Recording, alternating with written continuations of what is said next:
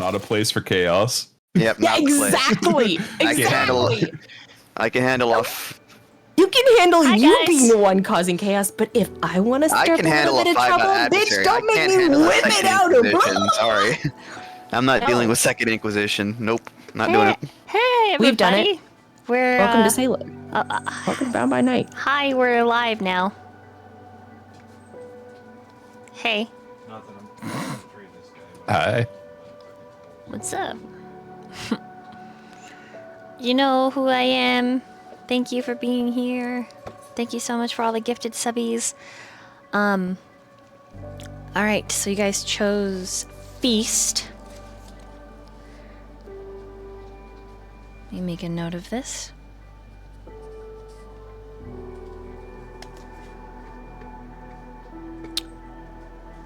Let me look at everybody's character for just a quick second. While I do this, let's meet our coterie. Starting with the one and only Striker Sly. That's me. Hi, I'm Striker Sly, your intergalactic spice trading fox, and I trade spices for information. The rest, well, that's just classified. And I'm playing Jihoon, who clearly had a little bit too much fun the last time we were here, and Sly is giddy about it, as so should you be, because Jihoon took a big step. He did some pretty crazy things, and we'll pass it over to Quinn. Oh yeah, that's me. Hello, I'm Murphy. I play Quinn. Quinn's really been enjoying the ability to get drunk right now, cause she's just a gangrel with a lot of guilt and worry. But if she keeps drinking, she can run away from her thoughts and her feelings, as we all know. There's no downsides. She was giving out a lot of wisdom. She's very happy for everyone, getting Quinn and some Jihoon firsts in there. partying. Oh my god, we're the best dancers, everybody. Just the best Spinning like dancers. fairies. Yeah, as long as we keep drinking, we're the best dancers. Thank you. And listen, we'll hand it over to the man wearing an almost transparent shirt with a collar. Go, Evan. Oh, it is a transparent shirt. It's a mesh shirt. But Gasp. I'm Chron, your resident gremlin, and I am playing Evan, the man in the tightest red leather pants, a mesh shirt, and a blazer who's dancing away the night with Delta right now. And from there, I will pass it to Noah or Natchan. Hey guys, it's me, Natchan. Yeah, as you know, I would hope by now you know, I play Noah. He's a Bruja.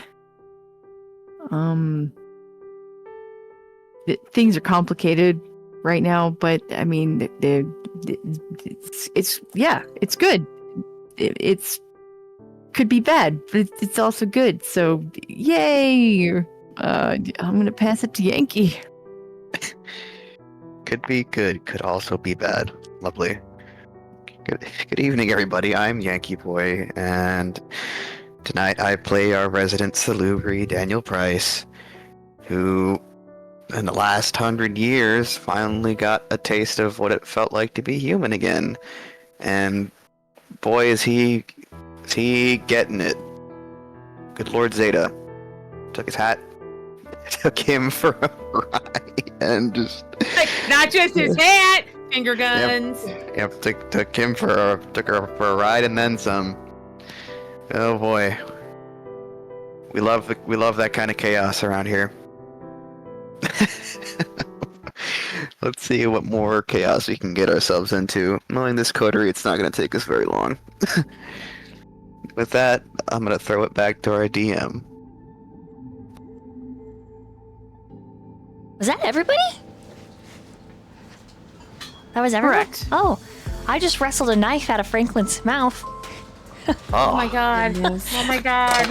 Don't He know, heard chaos and he was ready. dude. I don't know where he got it. He was just chewing on the handle. I don't. Yep. Oh my god. I love this puppy. I need him in my life. I want to just be like, where you get this from, buddy? No. Bad puppy. I just want to squish him. He's very wrinkly and squishy. But yep. I don't know where he got it from. Maybe he pulled it off the counter, but all is well. All is fine. Hey! Stop it. Be good.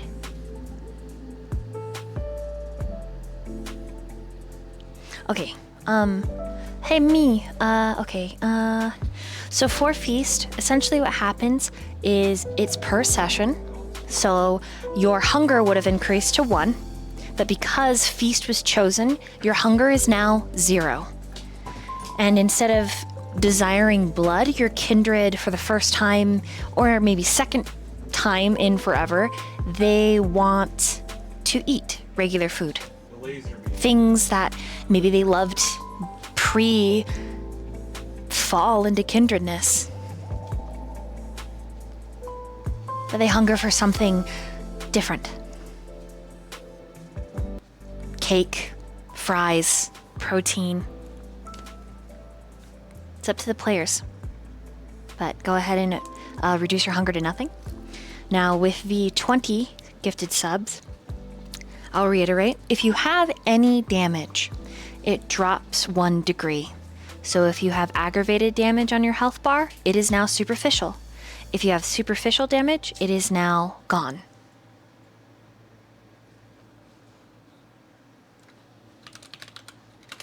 And then we also will have some lore. Hell yeah. Spectre Zero just played the fast food card.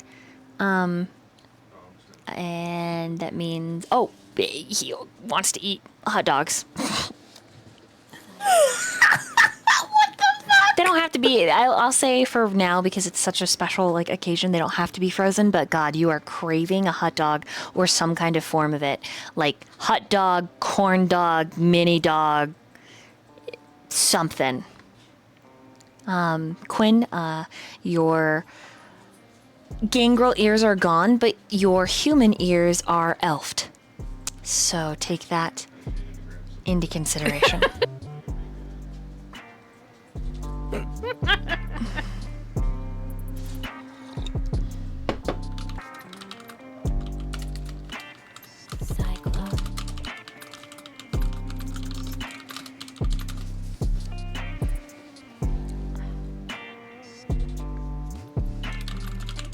Sorry, just verifying in the chat, typing for a second. Oh, and a little lore. Yay. Am I ready? I don't know if I'm ready, but we're gonna give you guys some lore.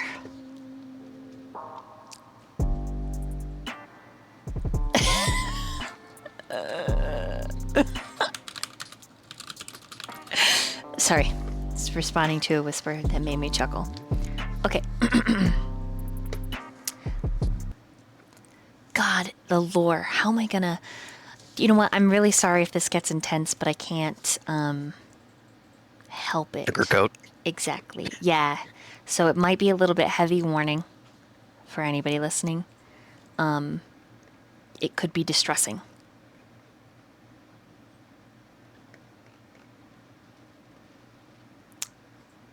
Okay, with that being said.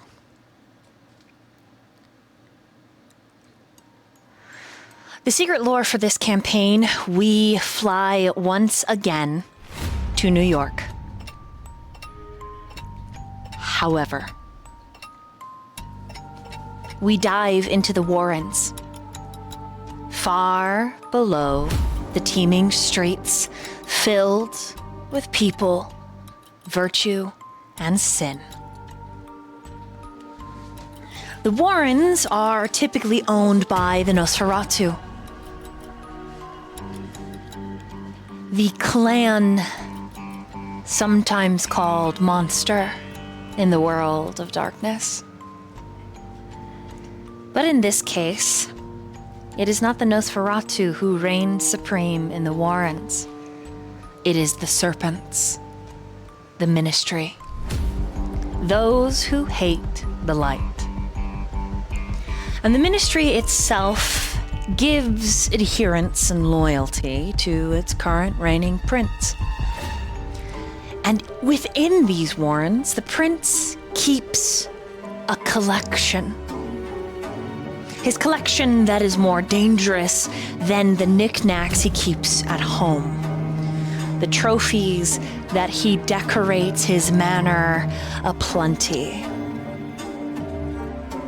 No, the Warrens are for his living and unliving trophies. And in this case,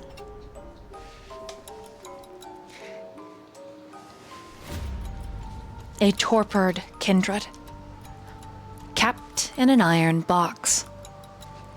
She is aware, though in torpor.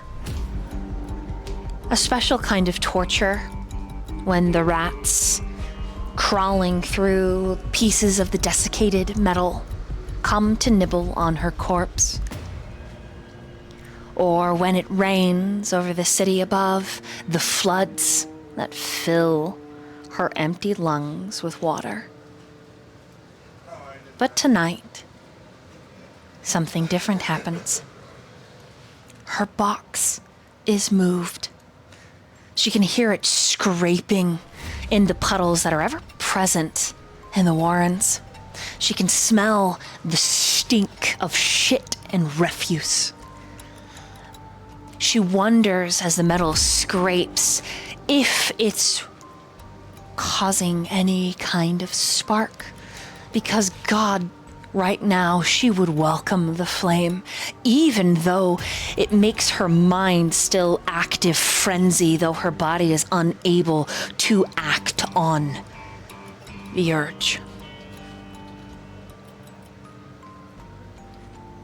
She loses track, her mind overlapping with thoughts unable to be expressed over and over and over, a tricycle wheel spinning in the summer sun with no end in sight until the box stops and the movement quiets. She hears the drill as the bit bites into the bolt. The whining sound is old, rusted. Metal is pulled slowly and then outright hammered. Dang, dang, dang from its socket. And the south end of her box, where her toes should be, but are likely no longer covered in any semblance of flesh due to the rats, fall open with a clattering. The water splashes, the smell is more. She didn't realize how much more until it invades the open end of her metal cage. One meaty and damp hand reaches in to grab her thigh and pulls her, scraping into the wet, into the underground. A stone room looms ahead of her, both magnificent and terrible. She can hear vehicles rumbling up above. They must have dragged her closer to the surface. Of course they did. Why wouldn't they? She can smell him. He who put her in the box, and it has been some time. Why she is still alive, she can't care to guess, but she assumes it has something to do with the instrument of her demise. Her necessity in his grand scheme. Unfortunately, she wasn't dead when he returned. Unfortunately, when her childer left, she had not perished. And so, since Daniel left New York, she has tarried in a box, buried away until now. He smells different, but he is still sinister, dark, and looming. The murderous aura that surrounds him is frightening and attractive in a sickening way. It makes her wish to squirm, especially considering their relationship before the box.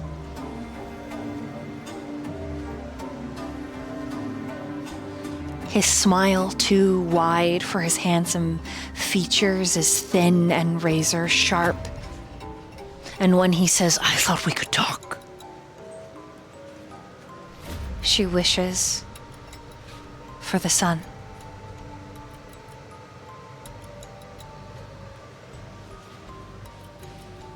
And so they talk.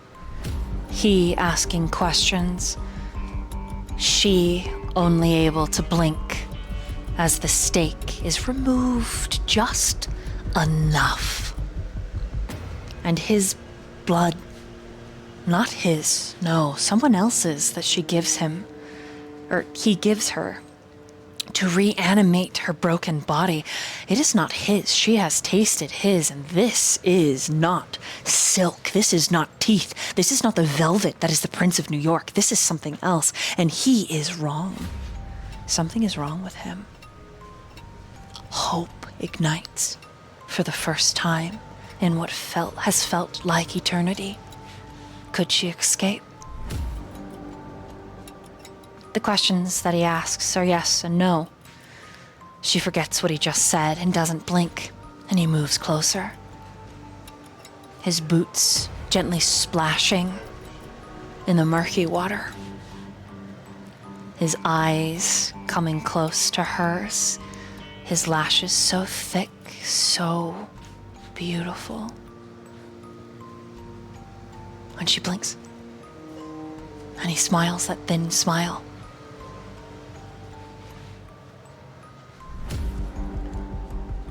"That's my good girl," he whispers in the shell of her ear.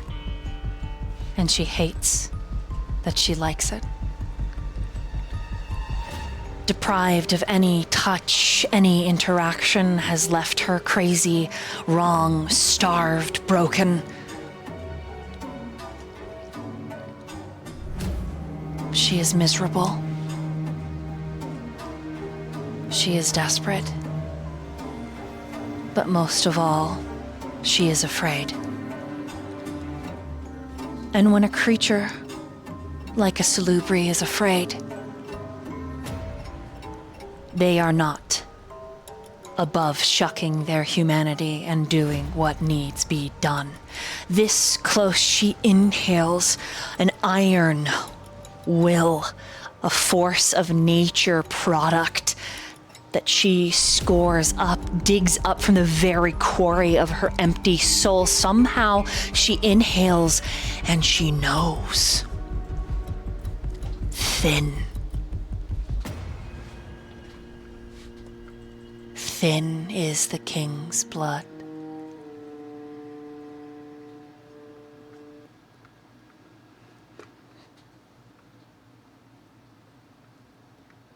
It is with great effort and the mightiest roar that she lunges forward. She goes for his eyes first, those beautiful orbs, those eyes that she thought once loved her, and maybe they did. And as her thumbs press into those orbs, she manages to spoon one from the skull as he screams and his ministry allies slither into the dark, one coming at her at the side. And with some frenzy, she attacks. The blood calls to her, a drum that beats in her chest. A ferocity that is a cornered beast, afraid. Salubri, the third eye opens and she screams as she bleeds and bleeds. She bleeds herself and she bleeds her enemies until she stands above a cowering ministry, and the prince is holding the hole where his eye once stood, and he says, "Good girl. Good girl."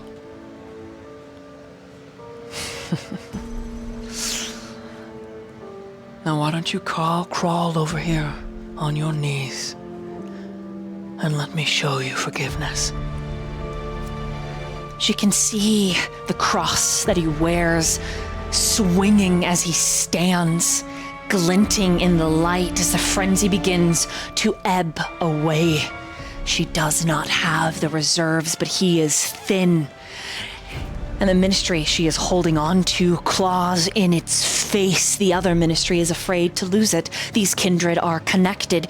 If she kills the one she's holding, then she has no shield. So instead she chooses to bring it forward, shielding her from him. His smile, his gaze, his perfect flesh, his sinister handsomeness, and she backs up to an opening that is no larger than her thin, emaciated waist. She could try to crawl through like a rat. She could do it. She could become a rat, but she would need to rouse the blood, and already the blood has reached its penance, its peak, and it is taking its pound of flesh. She shivers and she shakes and hesitates, and he steps forward. Come on now. Don't do this. You want to be a good girl, and God, she does. She wants to. On her knees, begging, crawling. She would be fed. She would be caressed, treasured.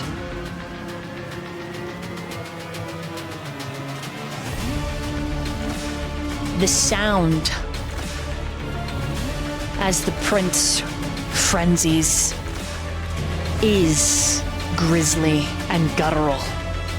There is a clap of thunder. The stone wall explodes. Some ill-timed sorcery. Corrosive, eating through the pipes below New York City. The simple, straight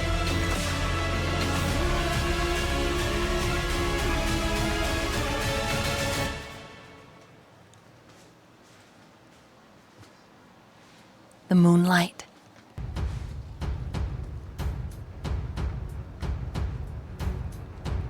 The moonlight has never looked so beautiful. And there's your secret lore.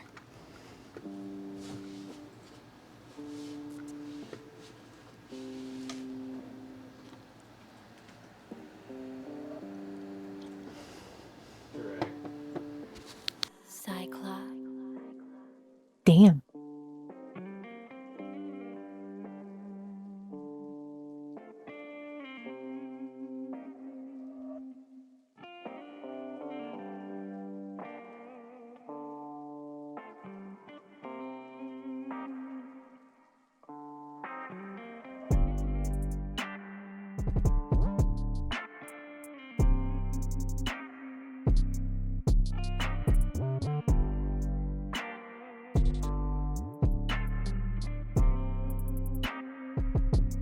All right. Sorry, I had to take a drink after that.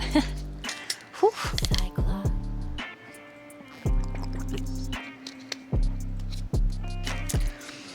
Where do you guys want to start tonight?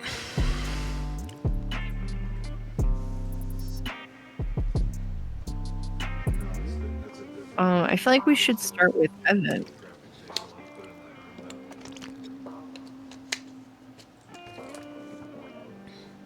Oh, it's under what for instance, Sound good to you, Evan? Dun, dun, dun. Yeah, I'm fine. it has Okay. space and stuff. Whew. Actually, we're going to start with Evan, but did we recap already? If not, we should recap really fast and then dive into Evan.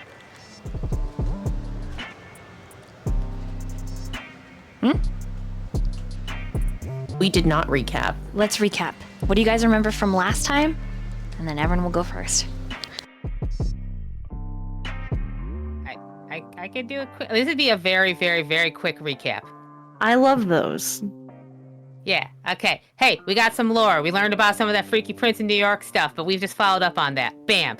Then it's Jihoon and Gamma. Oh, this is a little out of order. Jihoon, Gamma. Guess what? They did it. It was beautiful. And then we were all together, and we realized that we all like we're almost like thin bloods. Like we could like our hearts were beating and stuff, and we're like alive, and we're about to go to the club. So we all get in the car and we pick up Ji-hoon and Gamma, and we're in the club, and it's great, and we all can drink. And Quinn's getting super drunk, but then who's next? Okay, we're there, and then Sigma's gonna dance, and then Gamma's gonna dance. We got to see them do their school teacher thing. Hot. Omega showed up. We have not seen him dance yet. It was wild. Okay, another first. Delta and Zeta showed up, and Daniel and Zeta did it. It was beautiful. And then Kappa got real drunk, and then talked to Noah, and in almost an aggressive way was like, we should do it. And then they did it. So there's 3 firsts in our club episode. It was beautiful. Let's see, Quinn and Ji-hoon danced. We met a really cool waitress. Yeah, and then I think we had we're getting ready because once We're the getting club's jiggy done, with it. yeah, and once the club's done, like business, it happens. So we're all just kind of enjoying this last bit of like, woohoo, before like a meeting and the gauntlet and, you know, bad stuff. And that's kind of the gist. You all should listen to it. You all should like soak in the whole thing because it's beautiful and it's hot and it's action filled and there's dancing and more dancing and body rolls. It's great. Yeah, a lot of good club music too. So let me know if I forgot anything. I told you that was the quick version. I think that's good. I think it was. Yeah. Thank you. That's the diet version, everybody. Yeah. All right. Evan, could you roll for me? Oh, it's an insight. Now this is a narrative roll that I'm just gonna base on what you get. Hold on, I gotta open my dice.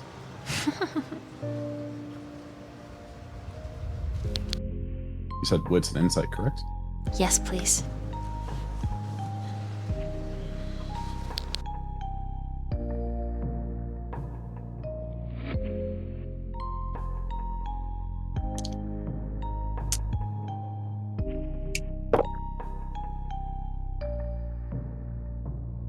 That'll be a 5.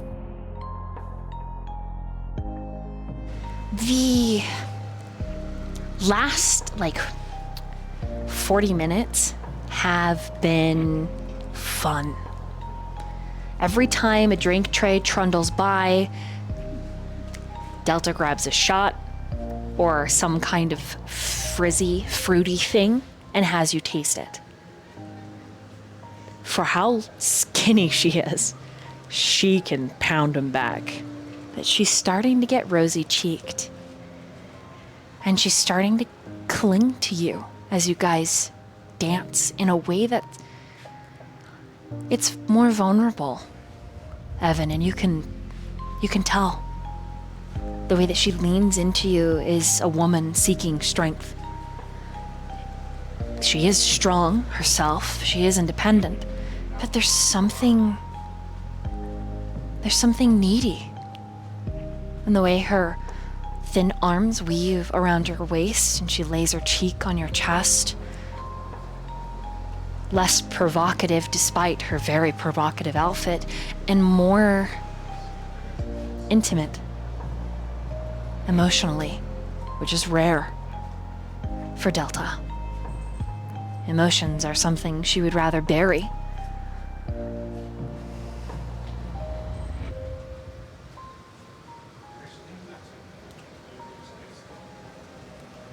And when one pause comes in between songs, she excuses herself.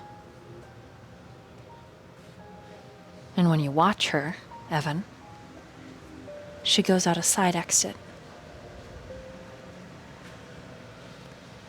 When at first you assumed she was going to the bathroom. But no. She's headed outside for some reason. What would you like to do?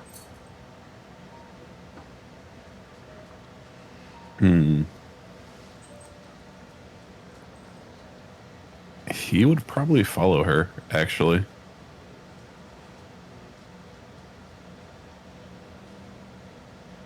Are you trying to be stealthy?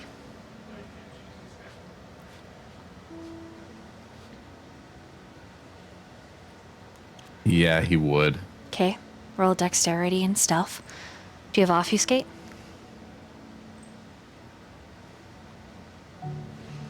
Yeah. Okay, if you'd like to use any obfuscation, you can.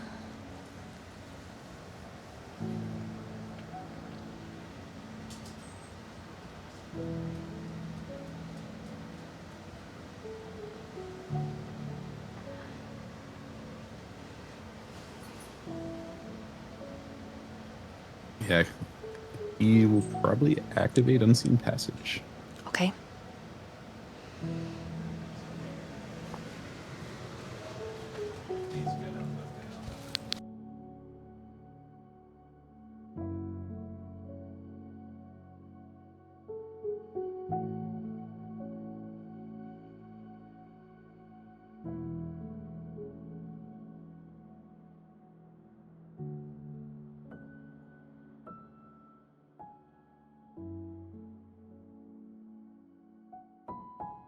Sorry, I'm reading Unseen Passage.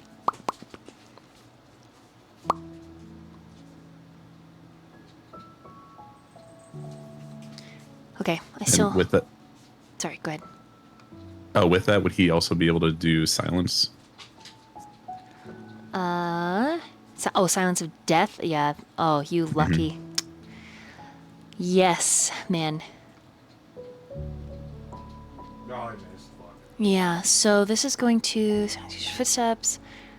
My person does not eliminate sounds. I still want you to roll your dexterity and your stealth, but go ahead and have 3 extra dice.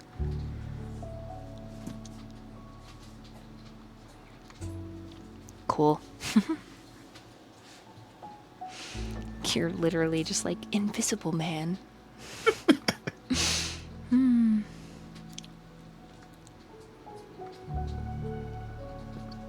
This is a lot of dice.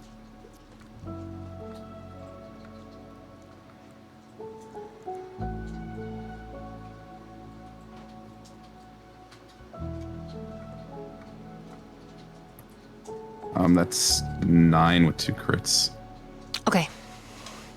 Damn, you're like pretty much invisible. Get the idea. As you follow her outside into this very narrow alleyway, there's not even dumpsters in this alleyway. It's so narrow. There is a vent into the sewers, and it's steaming, hissing in a way. It smells terrible. And you see Delta just past its steam, her palms on the brick face, her face almost between her knees, vomiting. And then when she straightens, she sniffles loud. And she covers her face with the backs of her hand and wipes at her mouth, and she's sobbing.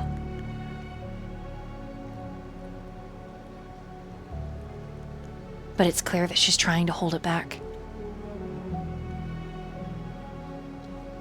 As you move forward and you continue to listen, you hear a familiar voice that says, "Why don't you just tell him the truth?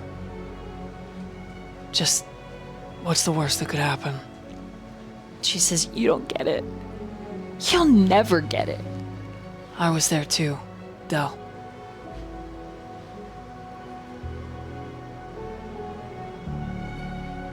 She walks as far as she can before getting to a chain link gate. And once there, she crouches really small. And you can imagine dropping down to her haunches like this. She probably did that a lot as a child. And she hugs her knees to her chest and just says, "I can't trust him." Then why do you stay? Because I don't have anybody else. Not true. You know what I mean. I can't want this. I can't. And the gauntlet? Why are we doing this? This doesn't fucking make any sense. It's wrong.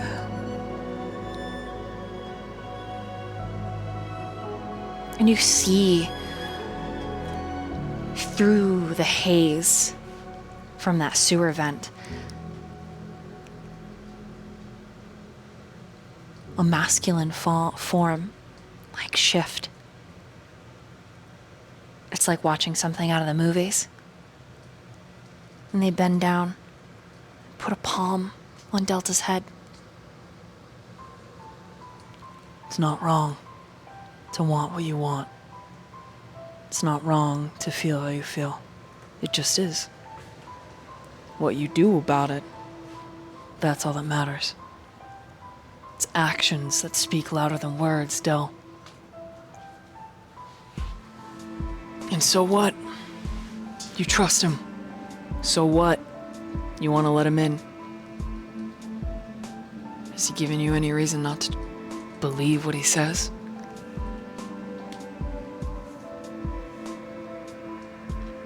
You saw how he was with Julian. You saw how he was with Alpha. Any other boyfriend would have fucked right off. But he didn't. And what about you? Not interested in a relationship. And this isn't about me. And you see this flare, and you realize that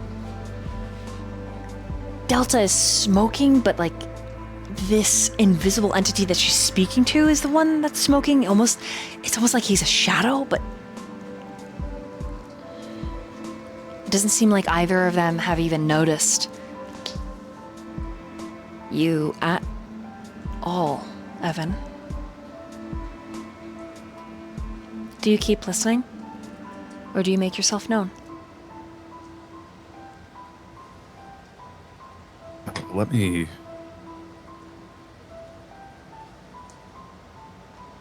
He is going to keep listening. Okay.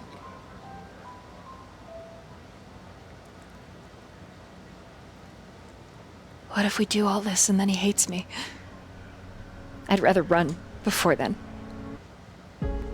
You could do that? Let's say you run. What do you take, Kappa? I don't think you'd be too happy about that. Not to mention, you'd have to find him a new hospital, new doctors. But I wouldn't have to deal with any of this shit. It would find you anyways. You know it would.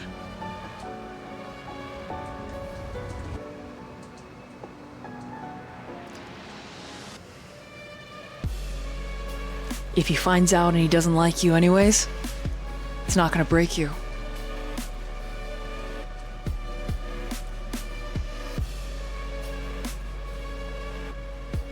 You're unbreakable.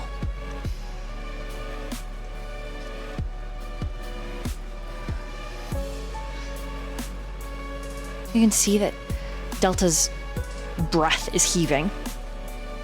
And she stands and she says, I gotta go back. He's gonna know that I'm gone too long. And the shadow stands as well, that whatever entity.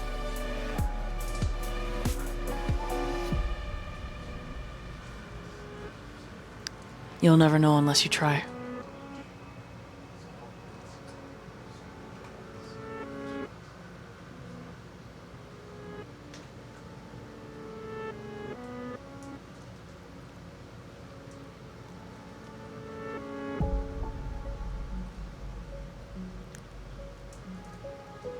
There's such an extended silence between the two of them. Delta looking at what appears to be her shadow, cast on the brick wall, and her shadow looking back, lit cigarette in hand. But Delta's the one holding it.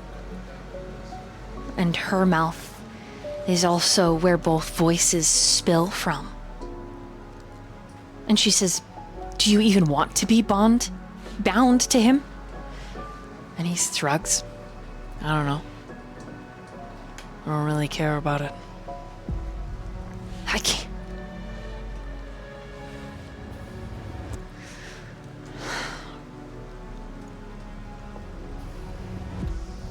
I can't make this choice for us. I can't do it. It makes me sick. I can't tell him. I can't. If he knew. And if he knew, he knows. Oh well. It's not a well.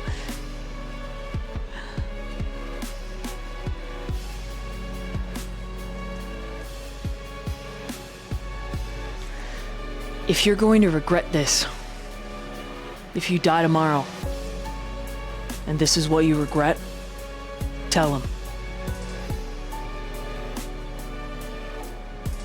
Tell him the truth. If you don't want to run in the gauntlet, fine. Tell O. Tell Alpha. We'll figure out a different way. I don't want to run in the gauntlet. I don't want Kappa to run in the gauntlet. I already told you. I got Kappa. And if you die, Meh. I don't have anybody at home waiting for me. how can you be like that?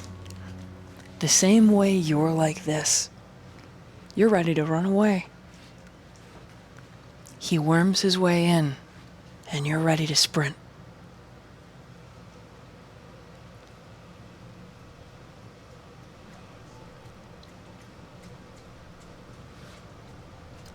That's when Delta starts crying again.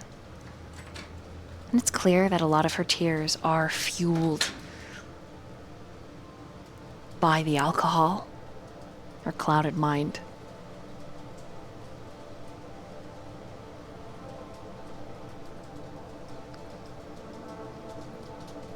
And then her shadow hugs her.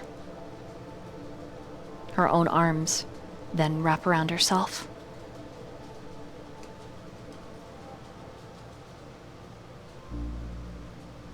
And she says, I can't. I can't, Dee. I can't.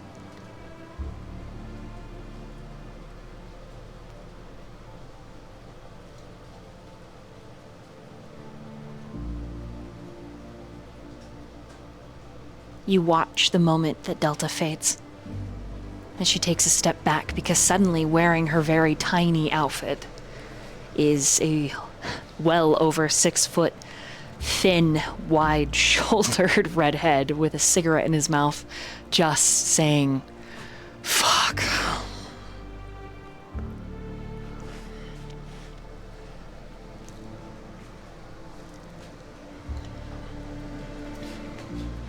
The heels are too tiny, so he kicks those off.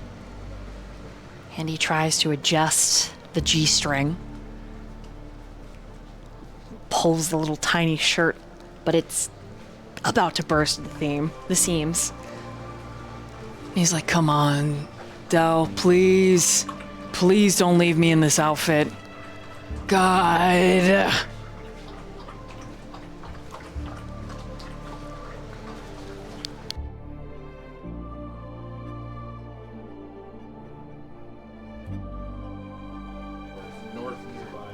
Okay. You gain a sudden enthusiastic support of the local. Oh God. You watch like from the stacks that lead into the sewer, several rats, and they're just like whispering and chittering. Dee is like, oh, fuck, as they swarm him, and then they just like very gently start caressing his feet. And you feel like you speak rat. Gulag. Yeah, because of Veronica, and they're just like, you got this, so good, gulag. And of course, Dee is like, God, get back, get off me. And he's like shuffling some of them and picks up the little tiny high heels and is like, Delta, please, please. From the mouth of the alleyway, you hear someone wolf whistle, and they're like, damn, boy, You sit on that ass? And he like turns around and is like, fuck. And turns back around to look at the chain link fence as a couple of drunk individuals troll by laughing. And the rats are like, you got this, we love you. And he's like, get off me. This is horrible. Kind of not really sure where to go. High heels in one hand, cigarette in mouth, climbs the fence, and you get a view of everything that he's... Yeah, his skirt's tiny. And when he hops down on the other side, he's like, fuck! Do you follow him? Because the rats do. Yeah. Okay. So he's hipping and hopping and trying to move quickly away from the rats. And let me see what was just played. Oh, God.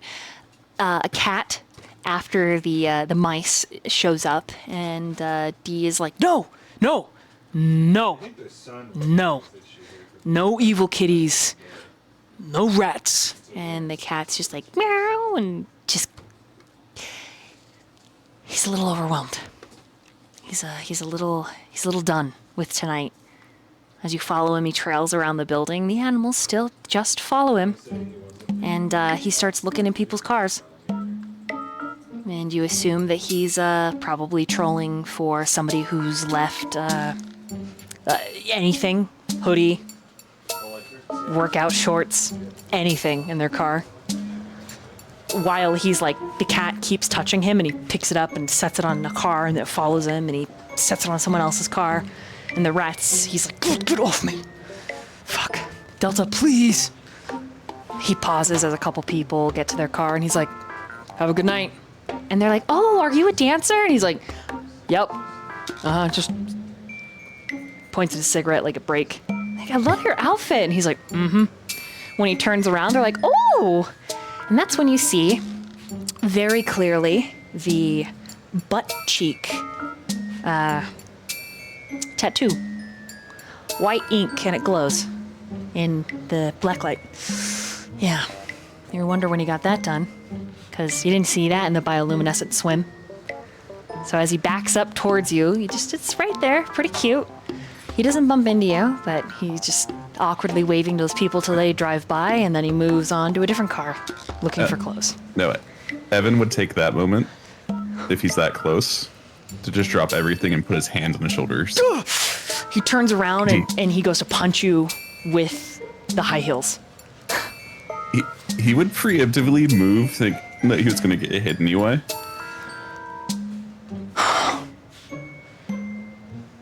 Because he would go to his right. Okay. So yeah, he goes to punch you, you move to the side, and he's like, fucking Evan. Fucking Evan. I'm sorry, she was gone for a little bit. I went looking for her. He looks at your outfit. Do you want my blazer? Yeah. Also, that ass. Shut up.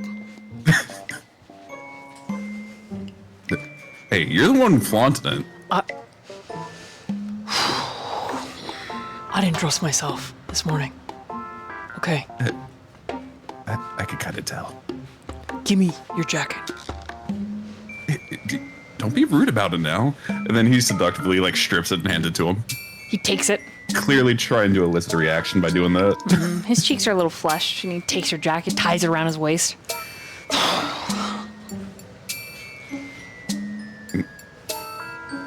So, what happened? He shrugs. I'll get her back. Just give me a minute, I guess. I'll meet you inside. He kind of squinty his eyes at him like, I'm not gonna leave. And then all of a sudden, Dee leaves, and he's like, ooh. And you see that his cheeks get super rosy, and his eyes glass over, and he's like, oh no, Delta. Please, I don't want to be this drunk. And he puts a hand on a car, immediately the car alarm, and he's like, fuck. Evan will go to pick him up and like drape him over his shoulder. Oh god, I feel sick. Yeah, she can really put them away. The rats are like crawling on you now. Evan, the cat, is meowing. They're all like happy. Woo. Yeah. I don't like animals very much. That's too bad because they kind of like you. I don't like when they shit on me. Evan like does a double take back to the rats and cat and back to him. I don't think these are gonna shit on you. They always shit on me. Oh, don't hold them then. Can't help it, they're fuzzy. So you like fuzzy things? Why are you so fuzzy? Huh? I mean, he kind of shrugs. Why Isn't did sexy? I don't know. why did God make you this way? I don't know. Either a really elaborate prank or to make me pay for something. What did you do in a past life? Broke too many hearts? Probably. Shame on you. Shame. Hey, it's not my fault they weren't able to keep up with me. That's so bad. You. So crazy. So crazy. Why is that so bad? If I love as hard as I can. Your dick is a deadly weapon. You probably should wield it responsibly. I mean, you know that I do. I would like to take a nap, I think. On me? Or, like, do you have a plan on where to go? Because I don't see any benches. I could just sleep in a street, maybe. He's just Nope. blinking, looking at you. God, she's... He will pick him up and princess carry him. No. I don't like... You don't get a choice here, big boy.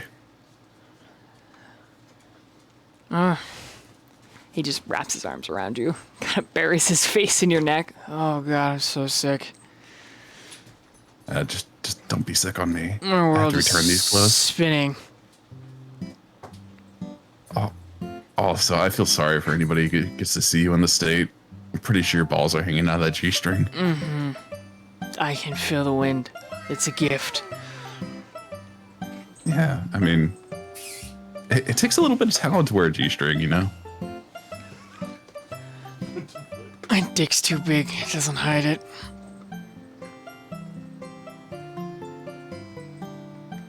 You see Evan kind of do the shrug nod, like, yeah, understandable. He's just whirled. He has the spinnies. Oh God. I need water. And a We'll get you bucket. some water. If you're gonna puke forward. Puke Yeah. away from me. I just need a bucket. I mean, we'll try to find one, but I don't know where the hell I'm gonna find a bucket here. Just go inside. Go to the back entrance over here. That's where all the dancers are. God. And he suddenly crawls up over you so that he's like a potato sack and your hand is holding his thighs and other nice assets. And he just pukes away from you. Like, he just tells you walk and then... So you're kind of like moving forward as he's throwing up in the parking lot over your shoulder. Evan would just like speed up during that, just like, I want to get away from this crime scene. He pukes all the way till you get to the dancer's door. And he's like, knock on it. Hurry. Evan like shifts one hand and like completely cups his ass to hold him with one arm and then knocks as hard as he can. Okay, the door opens and the music immediately changes. You're overwhelmed by the thumping bass and the giggling inside. And Sigma's like, Oh, what the fuck happened to you? What happened to him? Me or him? Whoa. Oh, I just want to find. He points at D. D, what the fuck? I mean, I'm not hating it. I'm not hating what you're wearing, but wow. Shut up. I need a bathroom right now, please. Oh, Delta left you a gift. Oh God. Yeah. You can use my dressing room she over went here. pretty hard. Hey, are you sure? Yeah, I mean, I got a bathroom. You're just gonna see G and O in there too. Evan shrugs and just brings I mean, Dion in there. I would just keep your head down, Evan, because they're kind of arguing. A little bit. Just a little arguing. I mean, maybe a lot. I don't know. They broke a mirror. But the bathroom, it locks, so you should be safe. But I've seen what you guys do. Yeah. Bathroom is not safe. I need a bathroom right now. I'll keep my head up. If I die sick. Oh, God bless you, soldier. God bless you. He'll just like take off with D over his shoulder still. D like starts throwing up in his hand as you bust in. You hear part of a conversation. It's really tense. It's really quiet. And then they both hop out of the way as D's like, and barely makes it to the toilet.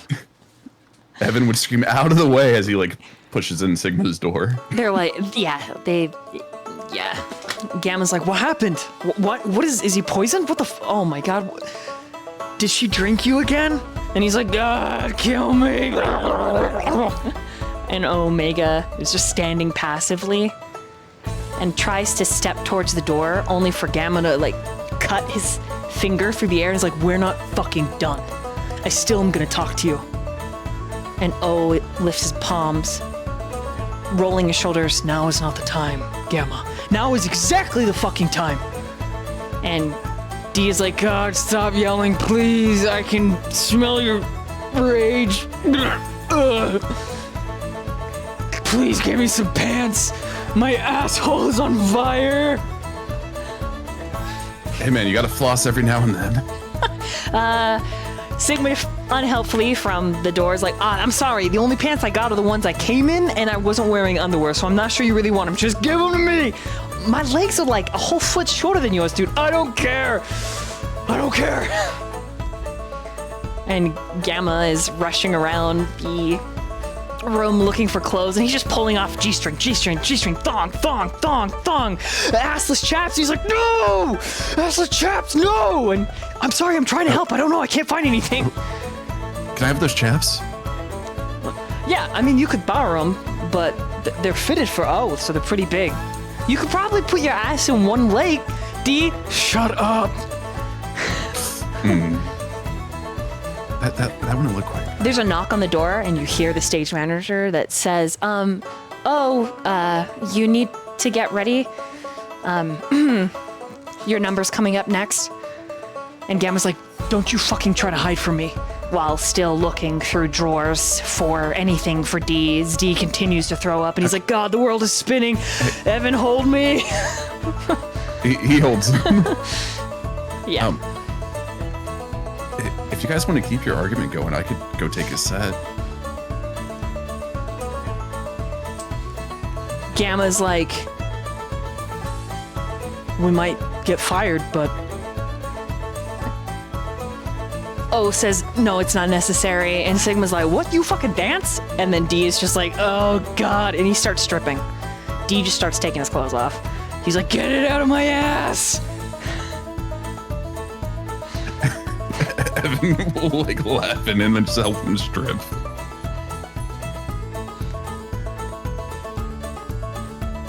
And he turns to Sigma and just, yeah, it was before all this happened. He just gestures to himself.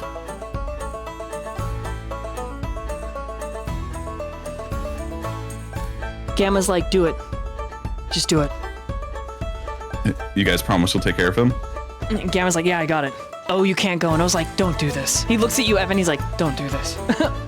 And Sigma's like, well, I mean, it's probably a good thing if you guys keep talking it out. Oh my God, D, put your clothes on. And he's like, fuck you. He's totally naked, throwing up now. You haven't seen a dick before?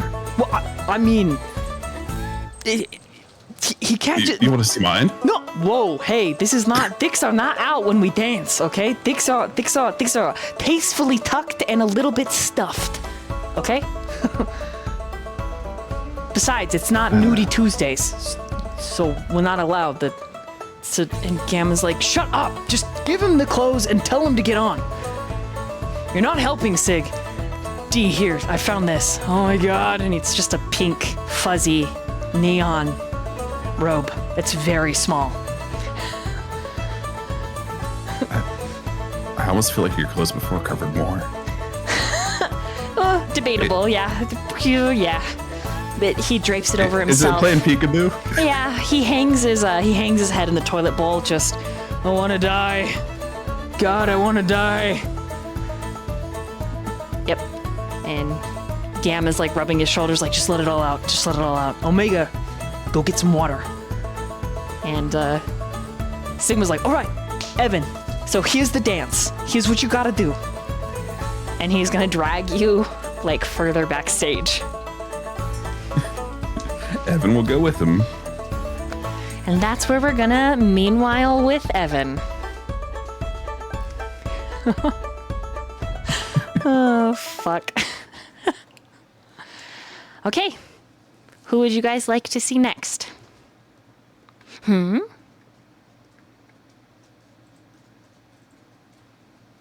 Let's go to Jihoon. Kappa Noah. I also second Jihoon because they live Get out in of here! a No, later you! time No, you! zone. Like, no, you! I'm not doing anything. Quinn and I are dancing. Nothing is happening. We just partying. You guys get nasty in the back room. Your turn. Kappa Noah. All right, Quinn, you're the tiebreaker. Or, Daniel. Okay, yeah, no, that's okay. I can do this. Listen, you are also in the Eastern Standard Time, so it must be Jihoon. That was science, not me. God damn it! What the hell? I've got nothing to contribute here. Oh man. Okay. Don't worry, we're dancing together. I'll help, and then I'll get you right to your body shot. Don't worry about it. Okay, I need the two of you to roll a wits and awareness, please. Oh no. Yeah, whose fault is that, Quinn? Yeah, take that. See, no, I'll absolutely take that. Worth it. That's what she said. Oh my god, how did this happen? 6. Hell yeah, okay. That's a 4. She's so aware, y'all. Yo. Oh no, she needs more drinks. She's too aware. All right, Jihoon, what'd you get? 4. 4 and a 6, okay. You hear over the mic, the DJ is like, and introducing our top dog, our biggest boy, and then it's like, who? I've never heard of that. Oh, right now? Oh, he wants to be called what? All right, Evan, what's your stripper name? Oh God, let Sigma decide this. Okay. Please. Okay. Introducing the Diamond Stud Slick Hole Pounder? And Sigma's like, yeah! Yes! Fist bump in the back. And, Jihoon and Quinn, you are the very first to recognize Evan. On the stripper pole. Is that Evan? Well, Is that Quinn? I can get both of you. If he's no! easy. Oh, That's Evan. that is.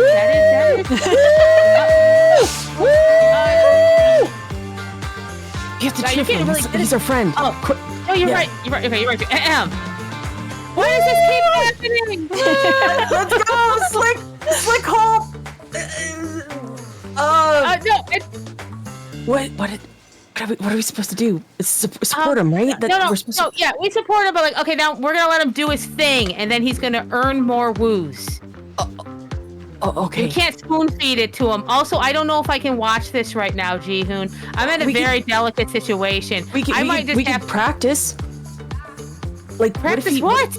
Well, he has good style, right? Aren't we? We could try to learn something. I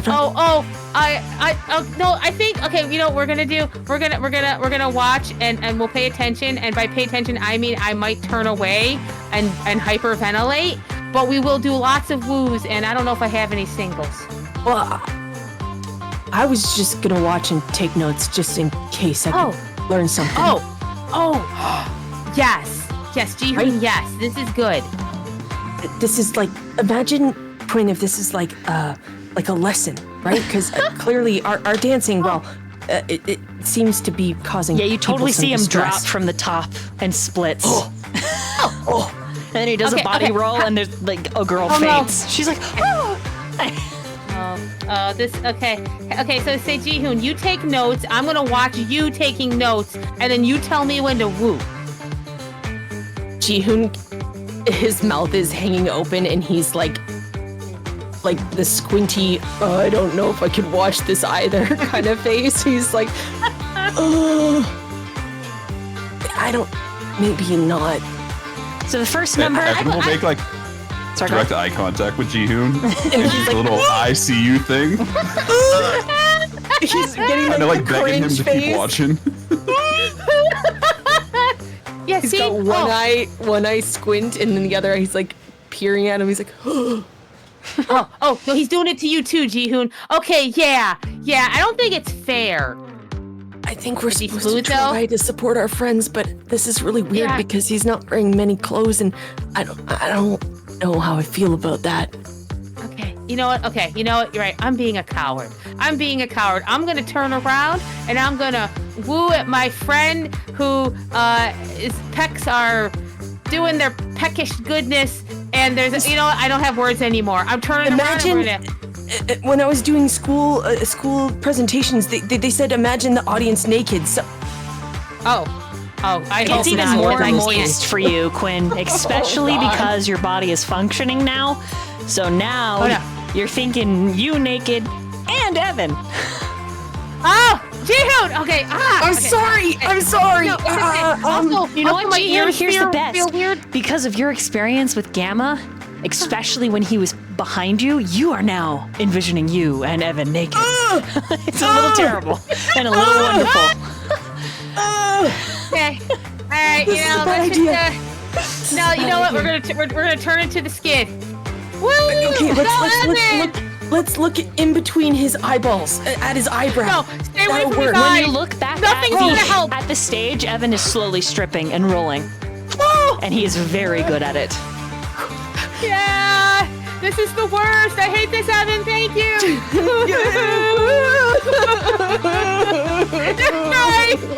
That just makes him try even harder. Jihoon grabs onto Quinn's hand. Yeah, right? It's not fair. It's not right. Yeah. You can see all the hair, like all the little hair sticking up on Jihoon's arms. I mean, I think Evan would love this. I think this is the highest compliment we can Probably give like him. the attention. Yeah. Yeah. Go, buddy. You're doing a good job. Damn you to hell, Evan. I think. Yeah. Is it Quinn? Is it bad that I think I made a mistake when I said we should envision the audience naked? Because my brain is going bad places. Jihoon, our brains are boiled right now, and that's okay. Like, we're just basically just jelly at this point. Jelly? Yeah, like no bones, no brain, just flesh and blah, blah, blah, blah.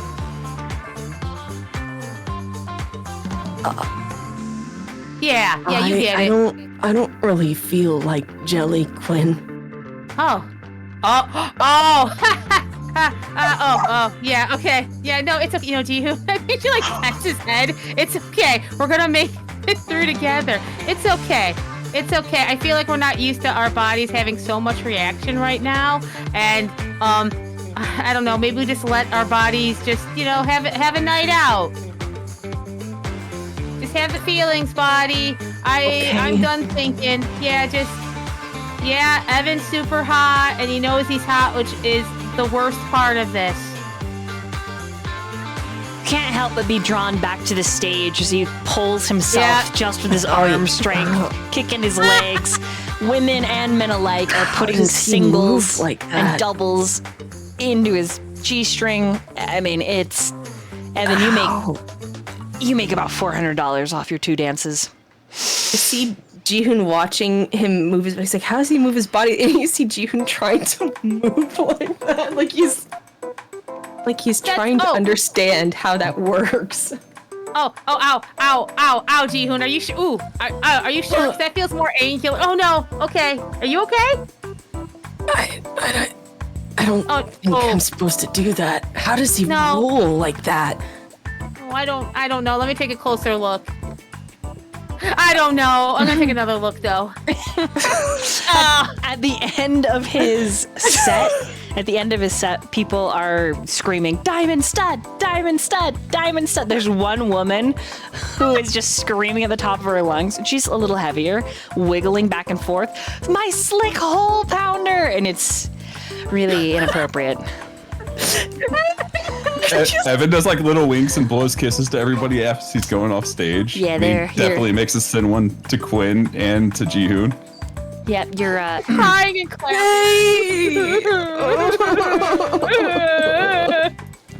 I need two of you. It was wonderful. The G-string leaves nothing to the imagination as he walks off. Yeah. Oh, yeah. Yeah, I knew. He wasn't. Oh. Yeah. Mm-hmm. Yeah, the whole time. It's a lot of man in a lot of tiny cloth. Mm-hmm. Yes. There's a little shiver that goes through him. Changing things significantly. Jihoon, I need you to roll a wits and awareness as the bite mark in the back of your neck tingles.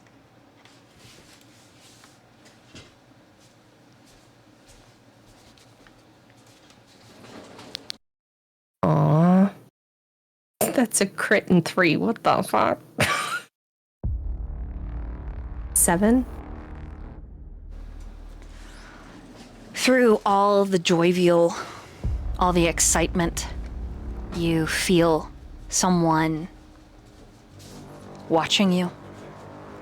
And it's burning and uncomfortable. And then your phone buzzes in your pocket.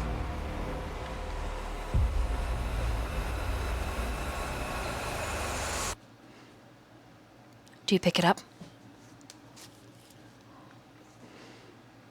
Yes. The text message reads, "You owe me." And it's from Magnus. "You said anything."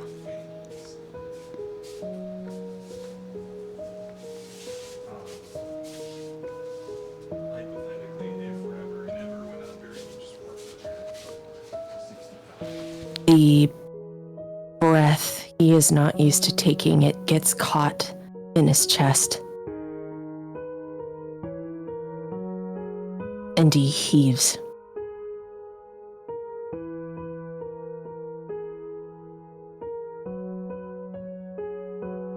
And he will...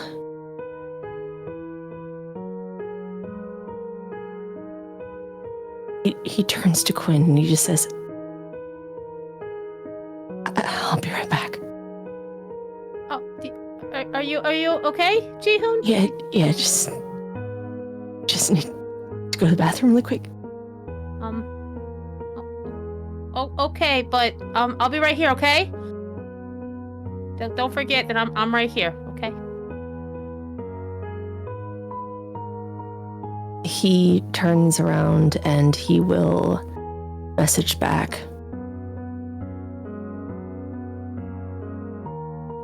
"What do you want?"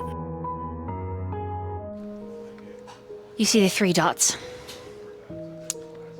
And then it simply says, "You will meet me so we can talk.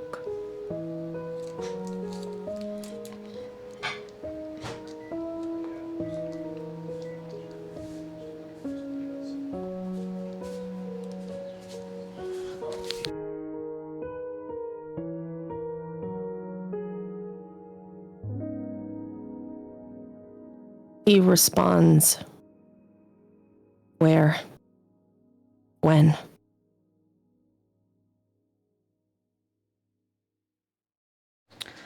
The date is tomorrow. And the address you've never seen before.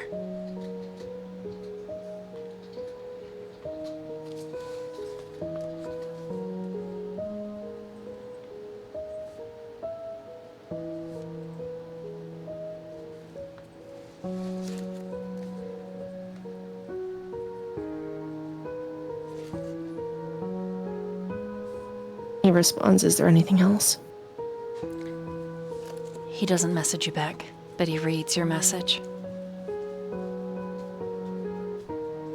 And just as you're about to put your phone away, it buzzes again. And then when you pull the screen up, it is Magnus, and it says, "You look good dancing." But when your eyes fling around the club, you don't see him.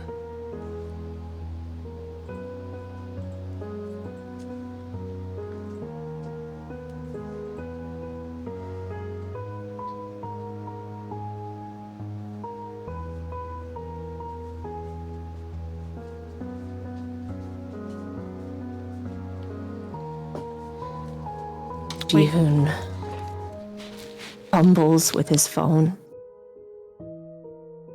and shoves it into his pocket, and he's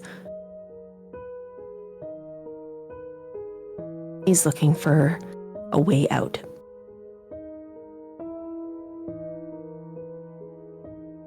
Closest to you is the stage exit that leads into the dressing rooms. Otherwise, it's past the way you came, through a throng of dancers, and then the false front, where the bouncer checked your IDs.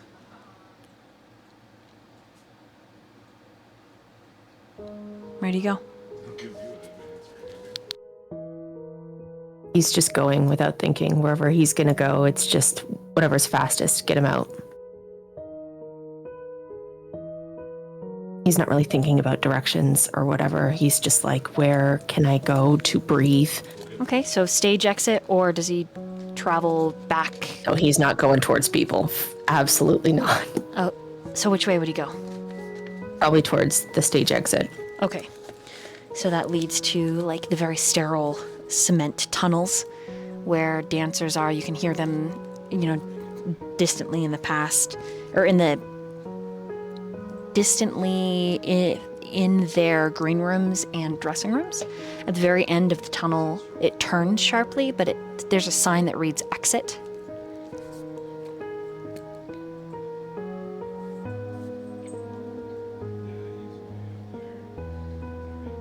Yeah, he's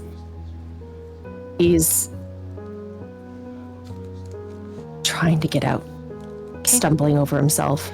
Just roll for me a wits and awareness. Something for a narrative's sake. Holy shit. That's literally, I know this doesn't mean anything, but there was 3 crits on that. That was so crazy, but it's just like 3 critical dice, so there's just 2 crit and 1 regular. I guess it'd be 4 and then 5.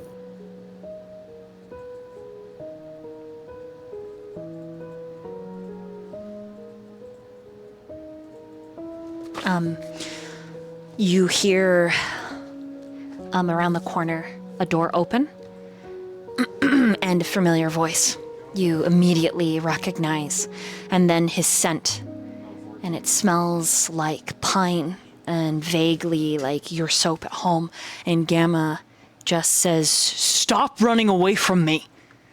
Fucking talk to me. And you hear the exit door open and a deep voice that mutters some excuse. And Gamma laughs. Fucking bullshit. And you hear them exit. Did we get the advanced grinder already? Do you still head for the exit? Oh, crap. When he would have heard just stop running and try to talk to me, he would have thought, shit, is he talking to me?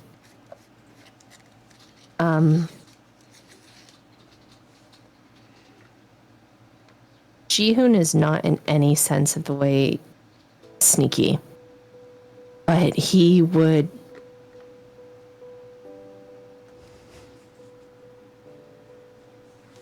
still try to leave. Okay, so you still go through the exit? It's there. Trying not to be caught? Mm-hmm. Okay. As you open the exit, you hear Gamma's voice. It's like higher pitch and like more strained. And he says, Why? Why? roll a dexterity and stealth. You can see just down the alleyway, backlit by a street light, is Omega facing away from Gamma. And Gamma's shouting at his back.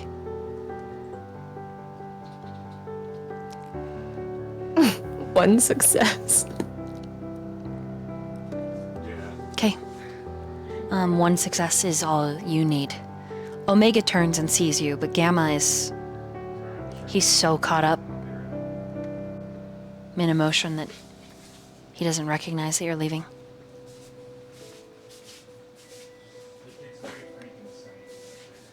You hear, not see, when Gamma throws a punch and Omega catches it. And then Gamma throws another punch and Omega catches that and then shoves him back.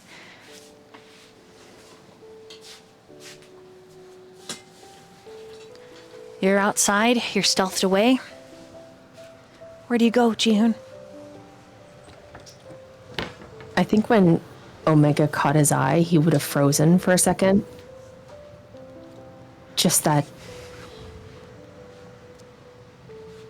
curiosity and kind of being stuck in that space of fear.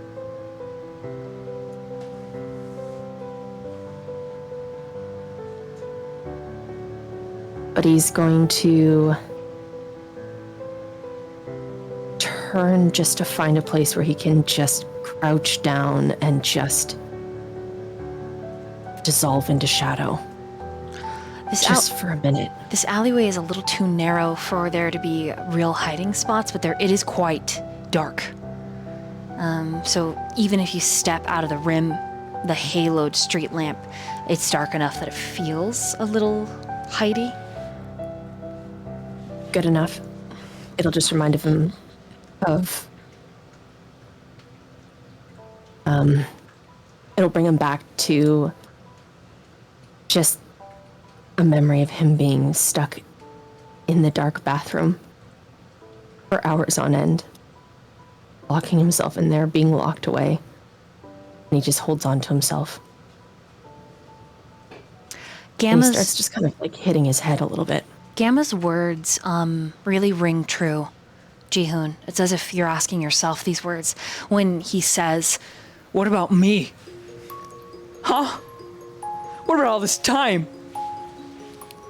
I was the line. I didn't let anybody hurt you. And you left me. You left me there.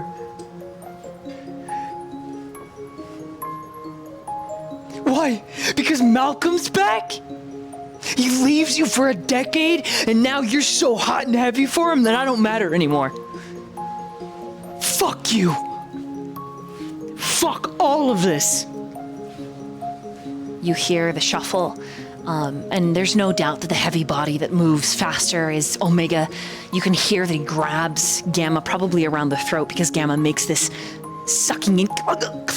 And then all at once, Gamma shoved against the wall, Omega growls but lets him go immediately. And both brothers are standing chest to chest. Gamma is fury incarnate, his tears just running freely. And Jihoon, what about me? God, there's something that rings so true in your heart. What about me? You feel so left behind, so lost, so confused in a world that makes absolutely no sense, where once your comfort were numbers and formula, you have nothing but chaos and fury. And the complicated, overwhelmed emotion bubbles in the back of your throat, behind your eyes.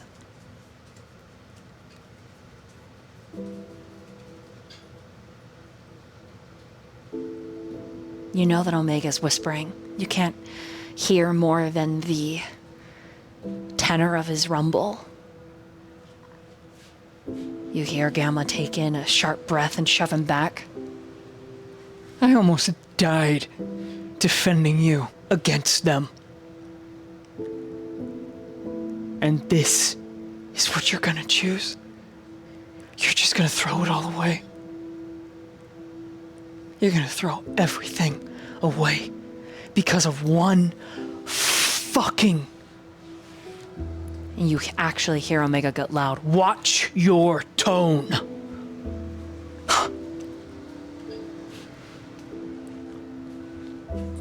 That's it. Malcolm above your family. Malcolm above the people that love you the most. Malcolm above the people that have been with you this entire time. Malcolm, that's it. That's all that matters to you? That's all that exists. Fuck everybody else, huh? You're gonna put everyone in danger. Because you're too stupid to recognize when a kindred is using you. And that's when Omega roars. Right in Gamma's face, and Gamma flinches. So used to being hit by his father, he crumples in on himself, and it's... You find that you're watching Jihoon and you're experiencing it right along with him, remembering your father's fists.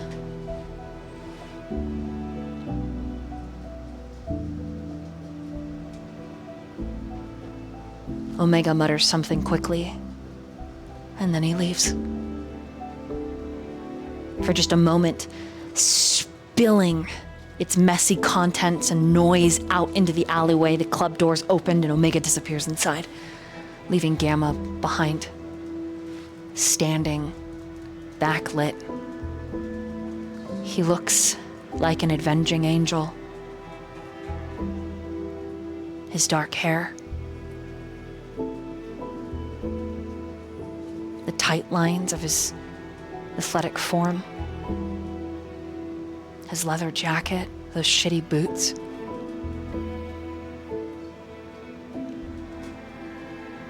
And then he's dropping to the ground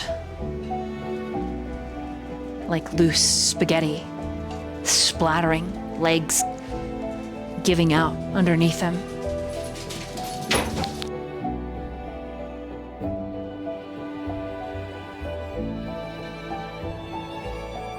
I think Jihoon's seeing that.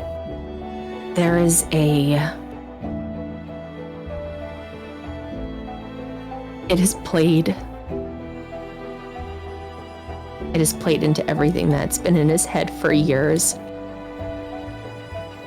It's like watching himself fall back to the ground and just giving up. And you see him slowly get up and just kind of, it's like a walk, and then it gets faster as if he's picking up his pace, and he just drops beside Gamma. And he pulls him into his shoulder.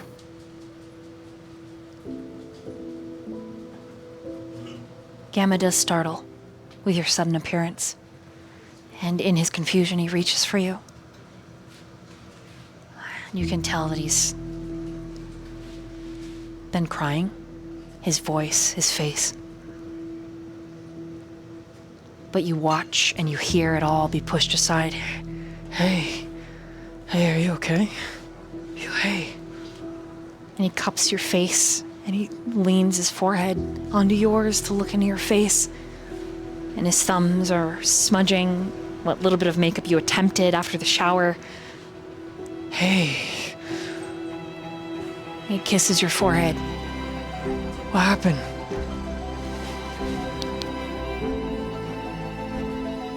Jihoon just looks at him.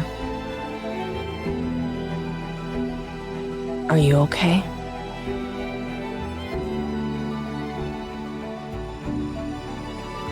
He swallows real hard. Nah. But I'll be fine.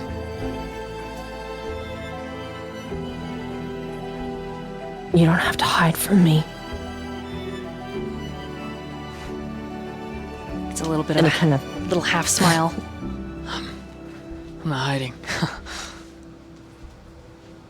No, you're just putting up a wall of this, whatever you want to call it. If you want me to be honest with you and tell you how I feel, I think it's only fair that you do the same with me. And he just pulls him close.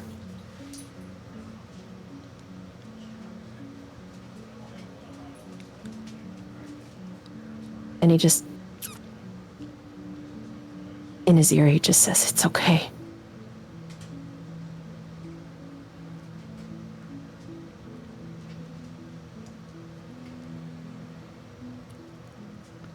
You can I'm not gonna think of you any differently. It's okay. You can feel the emotions. You can feel the gears turning.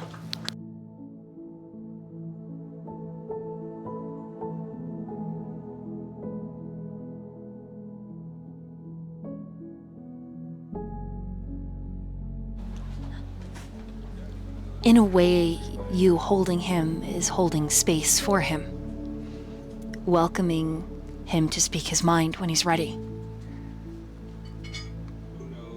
And even as the music inside presses on, finally he clears his throat and closes his eyes. And he clings to you, Jihoon. His hands, they go to your waist. And even though it's very intimate the way that he touches you next, his fingers trailing down your thighs and back up over your hips, up underneath your rib cage, it's not really sexual. It's grounding. It's need. It's emotional, but overall it's melancholic.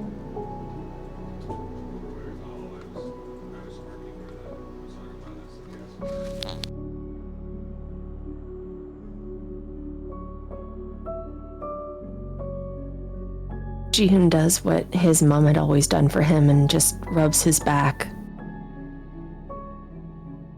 Just slowly and gently and in small circles. And he doesn't say anything. As God knows, Jihoon doesn't like talking about his issues. He wouldn't expect anyone else to. So he's just sitting there. Like his mom had done for him for years.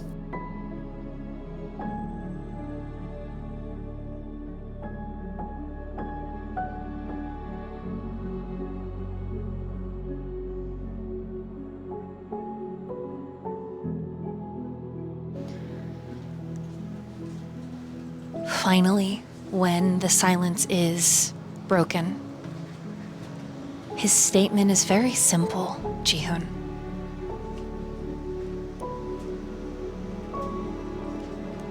I'm sad. I'm so fucking sad.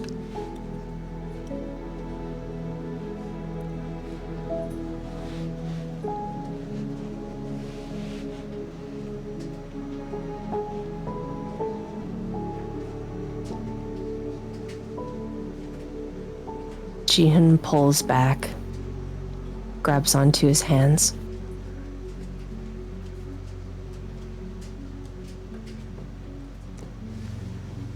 Why are you sad?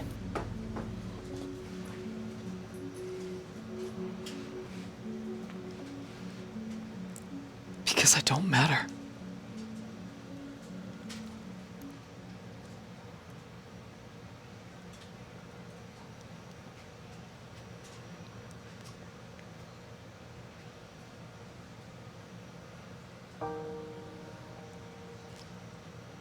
And then he pulls you into a hug.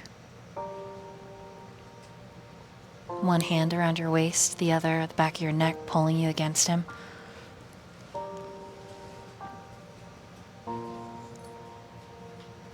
You matter to me.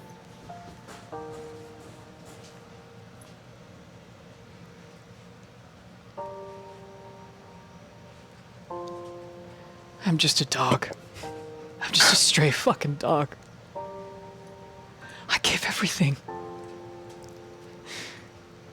I couldn't even save you. And 𝕎𝕝𝕗 could have let me out. And he fucking didn't.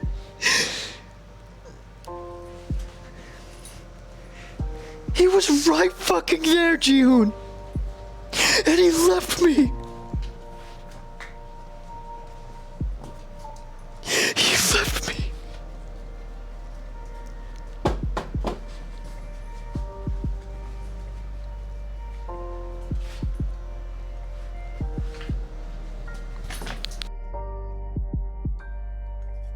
This is so new for Jihoon, and he's so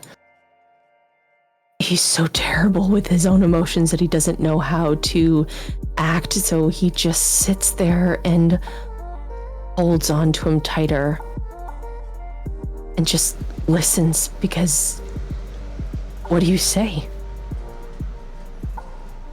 What are you supposed to say?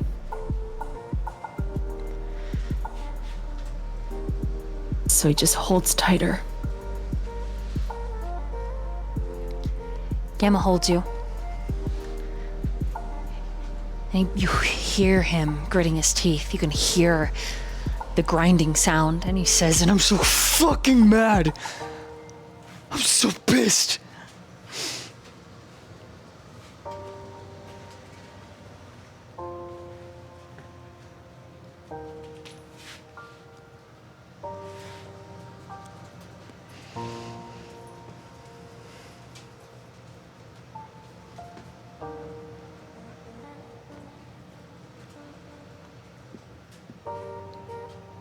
He pulls back once more, and he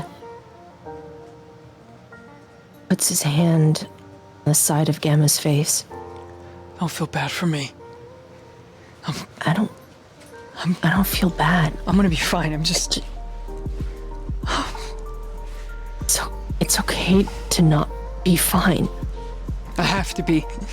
I gotta be fine. I'm all I got, June. I'm all I got. You've... And he grabs onto his face with both of his hands. You've got me. You dumbass. I'm right here. And I know I'm not... But you're not alone. Just like I'm not alone. Isn't that what you told me? He takes your cheeks and he kisses your mouth. And he presses his forehead to yours and he says, I get it. I do get it. He's my only family that I have left. He's it. Because everybody else chose Magnus. Everybody else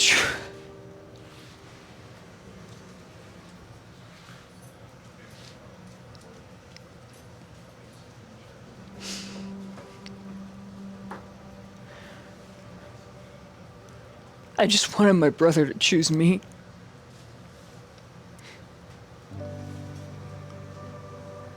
I just wanted him to choose me. He's all I got. And now all he wants is Malcolm. And I can't stop him. There's nothing I could do. My fists aren't gonna solve any problem. And I couldn't even fight back. My dad, I wasn't strong enough. And I barely made it back to you. When I promised you I'd fix your door. I always gotta make good on those. I didn't even get to take you out. Or go riding with you.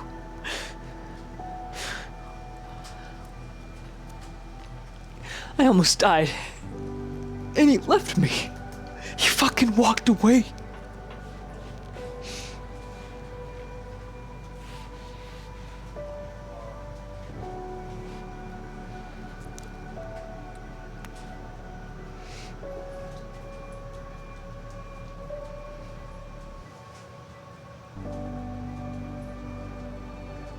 Can you tell me what happened?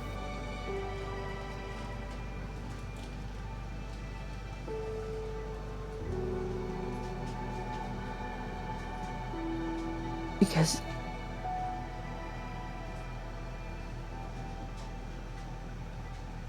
when we took you to the hospital, I tried to save you. But now you're telling me that you almost died, but I don't understand. Didn't they save you? They fucking reattached my arm and made so I didn't bleed out and die. Yeah.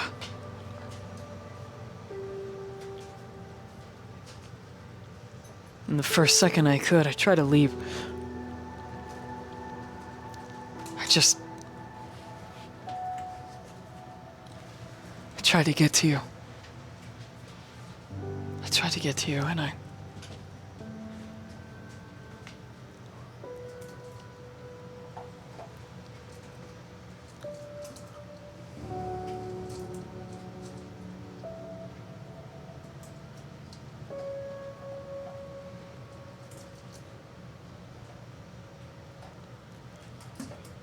His expression is so sad and so forlorn.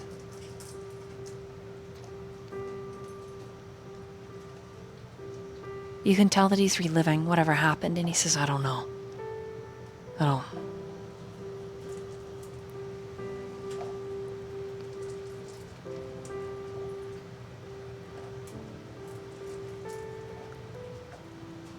I'm really glad you found your way to my house. I'm sorry. I'm sorry I couldn't get to you. And he reaches up and he touches exactly where Magnus bit you. It's my fault. June hisses at the contact. It's my fault. It's not your Listen fault. to me. And he grabs back your neck and he kind of shakes you a little bit. It is my fault. Okay? It's not. It is my fault. Because I knew that he was obsessed with you. But I didn't know you. I didn't know who you were when I found that information out. My only plan was to disrupt his whole fucking empire from the inside out because I just want him dead. He's the reason my mom's gone. He's the reason my brother is in exile. He's the reason our whole pack is ruined. It's all his fault. And I didn't know who you were. I didn't know. But I hacked. And I found your information. And I was gonna kill you. I was gonna kill you. When I showed up in her house, when I found out that he had her murdered so that you could move into where she lived, I was gonna fucking kill you. And I didn't. I didn't. Because I got one good look at you. And he grabs your face. And I got one good scent on you. And I knew that you were it for me. You were it.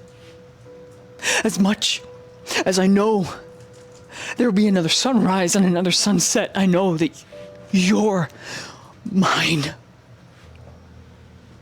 And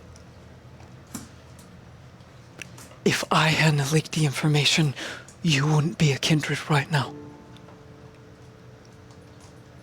I fucking ruined your life. And he exhales. And you know, Ji-hoon, that that's what he's been holding on to. What do you mean? What do you mean I wouldn't be... What do you mean?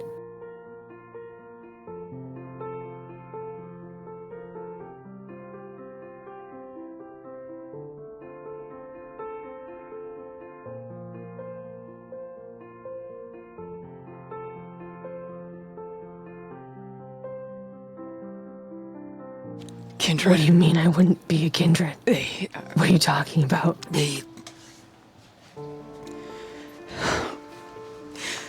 wanted to keep Magnus in heel.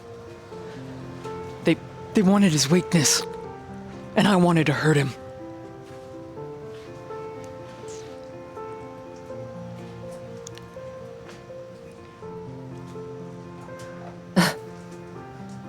I just didn't know.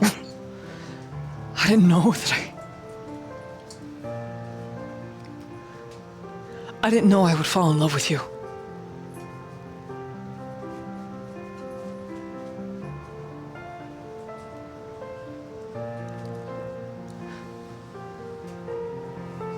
Ji-hoon's hands are shaking and his throat is raw and he feels like he's gonna throw up.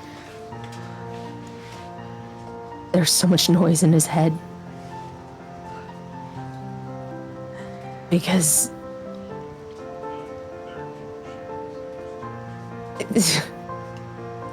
his life was just given away.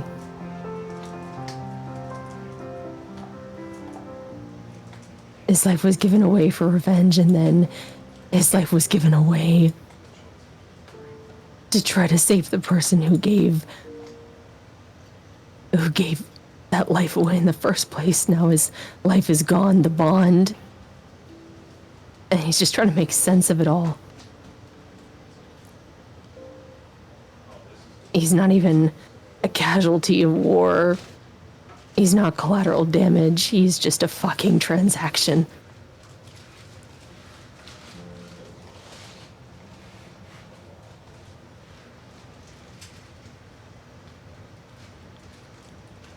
I'm sorry.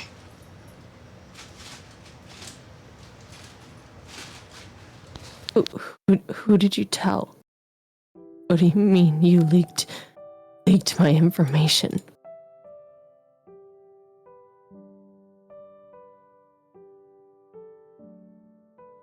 I don't understand.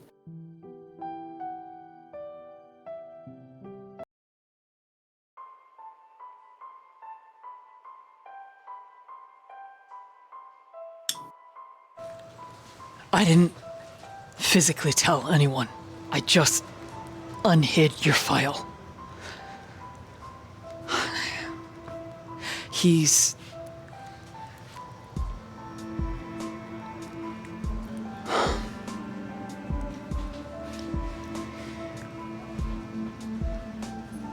I don't even deserve to touch you.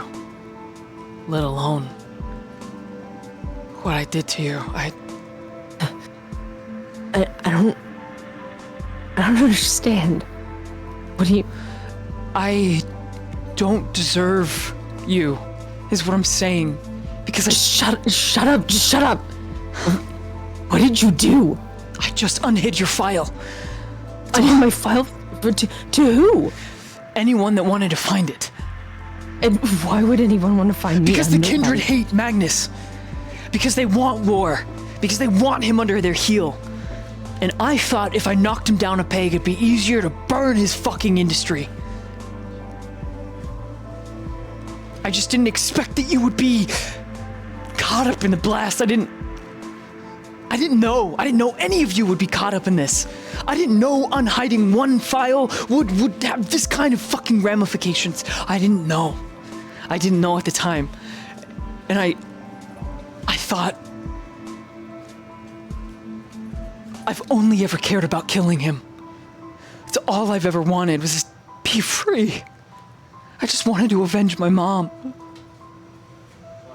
And I wanted my brother to be able to live. I'm not in the pack so that he can live. I finished a rite, I finished a trial, I talked to spirits, I don't know, I was 14 years old.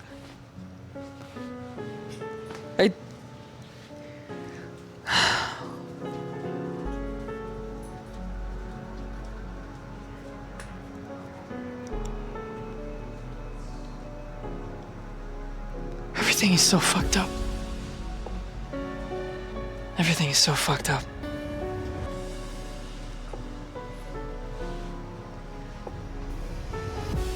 I'm assuming it's the Baron.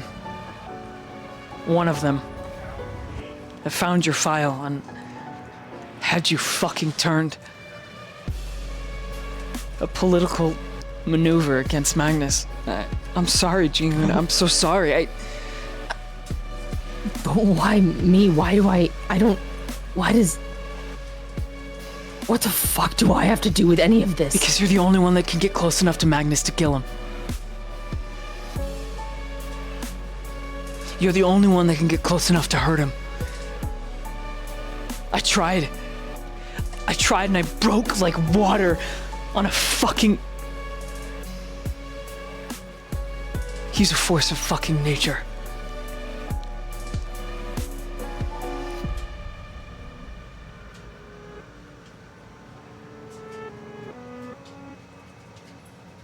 And if I knew that Omega was just gonna leave me, if I fucking knew that he was just gonna pick Malcolm, And he stops himself.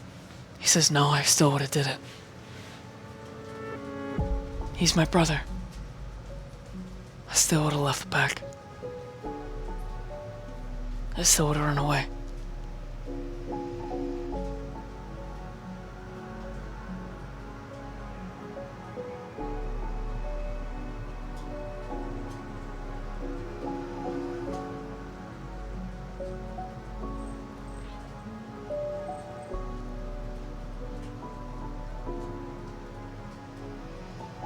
Do you hate me?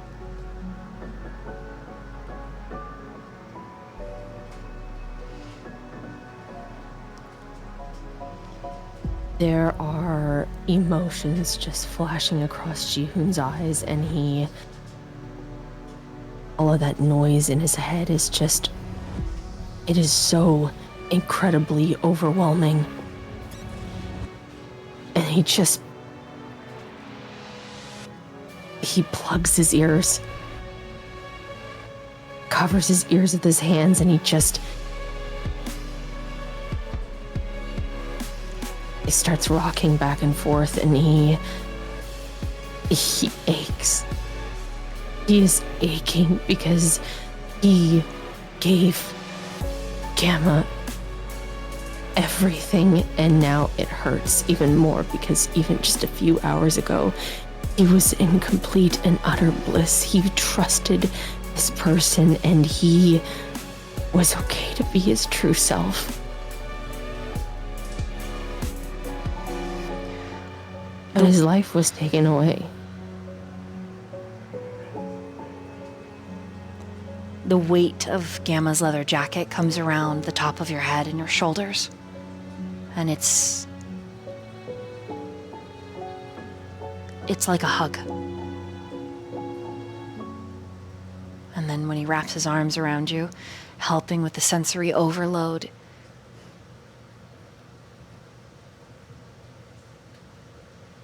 it's warm, but it's hard. And we're gonna meanwhile right there.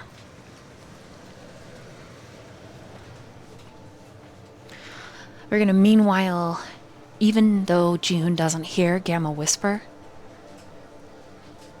he whispers, I had to tell you the truth before I run the gauntlet. I just couldn't live with myself if I died not telling you the truth.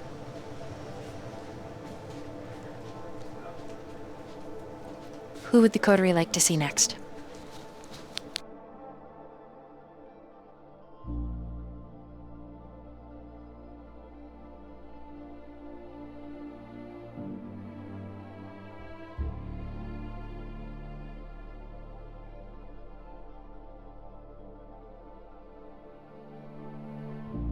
I'm kind of ready for some Quinn. I should have been quicker. Yeah, but for Quinn as well. I can do it. Yeah. Okay, Miss Quinn. Jihoon leaves and he's gone for a long time. Sigma ends up having another number. Several other dancers end up having other numbers. You're alone, and you make your way back to the booth. Several more drinks are brought to you by Rachel. Yeah. Thanks, Rach. We're friends now. And your phone goes off. It takes her a second to find it, I think. And then she kind of like puts it up on the table and looks at it.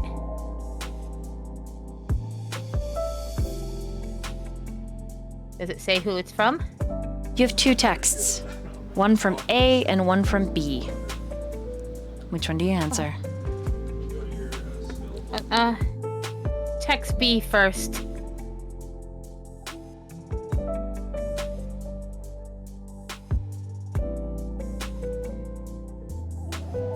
Okay. Go on your spell book. Your beta lady says, where are you? All the way on the right, next to She said, hey, I hope your meeting's okay. I know it's not a good meet. This is all a text, by the way. I know it's not good, but it's bad, but, we're at the club and I am drinking. The drinks are working right now, so I'm drinking, so I'm not upset because I feel bad. But don't worry about it. I know you got to do stuff, and I don't want to. I'm at the basement club. Beta. Send. You get back, are you safe?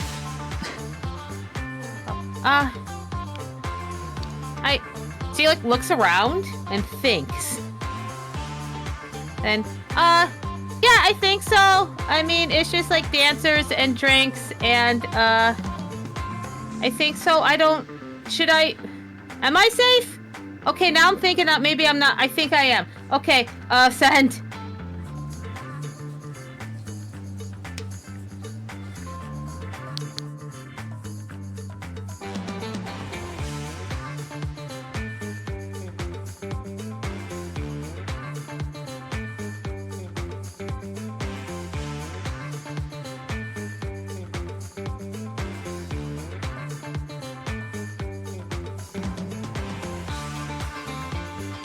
Oh, I was muted. Ha! Your phone buzzes again. A text from A. A second one. She takes a second and slowly navigates over. Everything's a little slower, and reads the text from Alpha. Okay, the first one is just a awkward. You can almost hear his awkward cadence of hello. And then the second one is, I'm sorry, I got your number from Beta. And then the third one is, where are you seated? And then the fourth one is, I think I see you. She sits up farther in the booth and just like starts looking around. Okay. Wits and awareness.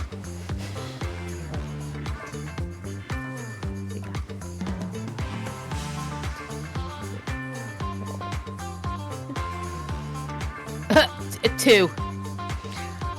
Okay, so you sit up, you look around. There's a lot of like smoke currently and like laser lights. So everything is just like flashing, like minor psychosis. Oh no, this is not good for. Okay, I think she like ducks back down, and she's actually looking in her bag because she realizes she doesn't have anything on her head, and she hasn't totally like her brain isn't clicking. She's like, Alpha's gonna be here, and he'll be upset because my ears are out. So you pull, like, kind of rummaging through. she pulls out her headband and goes to put it on, but she has her little beret on, and she's like, she'll put it on the beret. She's like, I'm just gonna be safe. Okay. So I'm a little drunk. You put it on like a chin strap, so instead of going behind your head, it's like under your chin and around. Yeah. There. And just as you finish putting your purse away and like rearranging it, there's a brush of cool air. And then standing in a three-piece suit, but he's wearing a silk shirt because he's at the club. His hair is a little bit messy in the front. He still has his motorcycle gloves on, and his helmet is tucked underneath his arm with his jacket. And those blue eyes are focused in on you. Gives you a little nod. And a muttered hello. Yeah. Hello. Hi, Alpha. She looks around. Okay, I'm alone right now. You just sit. You can sit here. There's plenty of spaces. Look, it's a whole booth. You can see his hesitation as he looks at the seat next to you, and then the moment he chooses to play it safe and sits across from you.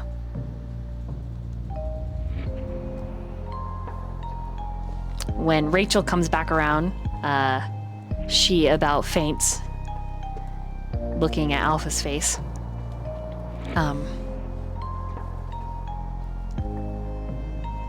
She has such a hard time getting out what he might want. And then he just says, water, please.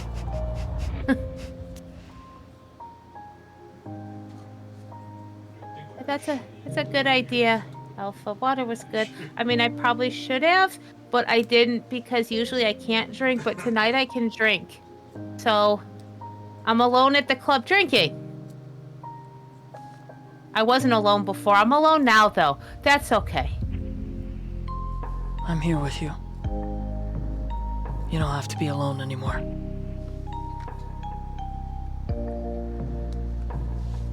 That's good. See, my ears are covered, though actually, like, also sometimes they're gone now, but I cover them, make sure, so you don't have to worry about that, okay? If you're worried, like, you came and checked to see if I was, like, a mess or something, but I'm not. I'm being good, okay? He kind of smiles a little, and then he reaches across the table because he's massive, and it's as easy as bending forward, and he takes the headband off. You're okay. I'll protect you here. Hey. That's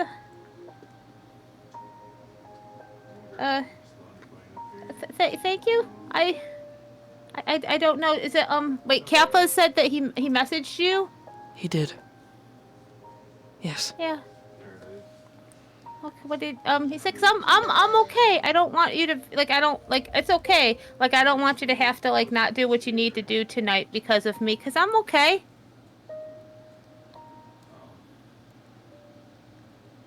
He tilts his head to the side. Are you?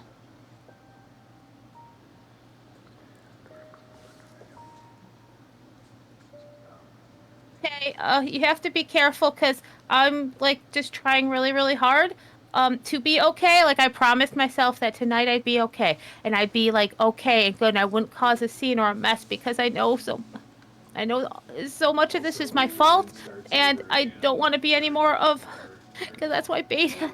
Okay, but no, I'm okay because I'm drinking, right? Okay, I'm drinking and I was dancing. And then I could just like not think of it because no, I don't think I am okay, but I have to be okay because everyone else is working so hard and it's my fault. So I have to just not be a problem. So I'm okay?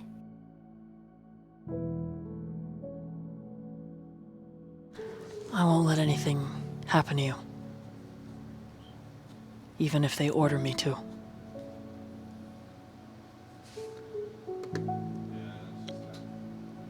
I don't understand, Alpha. Okay, I don't understand, and I don't know why you would, like... I don't know, like, why you would care. Okay, and I know that, like, you know, you have to do a lot of things. I know. I would hear when Magnus would yell at you and make you do things, and I know also that you didn't want to, because I could tell. I could tell how you respond, and I can tell when you're gentle and you're kind, because I've seen all of that. And I don't want to make things more complicated for you, because I know what happens. I know what happens when you don't. So I'm just going to be quiet, and you don't have to worry about me. Why do you worry about me? He gets up out of the booth, moves around, comes to sit next to you.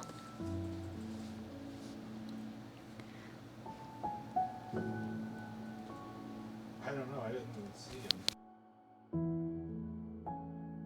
I don't... I like that overhead stick. Alpha, I feel weird around you, okay? And I don't know what that is, and I feel bad, and I feel shame, and I feel confusion, and I don't know why that you are kind to me. He's looking down at his lap as you're saying all this. Well, And then he comes to some decision in his mind, nodding. I apologize. And he stands up. I will give you your No. space. No, because I ruined this again. See, I know you came out here, I know, for me. And I made you feel weird again, and I think I always make it awkward, and I don't know what that is, because I think something broke. Something broke up here when I was changed, and I don't work the way I used to.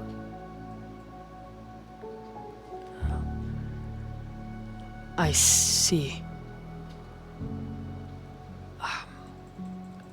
So you don't have to go, because...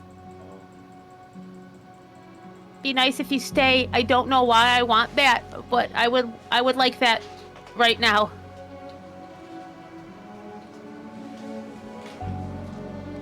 Where would you like me to sit?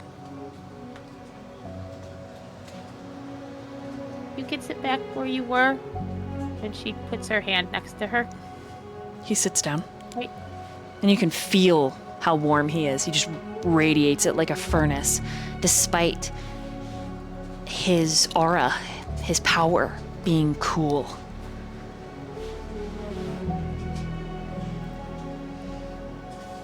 See? I think I make it more difficult for Quinn. you than it needs to be.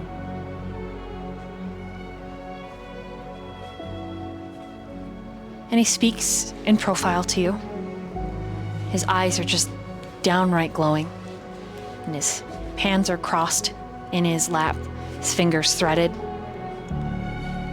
I do not think anything is broken in you.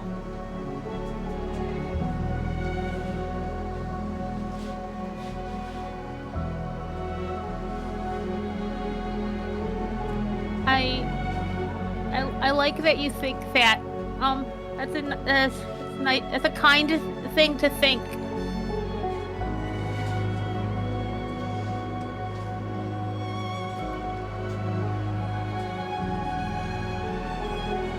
But I am, because this should be simple. This should be simple, yeah?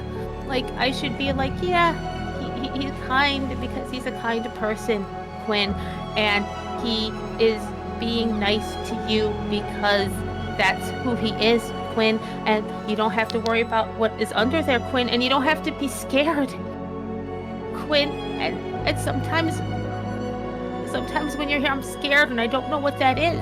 And if I wasn't broken, I wouldn't feel that. I can't be normal. I scare you? She, like, looks down at her feet. She's like, sometimes, yes. The first time, like when you enter a room, when I don't know what it is. It's like, it's something that I feel like maybe I forgot, but there's not a space in there that I would have forgotten. It's just nothing there, so I don't know what that is, so it has to be me. There's no reason, so it has to be me.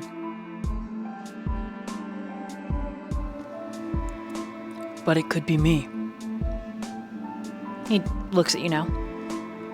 I cause these feelings in you with my presence, and I'm sorry. I should have not come. No, and she reaches a hand out to his leg. He jumps. No. You touch his leg and he jumps. Oh. And you see that he exhales. And when you go to pull your hand away, he puts his big hand on yours, on his thigh. And you feel the muscles flex. And he just holds it there. And he's blushing. And what Quinn doesn't know is that in his mind, he is chastising himself for enjoying the feel of her tiny hand on him. But he, for the life of him, can't fathom her pulling away.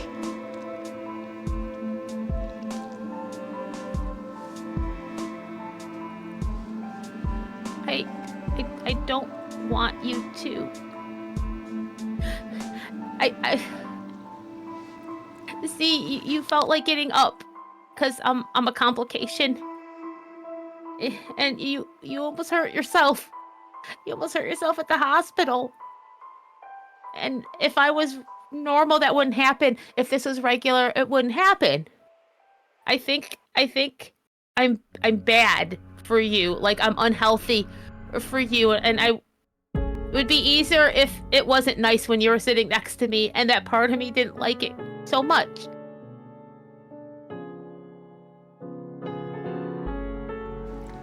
I do. When I pass, all I have to go through is there's this fear, and then there's guilt, and then there's confusion, but under there, when my brain is quiet enough, the few times it's quiet enough, I don't want you to go. And I'm sorry for that.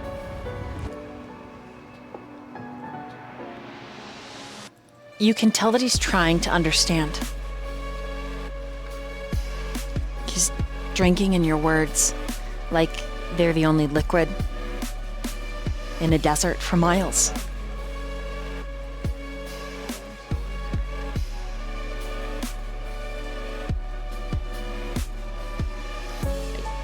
I don't know if the drinking's made it better or worse. I don't know if because I'm breathing right now. I'm breathing. And I don't know if it's because my heart is actually beating in my chest right now. Maybe I can be more clear than I usually am. But it's all tangled because I love Beta. That I know. I don't have the complication there. He lets go of your hand when you say that. He says, yes, of course. And I respect her a great deal.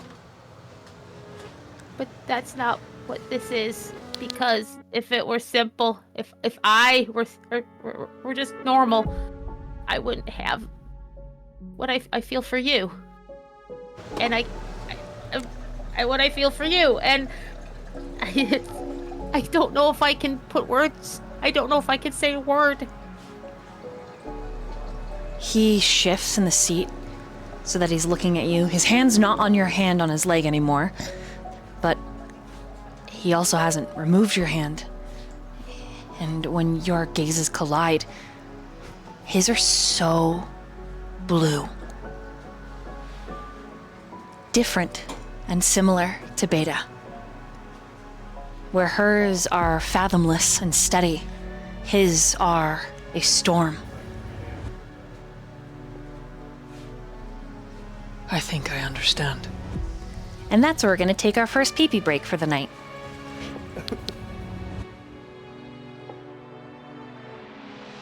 Woohoo! I think we should not. We'll be right back after this short break.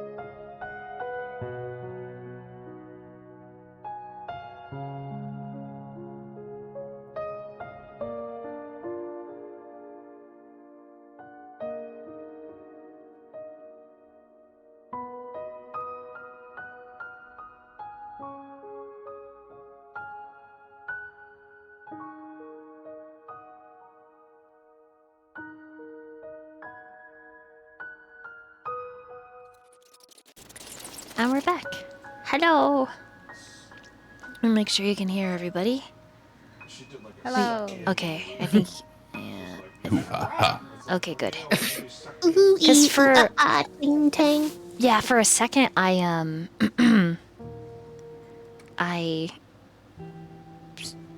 mixed up OBS during one of the streams over the weekend, so I just gotta be careful. You know what I mean? Like, whew. Okay. Your show, Ani, continues.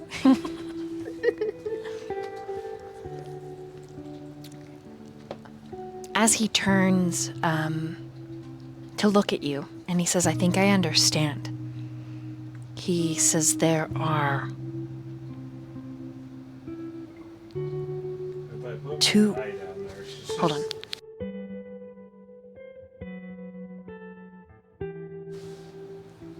Hold on. Sorry. No worries.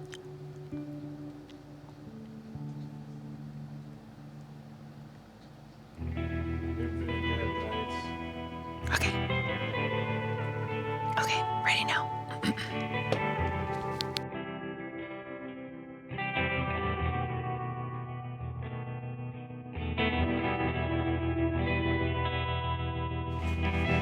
There are... I feel as well. But I am wrong. I should not feel.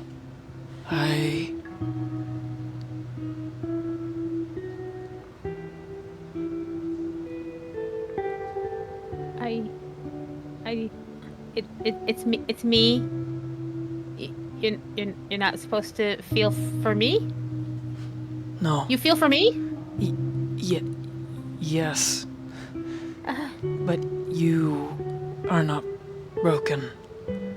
You are a lady, and I am a knight.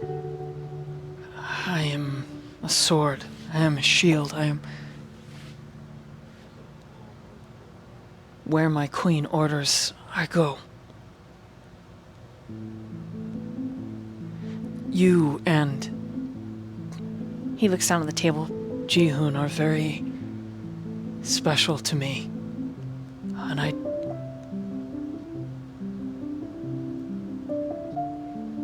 similar. You are both like unto lambs that I must protect.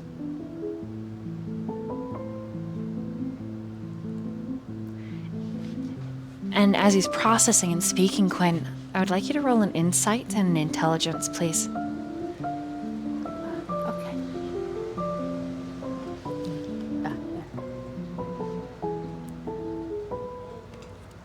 Would motives affect this? Absolutely. You'll have extra dice for it. Okay. Okay, up there. Sorry. There. 3. Okay, hold on to that. Let me check the stream alerts really quick. It says to add 1 dice Oh, so add 1 dice for Quinny, I'm assuming. to the next attribute roll. Yeah, for Quinn. Okay. Should I just roll another here? Or for the next one? For this one, yeah, because the card has like a delay, so I think it's meant for this one. Okay. Oh boy. Mhm. I just roll another d10? Yeah. We'll just do that. That might be the... Oh, that's a fit. Okay, so it's still 3.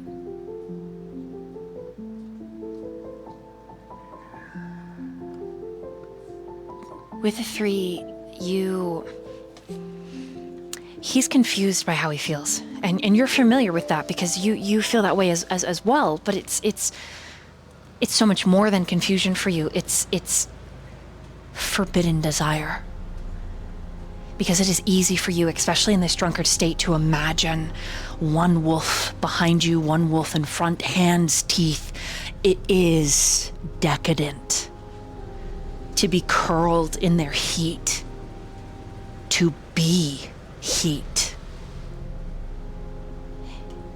The images are so much more than simply pornographic for you, Quinn. They're home, they're safety, they're everything that you could ever want.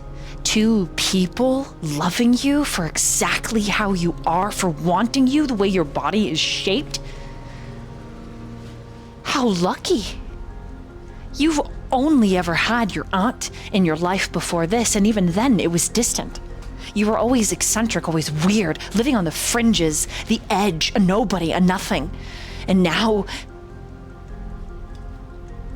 it's a jungle before you. Beautiful, wild, primal, flourishing with life and beauty and unknown. Trekking through a jungle takes incredible acuity, both mentally, emotionally, spiritually. And God, you want to do it. You don't know if you have the strength to do it, but you want to. You want to step into the trees that is this complicated, twisting relationship that vines through your very soul. And you can tell that He wants that as well. But where your self-doubt is a hurricane, His is a bunker. And if by some chance the chaos that swirls around you could break back His reinforced steel, maybe you could show Him the sun. But even then, do you deserve that?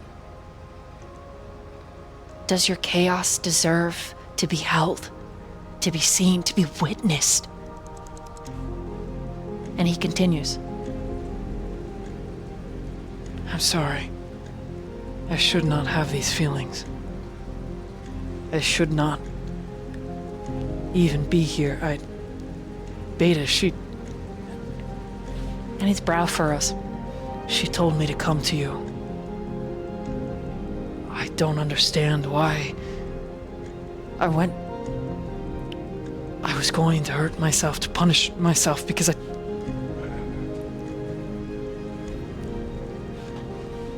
I am a tool.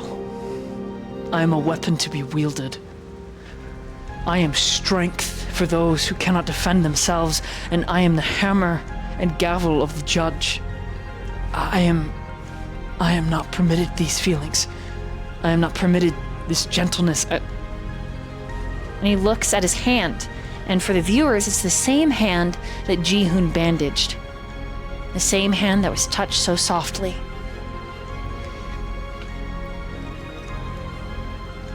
And he remembers Alpha in this moment. He remembers stripping himself bare, showing his scars, and the reaction.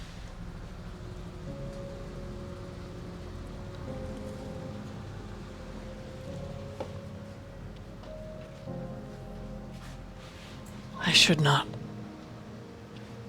I should tarry in the shadows, as is my place. But I do wish for the light. And Beta, she told me Beta sent you. He nods. She stopped me from hurting myself. When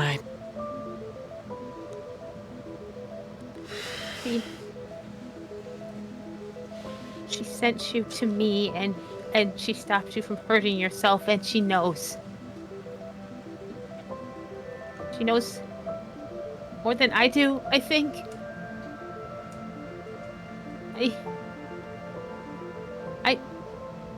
I think this is her love for both of us. And I think her love for both of us wants you right here. And I think She wants me to tell you that you'll never be a tool for me, because all I see is the man in front of me who's never been anything but kind when he had no reason to be. To me, someone who I've seen be sharpened like a sword, to be tempered like metal, to be beat and to be made to feel less than, and yet still stand and be gentle, to create when he is only asked to destroy. And I see him, and he's in front of me, and past all the fear and the confusion and the guilt, I think that feeling I have is because I see you. And I love you.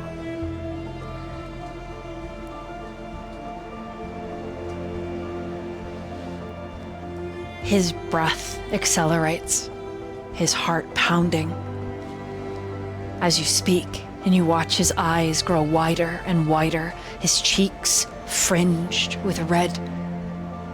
You see his hair stand as if static as the ears they threaten. But he immediately controls his emotions. You know that he's calling on this training, this discipline, brutal and hard. And then you say 3 words. And he rushes out, I do not know how to be gentle. I am not gentle, Quinn. I am a protector. I may sheathe the blade that I am, but it makes me no less a weapon. and his scarred hand lifts. Less than an inch, it lingers towards your cheek. And you are so soft.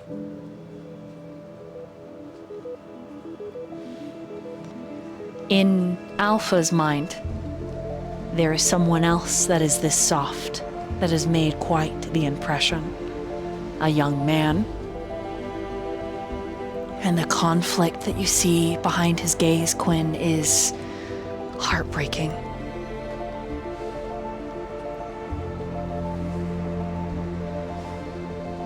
She goes to reach for his hands, but she pauses for a second this time, and she says, "Can I hold your hands, please?" It's an almost imperceptible nod, and he looks almost terrified as you reach for him. Like both of his hands together in hers. And she says, "This can be where we are right now. I know you're hurting. I know, and you've been hurt, and blades that are out are hard to put back in. But I want to have more. I think maybe I could have more, and the love I feel is overflowing, and I can't control that. So what I can do is let you know I'm here. I'm here. I will always be here. And we'll walk this path together, and we'll figure it out together. And I just want you to know that you're not alone." That's all. That's all.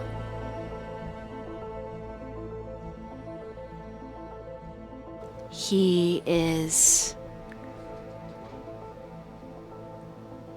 practically panting with how much emotions he's experiencing.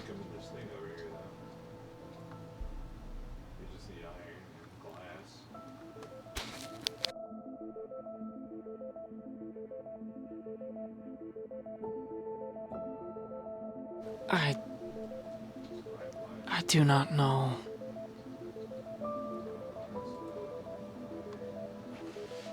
And he positions his hands over yours, and his fingers, his pad on his thumb rubs your palms. He's looking at your delicate hands.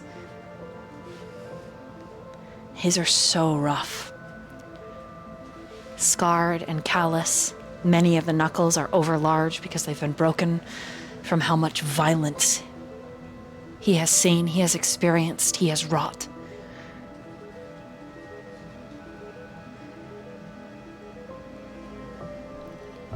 I would do as you would ask. If you would command, I would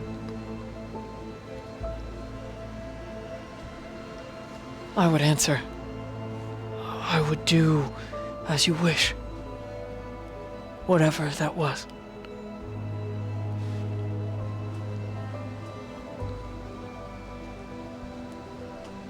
I don't want to command you, because you're not a tool to me. You'll never be a tool to me. You're the man I see in front of me. You're a man. What do I do?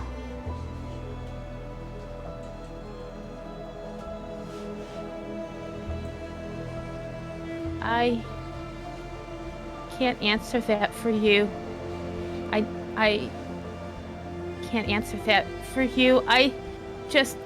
Please, this is not a command. This is a request from the bottom of my heart. Please, don't hurt yourself. Listen to yourself and know your worth.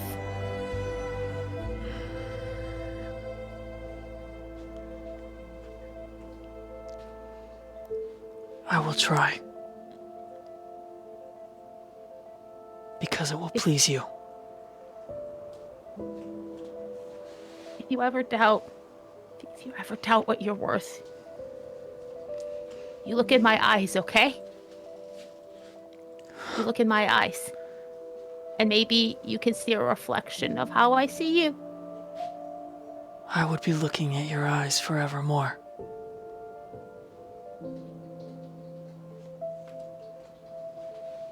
Smiles, and a tear runs down, a regular human tear.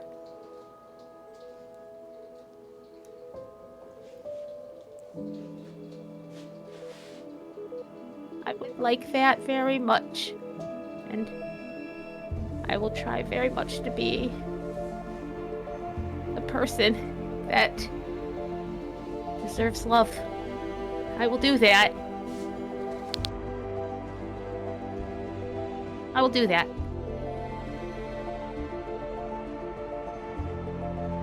And she touches his cheek just briefly.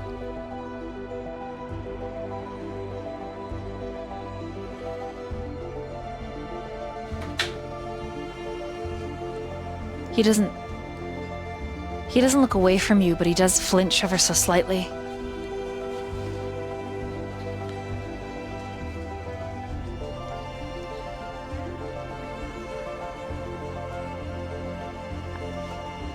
And the moment your fingers brush his cheek, he leans into it like an animal starved. His whole body swaying into the tender touch.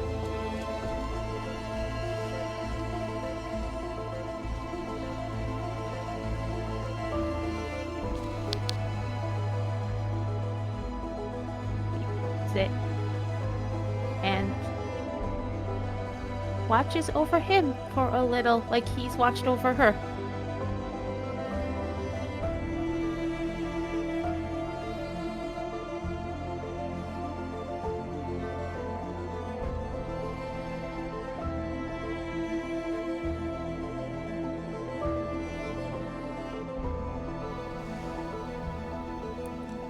You think he wouldn't move. if it would mean the two of you would stay like this forever, he would gladly give himself to stone and history.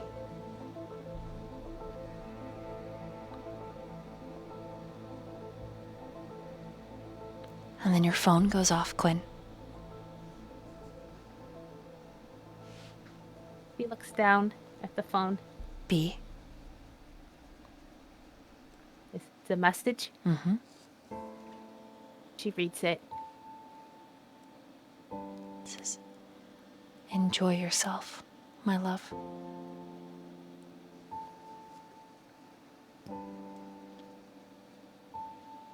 Think another tear drops. And she just sends back a heart. It's a purple heart. Your message is immediately hearted, and then Beta types out, you deserve to be loved.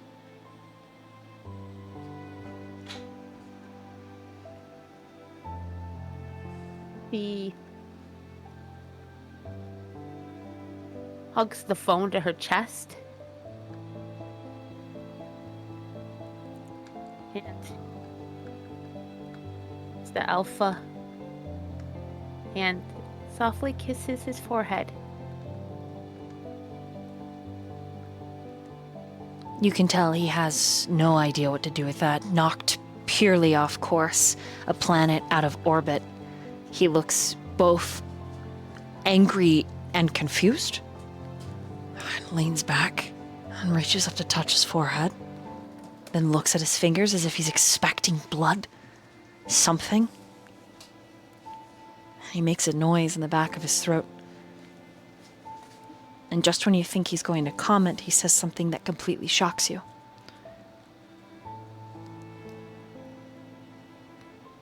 Quinn, there is another reason I am here. And then you watch him close his fist around his fingers that touched your kiss, and he puts it in his pocket.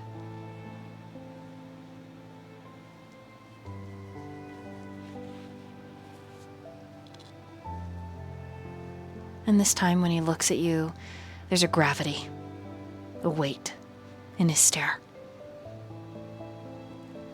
I'm sorry.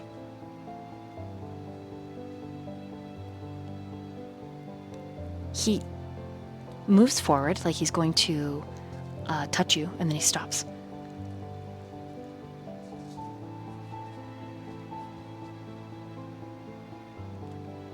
I am also here. I have to arrest Gemma.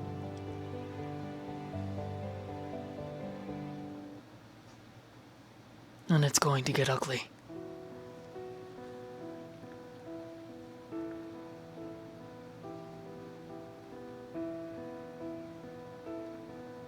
You have to. I have been ordered to do so. And so I will.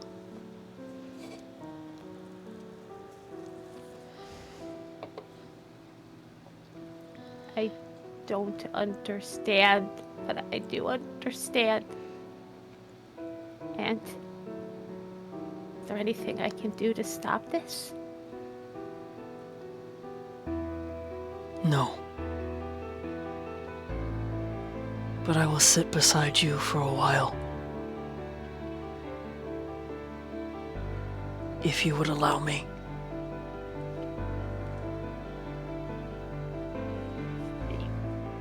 Looks at him.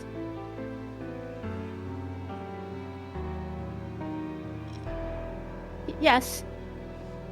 If I can't stop it, maybe I could just delay it a little. Let this night be just sweet for a little longer. Yes? He nods. As you wish.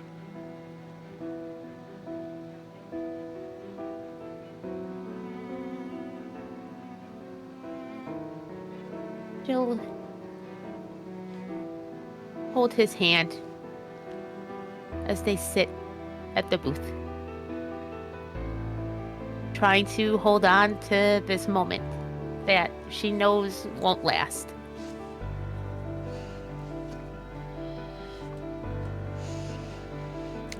He sits by you and he holds your hand.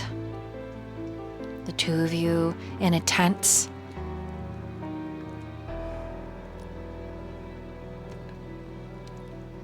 almost comfortable silence. And that's when we meanwhile to Zeta and Daniel.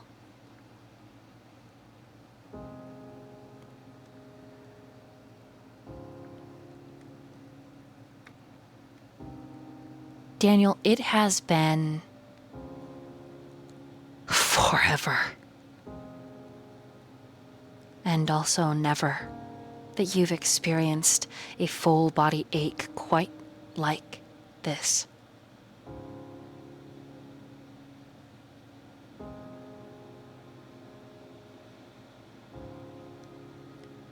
Your head is laying on her chest, and she's holding you. Arms wrapped around your back, fingers twisting your curls. And she plants a kiss on the top of your head.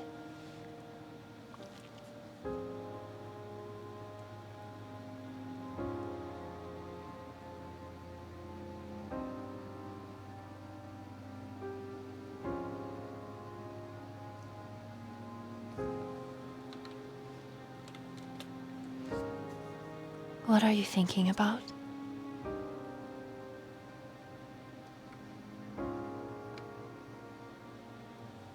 Is that her asking the question or the DM? That's her.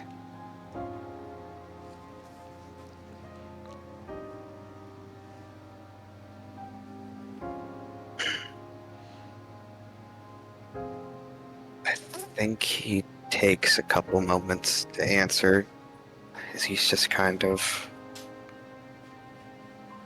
breathing her in. Then he puts on a little smirk and says,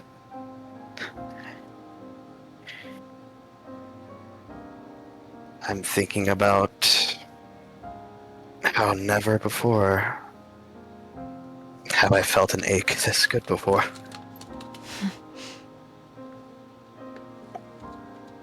She wiggles a little happily, and you can feel her tail thumping. Her ears are fully forward because the two of you are in a private room, and if someone comes in, well, you don't know if either of you would really care. They might be scarred. But Beta would probably kick their ass even though she's totally naked. She says, so you are okay? I know that this is... You're more human. Was. No.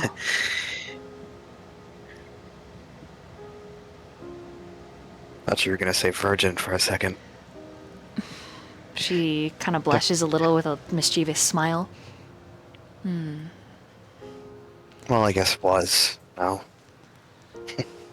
You're still a virgin in some places. And you're like, no. Not letting you peg me, Zeta. Because, anyways.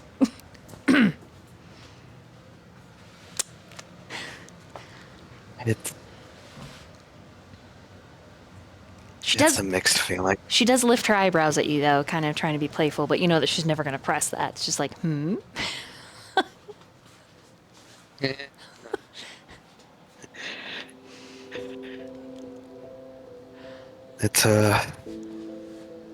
It's a mixed feeling. Good and It's bad?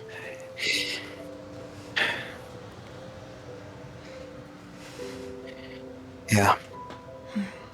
She squeezes you a little tighter and kisses your forehead, right where your eye would have been. On the one hand, it feels like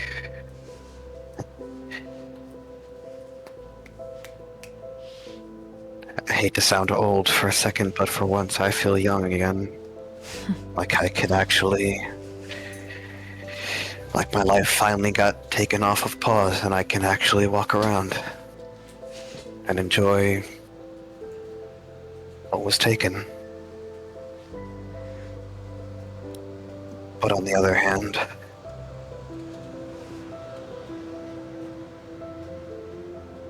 everything else doesn't just go away. Everything that I did, everything that followed me, is still following me. And even though I'm more human, I am more vulnerable than ever. I promise I'll protect you.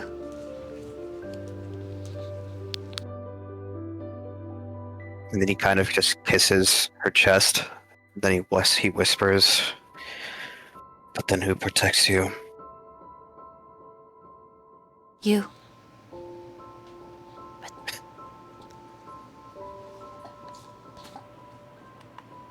How?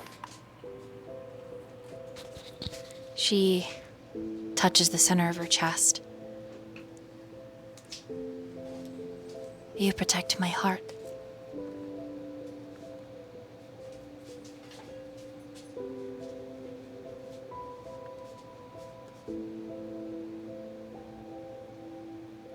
I can try.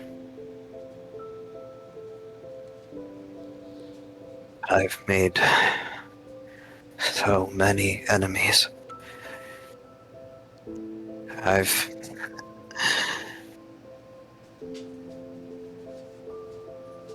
I know.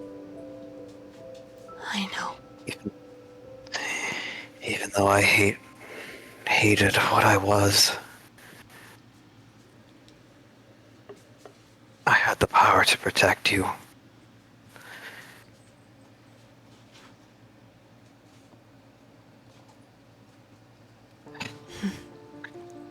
Daniel.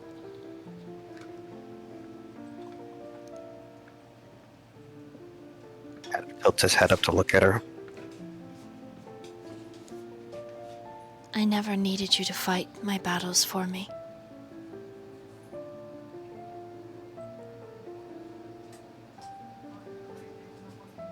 I know. Doesn't mean I still didn't want to anyway.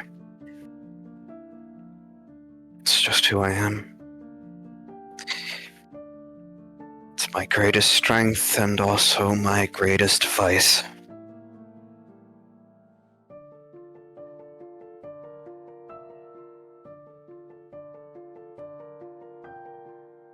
I lived fighting, I died fighting, I lived my unlife fighting.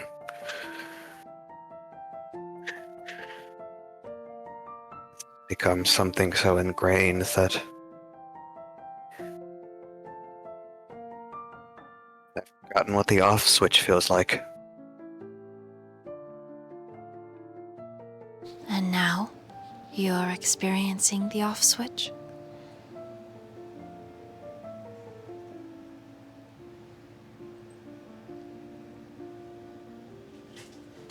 He kind of... He nods slowly. I'd always thought about it, wondering if there was some way I could change back. Wondering if there was an escape that didn't involve the sun or...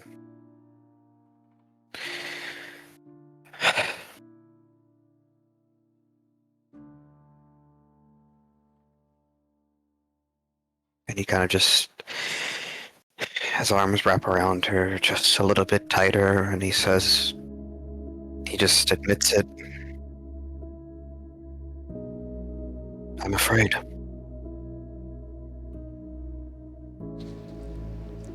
What are you afraid of?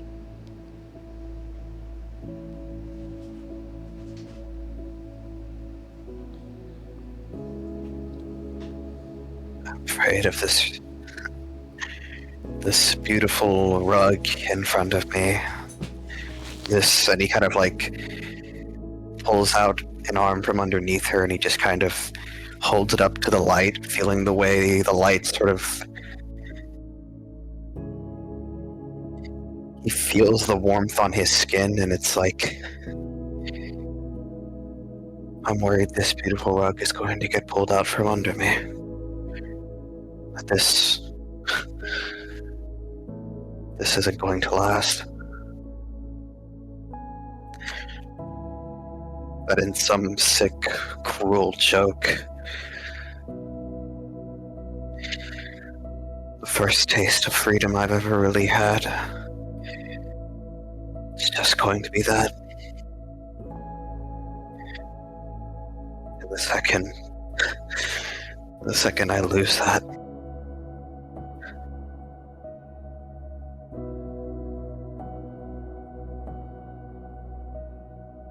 his hands sort of clenches into a fist, and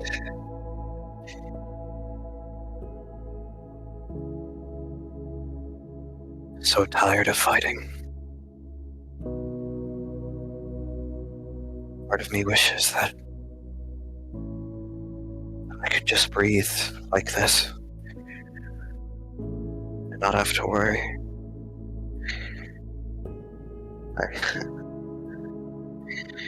All those people out there not knowing the kind of terrors that lurk in the shadows, the nightmare fuel that would haunt your dreams. So blissfully ignorant, because they have their whole lives ahead of them to enjoy.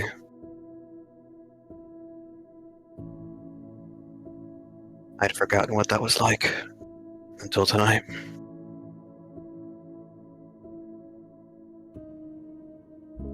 But I can't unsee what I saw. Knowing what I had become along with it. That terrifies me.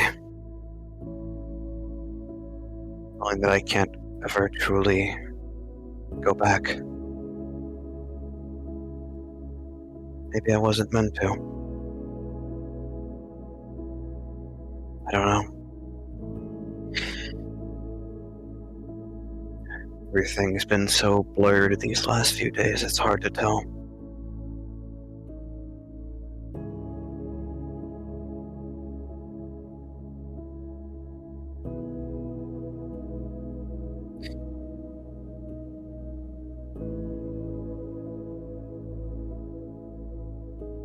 It's also...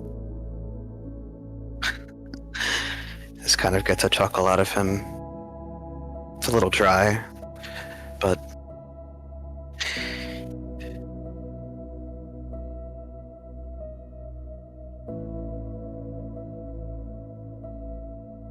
at my house last night,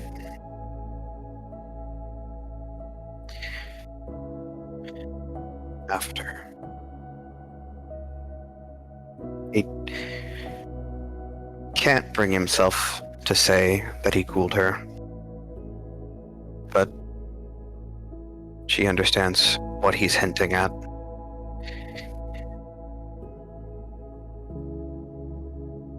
Before the sun was rising on that day, I found myself lying in my bed, staring at an old portrait on my nightstand. Picture's been a little weathered from all the years, but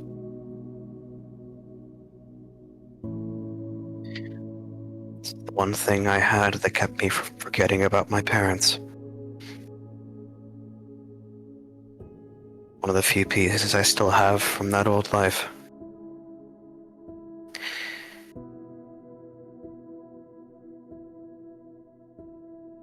At it, I wondered.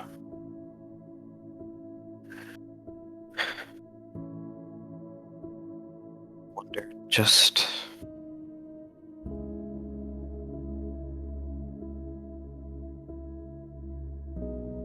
can I be there for you? How can I...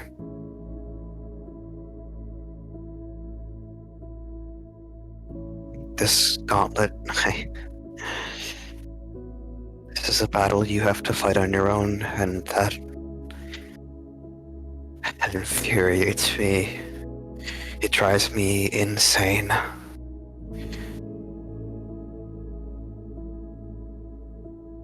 Still, I tried. I had to figure out something that could... anything to help you, even if it didn't mean fighting.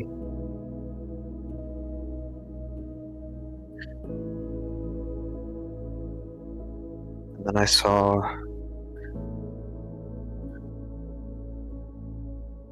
a future. A future that could be, maybe. It's a scary one to think about. But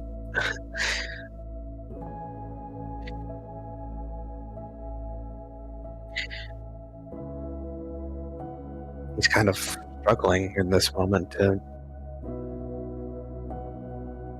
speak on it because it's so... It is so far out of reach for any kindred to even consider to be a possibility.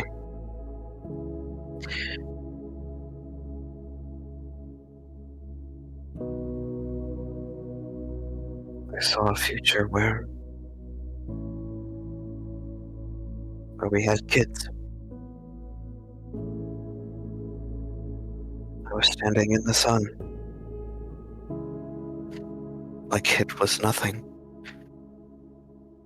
Like I wasn't being roasted alive. We'd aged, I'd say a decade or so.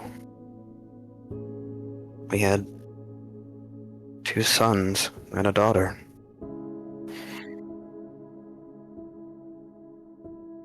We'd all piled into a minivan and went to go watch that girl play softball.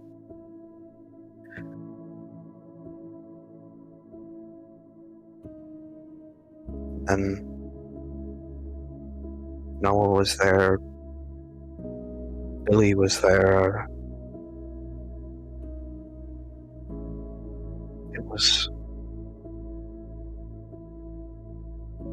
I don't know how to describe it.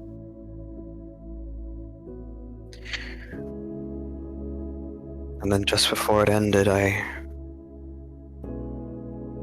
heard a voice that I hadn't heard in a century.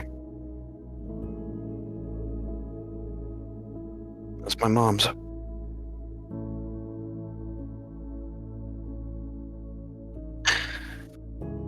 The fact that I even recognized it was almost an enigma for me.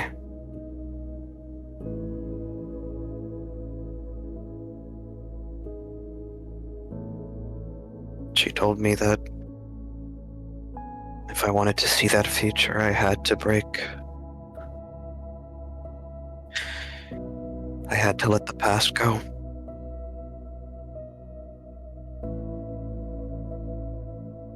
That meant the war, that meant what the war turned me into.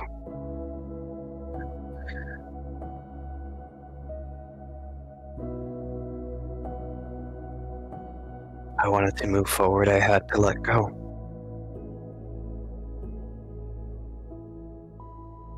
And that's when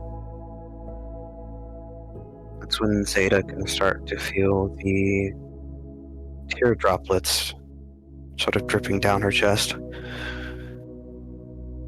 I told her I would. Somehow. Some way. I didn't care about the price I would need to pay. I would do it.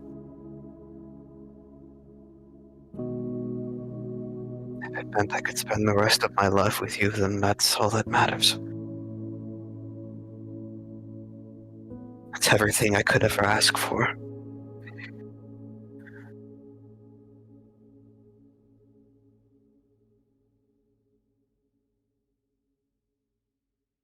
when I woke up tonight, I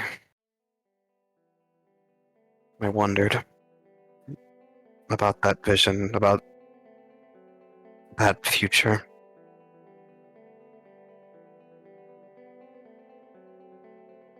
And after all, normally, when people die, when animals die, they go back to the earth where they came from. They go back to Gaia, right? She nods. Yes.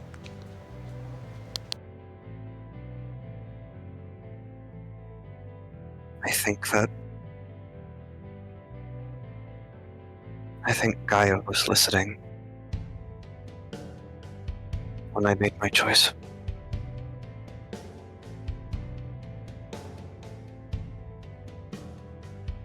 I don't know for certain, but something about all of it just felt it in my gut.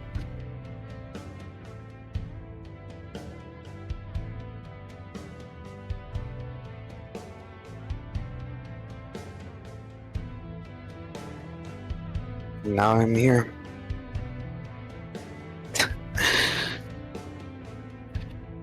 The woman that I love.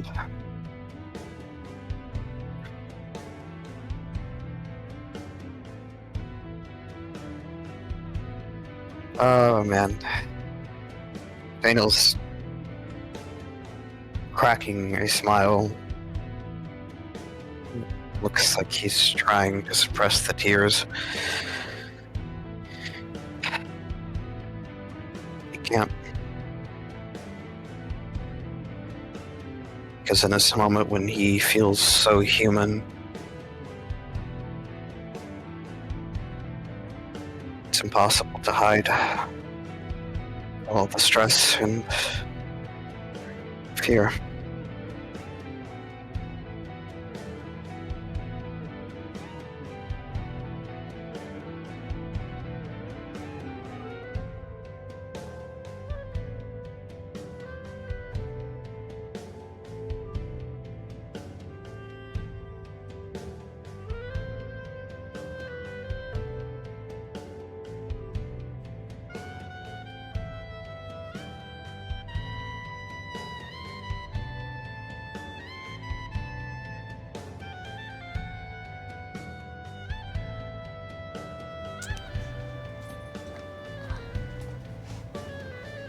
You...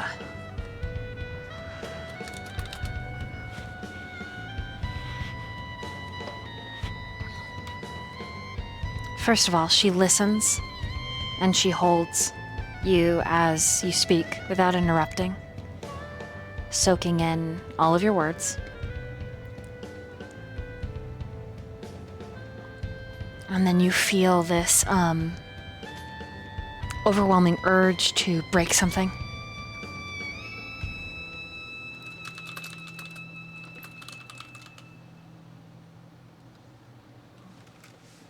Is there anything in this room that can be broken? Yeah, I mean, there's like some cheap, there's 3 different, like, Martwall brand coffee tables and like side-end tables. There's some magazines on them. There's some plastic forks and napkins. Like, it looks like this room isn't necessarily like the cleanest, but it's not the dirtiest you've been in either.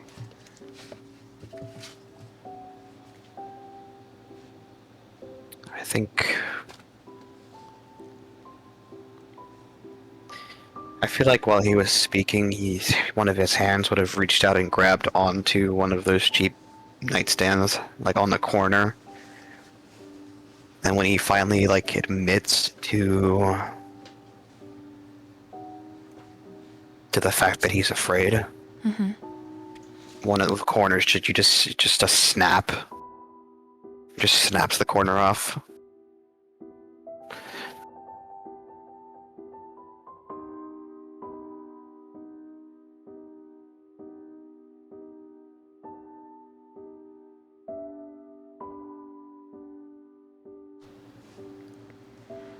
The way that Zeta holds you after that is so sure and steady.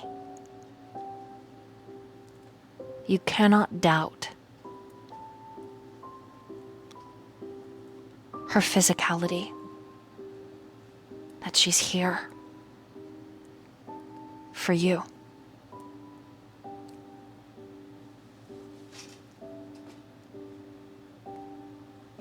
Through whatever horrible, painful odds you both have been through, she's here.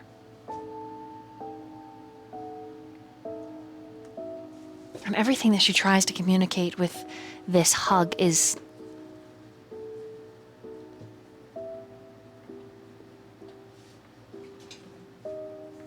it's hard to summarize into words. In some ways, it feels like it disintegrates the rot in you.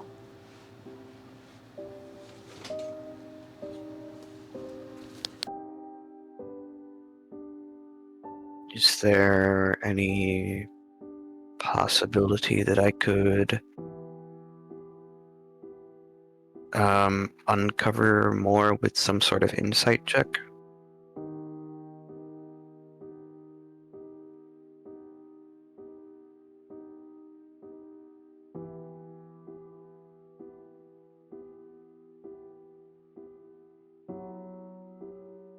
If you responded, I think your mic did not catch it. Oh, it is muted. Hello. Yes, you could roll that if you'd like to, discern a little bit of what her body language says and whatnot before she speaks. Would intelligence work here? Or would it be wits? Yeah, intelligence and insight. Okay.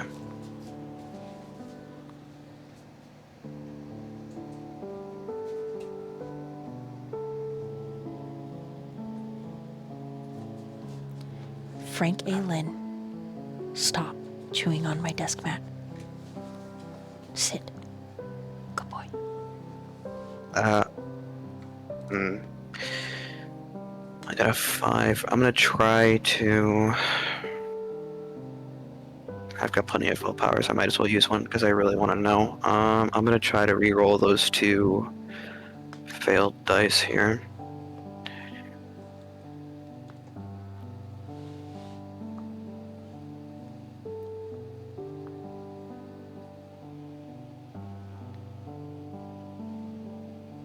Okay, so 1 extra one. And then on top of that, I'm going to use one of my +2 successes thing to make it a total of 8.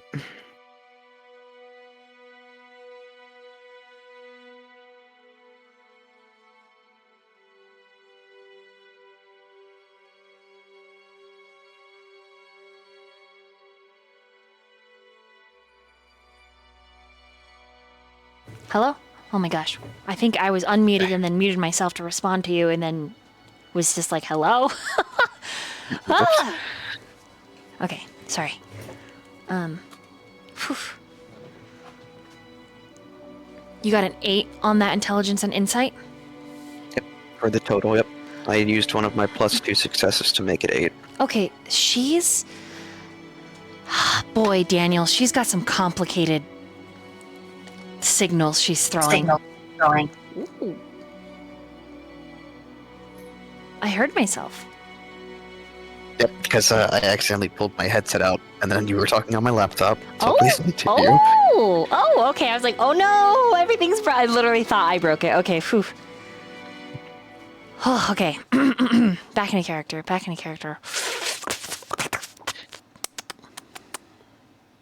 Okay. She,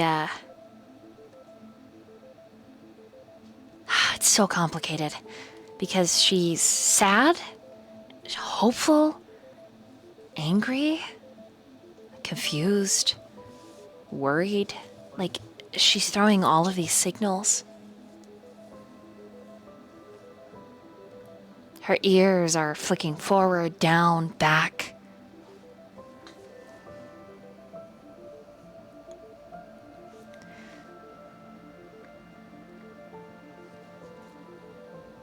So I'm getting those different signals.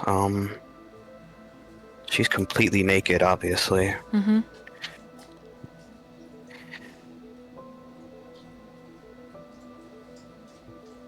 He's...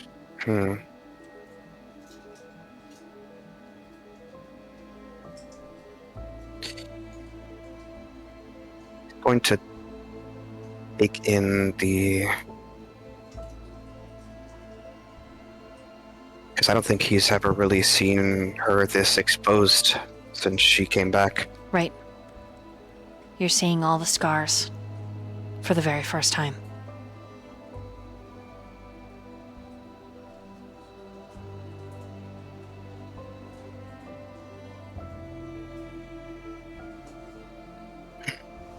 Man.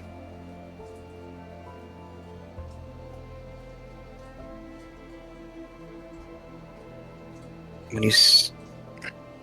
Oh, man. I get some mixture of emotions out of him, too. But... in this immediate moment, he kind of breaks contact, but he doesn't slip off the bed, he doesn't pull away, he sort of like, he looms above her, like where their faces just meeting each other, and he looms above her, his hands at either side of her head.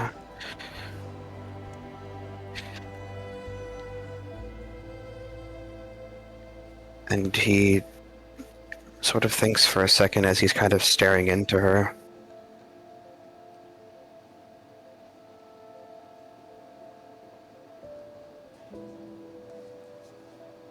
Do you have any other name besides Zeta? She very slowly nods.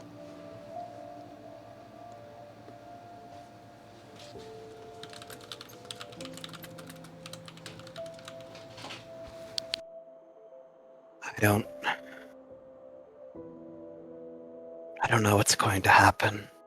You go into the gauntlet.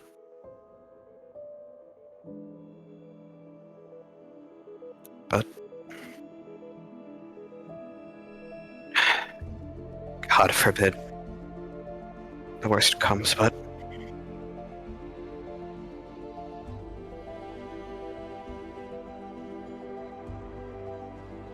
want to know your name before you have to go.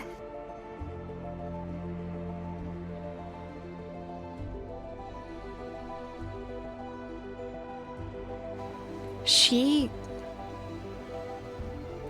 looks a little conflicted. I have never told anyone. Why? I was born lupus, and you do not, or no one shares the name their mother gives them first. They simply wait until they are accepted into a pack, and their pack names them.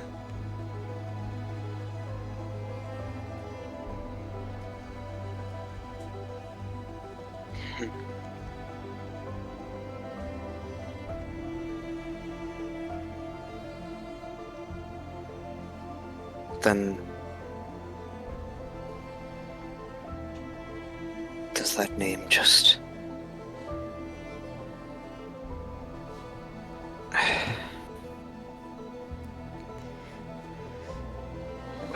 more about Garu and how they worked, but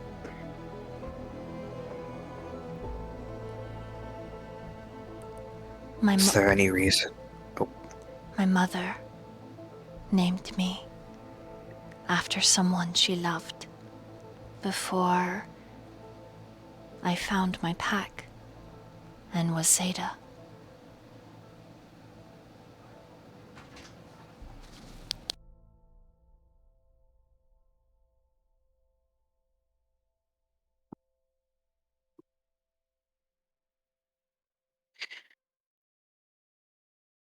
What? God, he wants to know. He really does.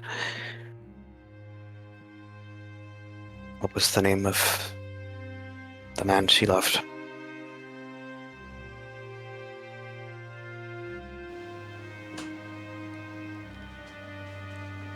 Is Daniel asking? Sorry. Okay. Her ears flick back and she's like she's embarrassed, like she's worried, and she says, Delaney. I was called Delaney.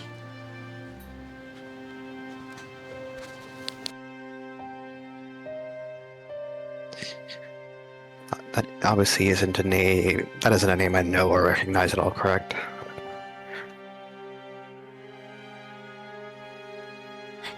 No, not off the top of your head.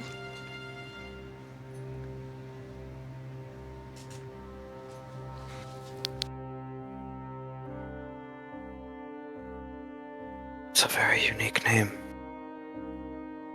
Then he kind of smiles.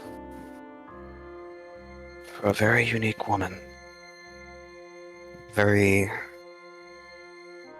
he kind of leans in, his lips sort of kissing the top of her forehead. A very mysterious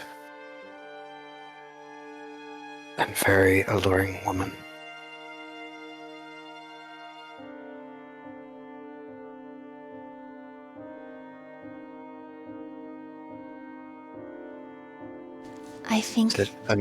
I think my mother named me after someone she loved in a movie.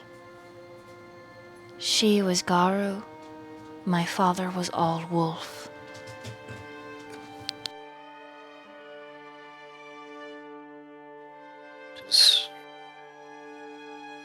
Does all wolf mean? He was not Garu.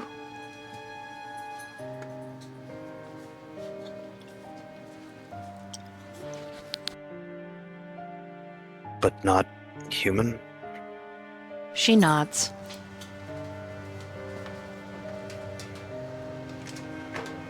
He was akin but could not change. So they could bond, but they could only be together as lupus.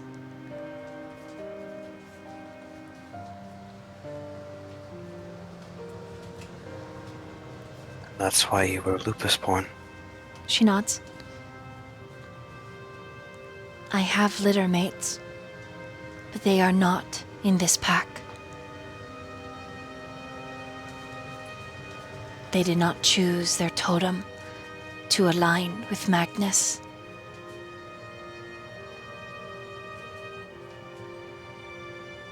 Have you kept in touch?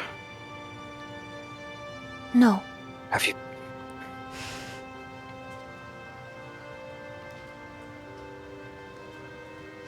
It is different when you are lupus born. Some of my litter mates, they have since passed. Others mostly remain lupus. I hear them sing sometimes. But the one who is Garu, like me.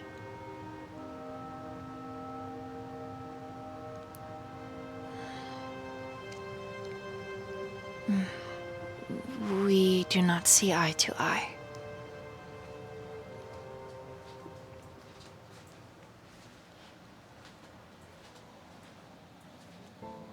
How so?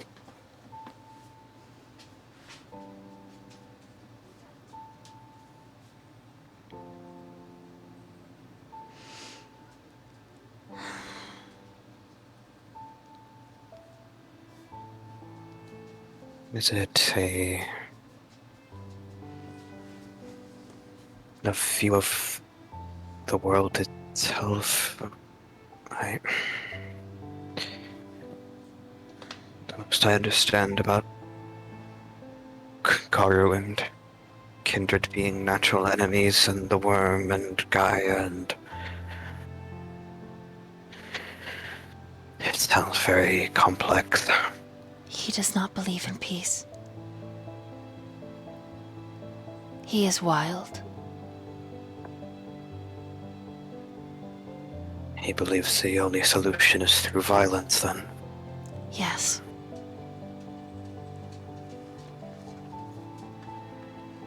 And he has hurt Delta. And for that I will never forgive him.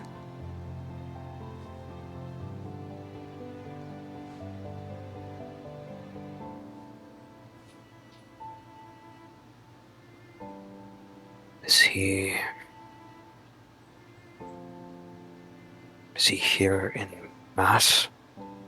Is there a chance our paths could cross?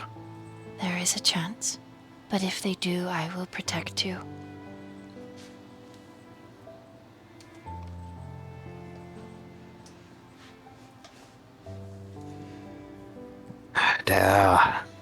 Daniel's almost human right now. He has rosy cheeks.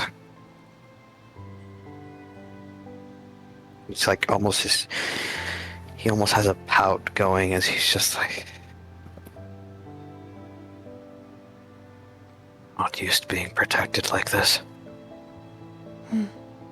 She smiles. The little noise behind it. Daniel. I like when you blush. She moves forward to kiss both of your cheeks. God damn it, that just makes him blush more. And her tail flicks a little. My mother sometimes also called me Grace. But I do not know if that was my name.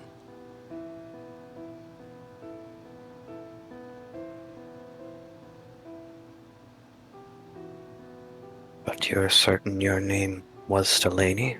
She nods. Yes. When I would eat poop, she would yell Delaney.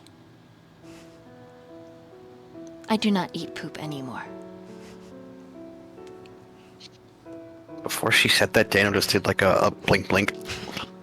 Like he was not going to ask, but he was definitely wondering that. I see.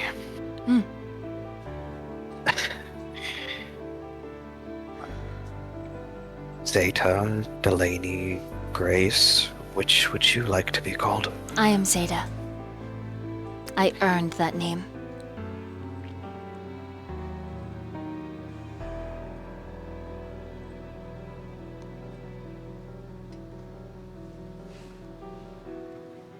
Is that the only name you would like to be called? Even in... His hand sort of reaches out to interlock with her fingers. Even in moments like this. She's a little confused by that question. She looks where your hands are touching hers, her ears flick back. That is my name. But you can call me anything, even good girl.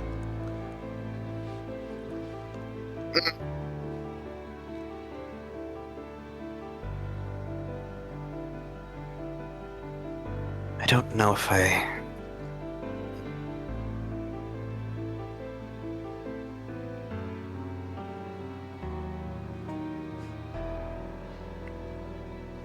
I'll only call you what you would like me to call you.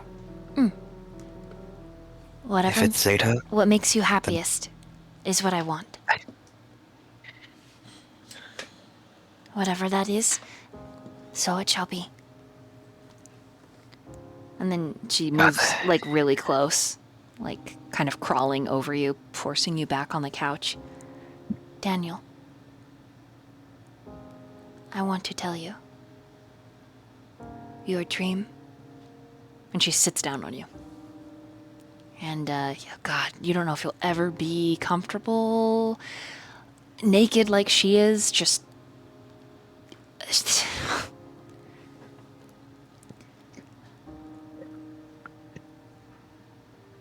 Oh, boy. Please continue, dear. I dreamt of a life like you saw. Safe. Whole. A place where we were not running. We were not bleeding. And my pack was not bracing for a loss. Her ears swoop down, her expression becoming more distant. And then her fingers touch the scars where her body was marred. But after...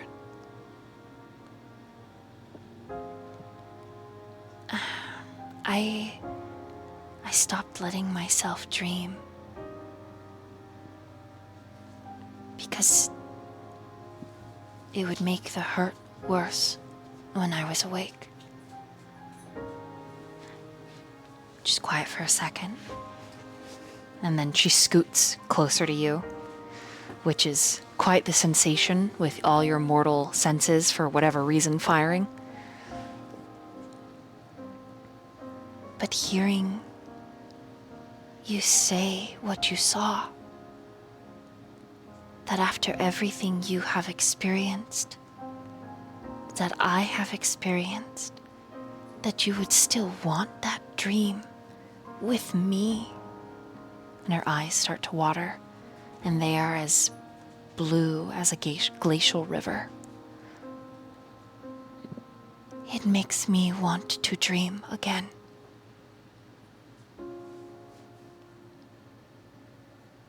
And then her forehead lands on yours. I do not know if we will ever have peace or pups. If we will ever have a future that is as lovely as the one you have dreamed. But if there is a shred of that vision that is real. And she sits up to look at you. Then I will walk through fire to meet you there.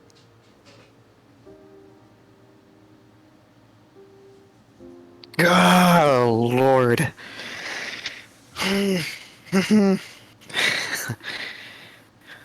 That's when she kisses you. And oh man, does she kiss you. And when finally the kiss ends, Daniel, you're surprised that there's more that she wishes to say. And she says it between kisses, her hands roaming in your curls, free of your hat, down your chin, your neck, across your chest. Daniel, hearing your mother's voice after a century, that was not nothing. And she kisses the center of your chest where your heart is beating very faintly, and she says, that is the part of you that has not rotten. It has not fallen to a monster, to your past, or the terrors in your future. That is the part of you that still remembers love. It remembers, and I need you to hold on to that. Daniel, don't let the darkness take it. Don't let it take you.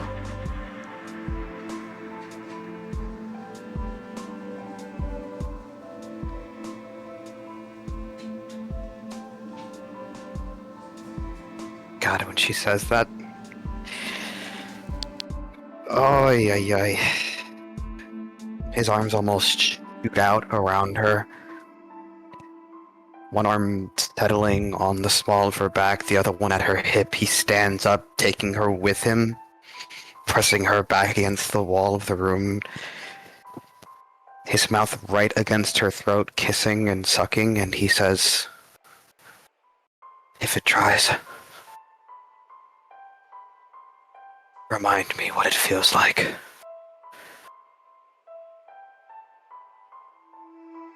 And he kisses her hard, When right then and there. when you pull away to breathe, because you have to do that now, her head tilts to the side, her tail wagging, her ears forward, and she gets this little nymphish smile. Okay, I will remind you.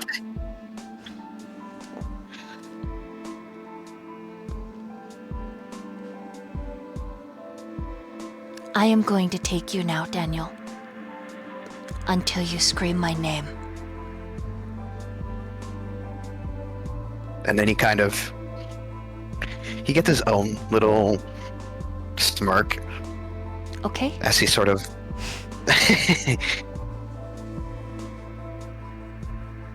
that's when he kind of whispers into her ear before he nips it and says, "Which one would you like to hear? All of them. I have 3 different options." Oh, And that's, yeah, anyways. Fade to black. Use your adult imaginations. Wow. Wow. We're all just screaming but muted. Don't worry. Keep going. Wow. I'm just gonna do it because I'm gonna do it I'm gonna roll a stamina in athletics because Again? Okay. All right. again, we're doing it again. Oh, no. Salute. Yes. Fun. Zeta's the best. There we go. Oh, God. I just love it. She's like, I don't need poop anymore. Don't worry.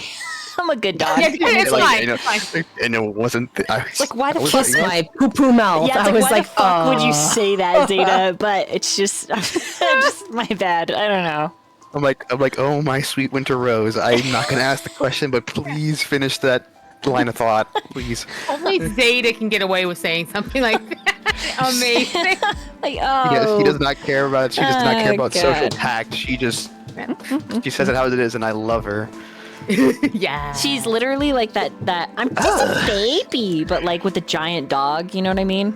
Like the giant wolf. It's like, I'm just a baby. Yeah, except I'm just a puppy. Don't worry. She's a big old fucking werewolf lady. Lord, okay. What the fuck is the bullshit? Yeah, she isn't kidding. I'm rolling one more. I'm allowed to roll up to 2 because I want to. I've got plenty. I don't know. This is the craziest thing for me to be sending willpower on because you know what? But I want to do it anyway. Because you don't even need to roll it, but you're just like, no, I need to know. Yeah, why not? It's for love, man. The things I do for love. Just watch and roll. Okay, there we go. There we go. That's some gas in the tank. We're gonna add a +2, make it 10. I could. I still got it. Even though my body hasn't aged. It's a total of 10.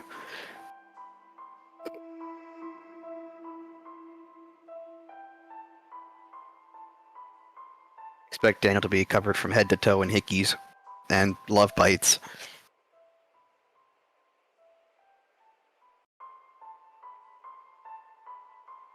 Damn, you might be muted again. I am muted. Hold on. Oh, God.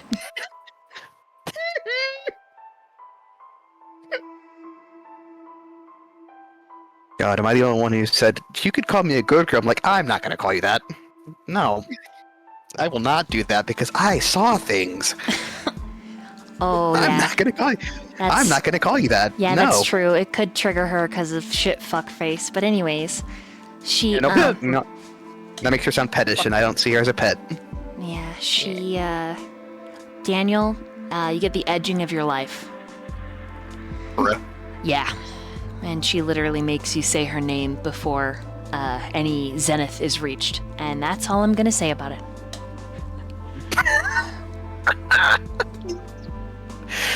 Oh my god. Get edged, bitch. You got 10 of that. Whatever 10 of that is. Yeah. I don't know. Like, I don't know. What is the 10 successes? Minutes? 10 minutes of edging? Good lord. It's pretty... No, more like hours of edging. No. We don't have enough hours in the night for that. What are you talking about? Oh boy. I'm... Okay. These are Adult, horny hours, I'm sorry. adult imaginations. horny hours, I'm sorry. No, It's okay. no one's saying that. It's romantic. It's It indeed is. romantic.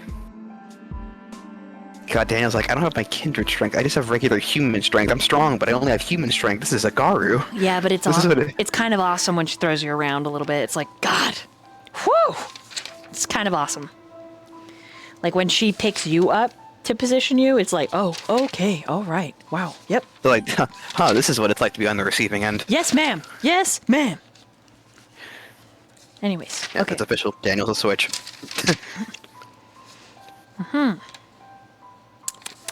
Okay, I think with that, I'm going to take a very quick BRB to confer with the coterie, and then we'll get Noah's turn. I will be right back.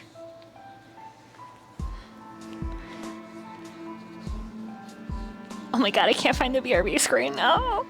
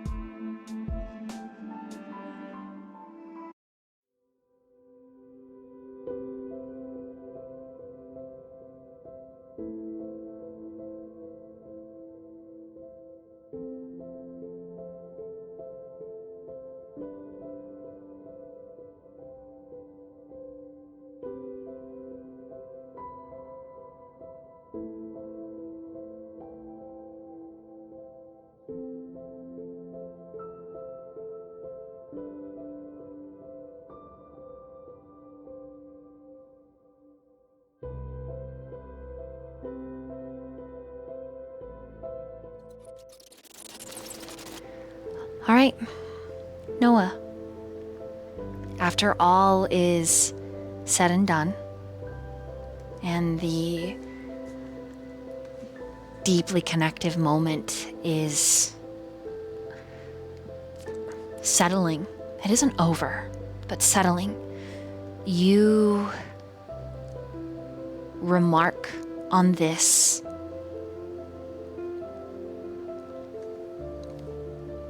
feeling. It's kind of hard to pin down. Roll me a wits and insight, Noah.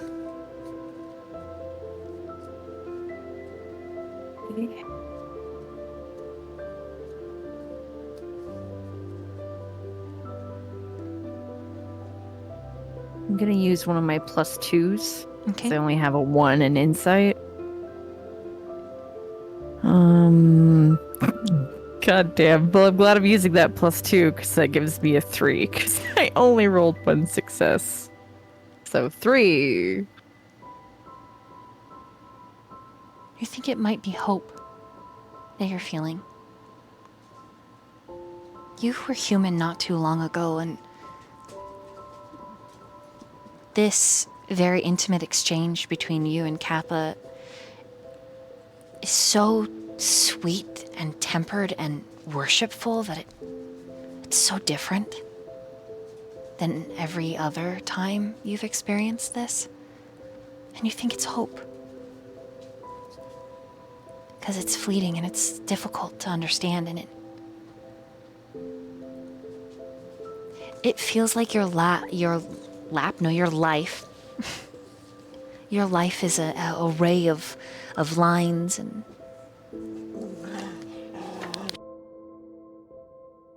There's an angry puppy in the background. Look out.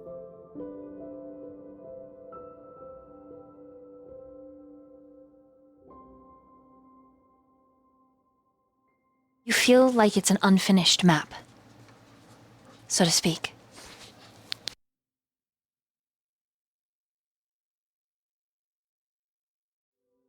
You feel like this moment with Kappa is like a pushpin, a location, a centrifugal point of force, a place that you're going, a destination. The longitude and latitude, your heart and his.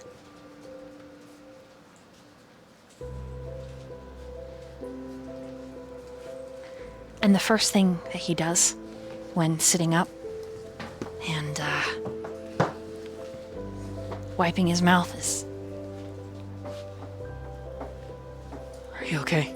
Is that okay? Do you need more, or are you?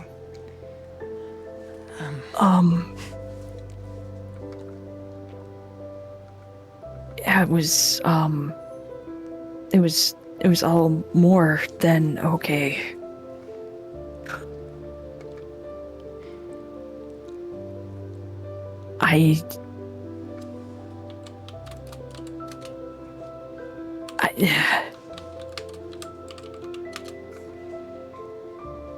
Wow. Think that was... I don't really know how to explain it. I'm sorry. I'm not very. I've never. No.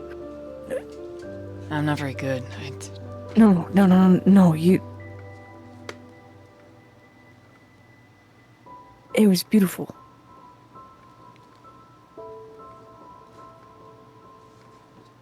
He gets a little side smile at that.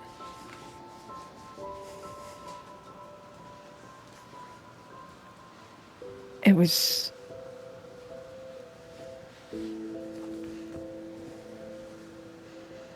It was like an experience I've only ever dreamt of. You don't have to flatter me. It's okay. It's just glad it was okay. No, I'm being sincere. I'm not.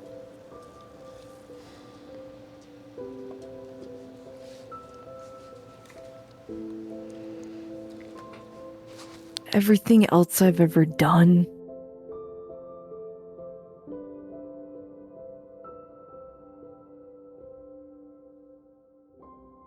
Just know that I felt what you were putting down. I think I get it.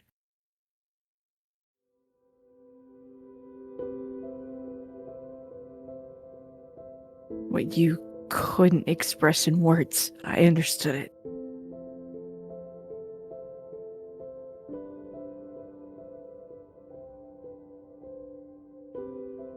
And it was amazing. And thank you. He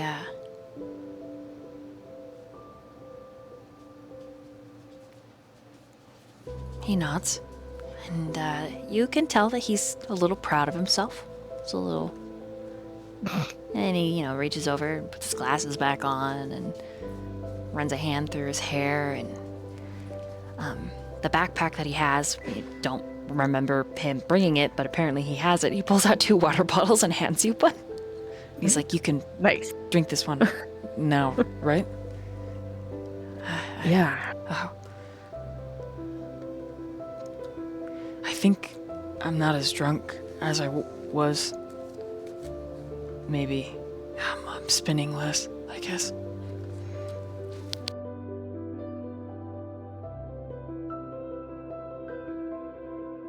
I mean, I might be emotionally drunk, but I feel like the entire experience is pretty sobering. And then he takes a great big old drink. Kappa just chuckles and he drinks his water bottle down to the quick. His lips are red and chapped. He actually rifles through his backpack and he pulls out a chapstick and puts a little on and hands the chapstick to you. I'm glad he's got that. Yep. SPF 50, baby. Keeps it right next to his first aid kit. And he holds it out to you. Yeah, I'll take some chapstick. Here's the crazy thing, guys. Here's the crazy thing. After what they just did, and he's like, yes, indirect kiss from the chapstick. That's funny. He's still like, fuck yeah. Oh, so funny. So yeah, he'll use that and hand it back. Thank you. Yeah.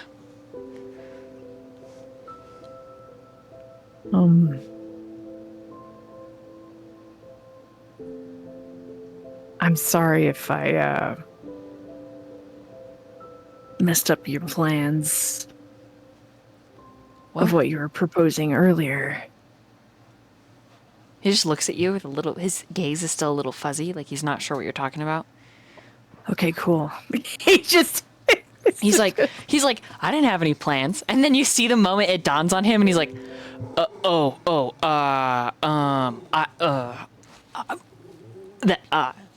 think I said that in haste. Yeah. Hey.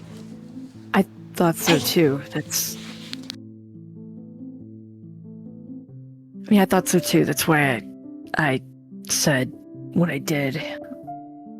Because, that with you is really important to me. He just looks down at his lap and his hands.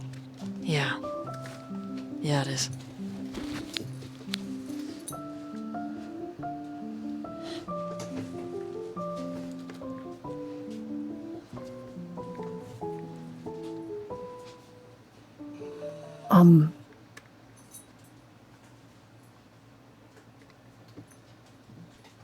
So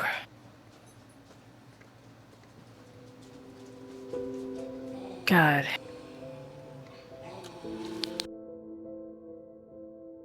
I have so many things I just want to talk about or ask or just share, and I don't even know where to start. I just feel like with all the shit that's coming up on the horizon, it's like part of me wants to just share all this shit with you in case, I don't know, in case the worst happens, but part of me is like, no, because if we share it, then the worst will happen. And so I don't know, I said it a little bit ago, but there's so much I want to do and experience with you that we haven't done. And it's like everything, Kappa, from the dumbest, stupid, silly little things to like the deepest, most connective, intimate things.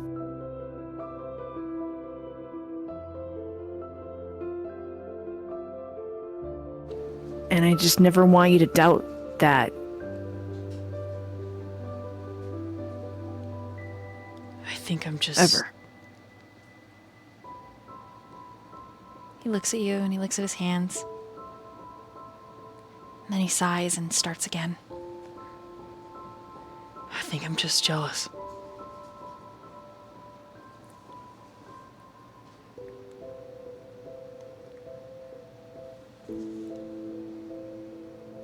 It's a valid emotion. I want to just be the best at something. Like anything, really. But I'm not. You know, I'm okay being second. I just... He rubs his face. Noah shifts, so he's facing him fully. You are the best at something. Yeah, I don't know what I'm trying to say. I guess. You are literally the best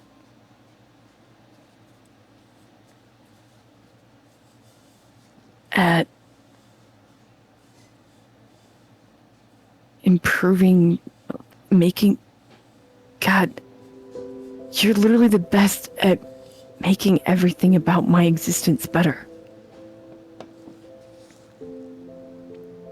And I don't just mean that.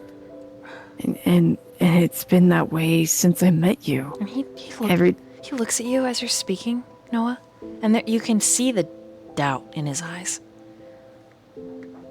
Every time you came into the arcade, before we even started talking, seeing you made my day better. Seeing you, knowing that you might be back the next day, made my nights better when I would go home or I would have a really shitty, when I'd have to do something really fucking terrible because of the shit that I have to do sometimes. Knowing that I might get to see you the next day. That's part of what keeps me going. It gives me something to look forward to.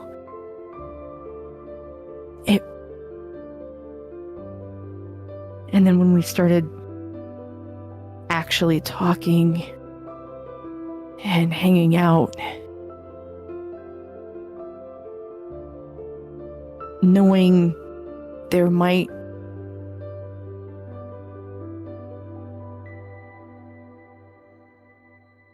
yes, I've been with someone else, but it was always complicated, even though there's feelings there, but yours was always what we have, and he gestures between the two of them.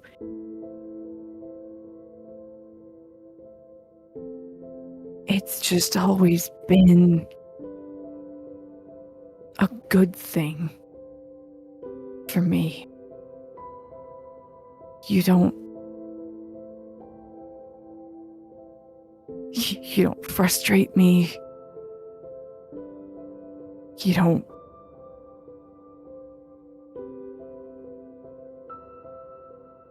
you say what you mean. And I don't doubt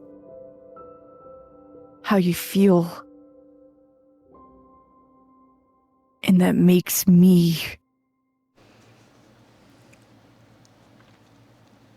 so happy and feel so seen in a way that I've never felt seen before.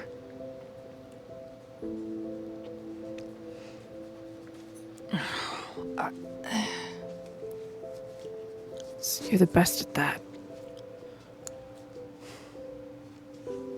The doubtful expression is replaced with a little bit of relief. And he says, well, You saying all that, so Sigma makes you doubt, and he lies to you? Is that...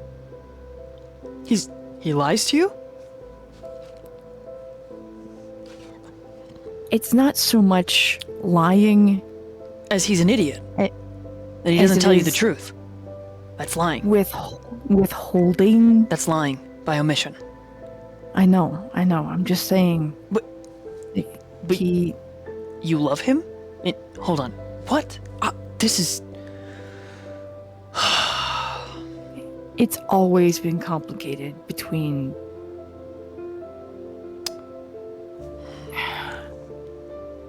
Sometimes I think I'm fucking stupid. And then there are moments where I see the small parts of him that are great, and not a lot of people see him, and I just wish that he could. I don't know, I guess I'm just trying to help him find a way to be that all the time. Because I know he's an idiot, and I know that he's made all kinds of mistakes, but I also know that I know he's not all bad. But he He takes a deep breath, grabs another water bottle from his backpack, opens it, drinks it, counts to 10. I'm gonna try really hard not to sound like a jealous asshole. I really am gonna try. I fuck him for making you doubt and feel like you weren't something special.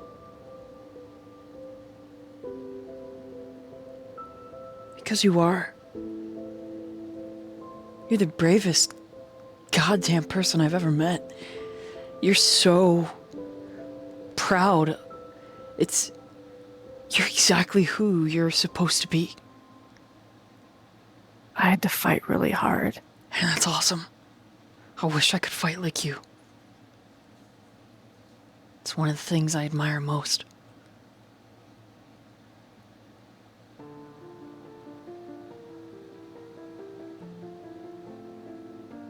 Well, I'm there to pick you up when you fall down so you can keep fighting. I'm not here to fight your battles because I know how important it is for you. But I'm here to back you up. I got your back when you fall backwards. I'll push you forward. I'll pick you up when you fall down. When you fall face forward, I got you. Noah, I just want to be that for you. You are, in a way that no one else ever has been. I'm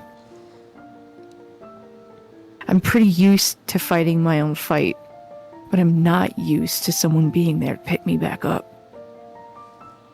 That's had to be me. I had to pick me up. And these last couple of years after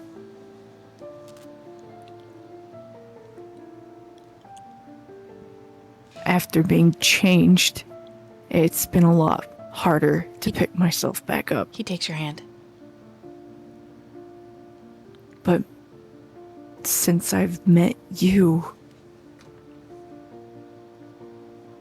it's not just me picking myself back up.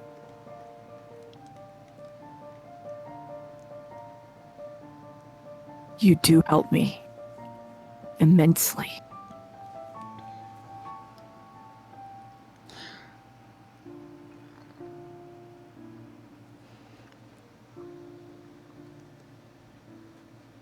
And, yeah, that's the truth. I know that I'm not the smartest guy all the time. I've made really shitty mistakes in my time. But I know more than anything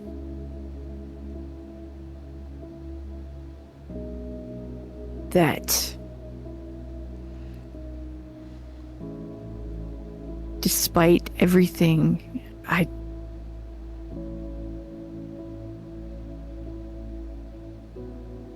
don't know, I just feel like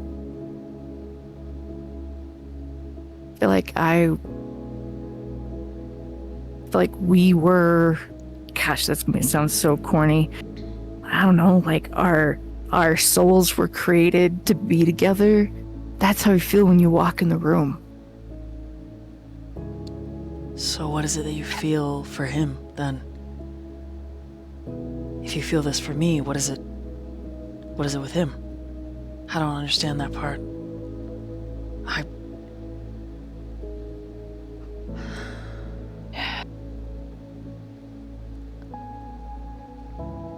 But I would like to understand that part, because I'm really angry. I'm really mad. I know. And that's okay. Is it? It doesn't feel okay from over here. It feels pretty not okay over here.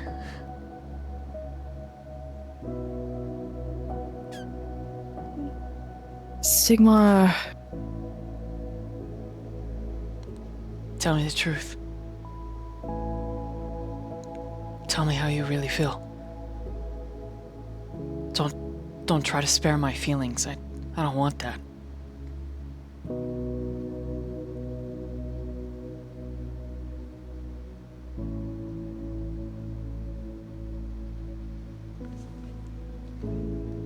he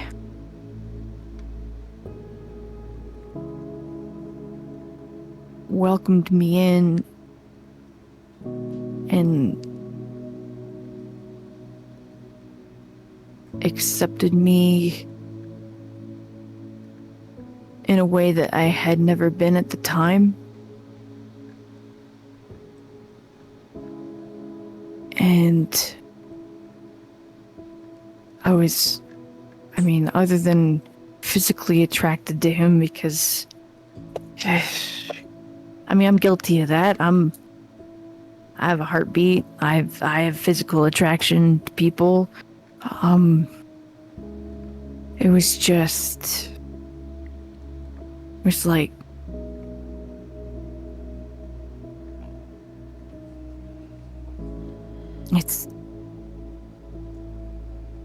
I don't know, it's like two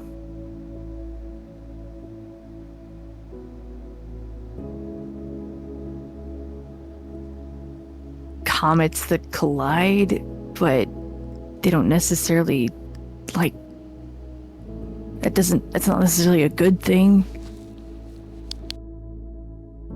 And I don't know, every time we hung out one-on-one, I feel like I'd get a glimpse at who he really was. not just the glitzy showman that he can be. And it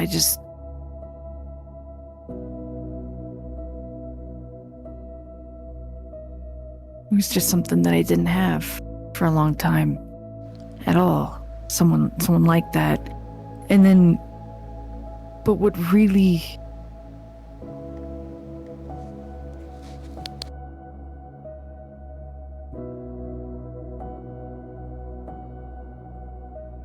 when I was turned,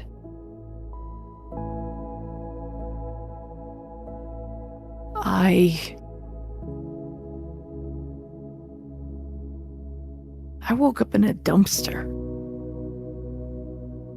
not knowing what happened, where I was, and I just had this insatiable hunger.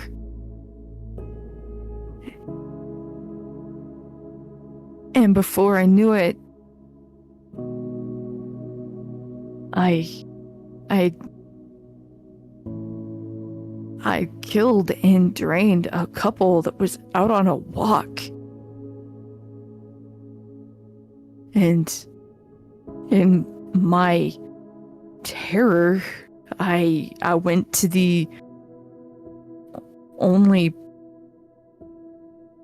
person that I had really got any comfort from, and that was Sigma. And it was like fate gave me him because he was already involved in this whole world that is what we're in. And so he understood, and he cared for me, and he taught me what he could, and he let me feed from him so that I wouldn't frenzy and kill innocents again. And I know that, yeah, that was probably just a turn on for him, but I also don't know. I feel like it had to have been more than just that.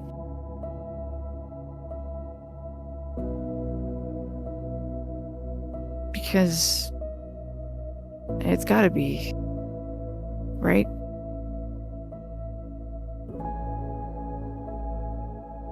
You don't take in a monster just because it's hot when they bite you, right?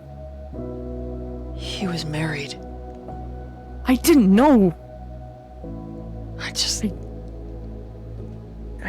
didn't know. Believe you me, I've felt a sick amount of guilt. I just think he must have fell in love with you. If he allowed that while he was married.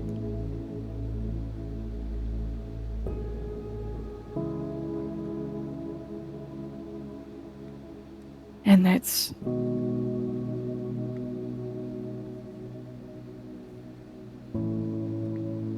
Because he loves his kids. And, God. I just know that he wouldn't ruin the marriage because of his kids, unless it was real.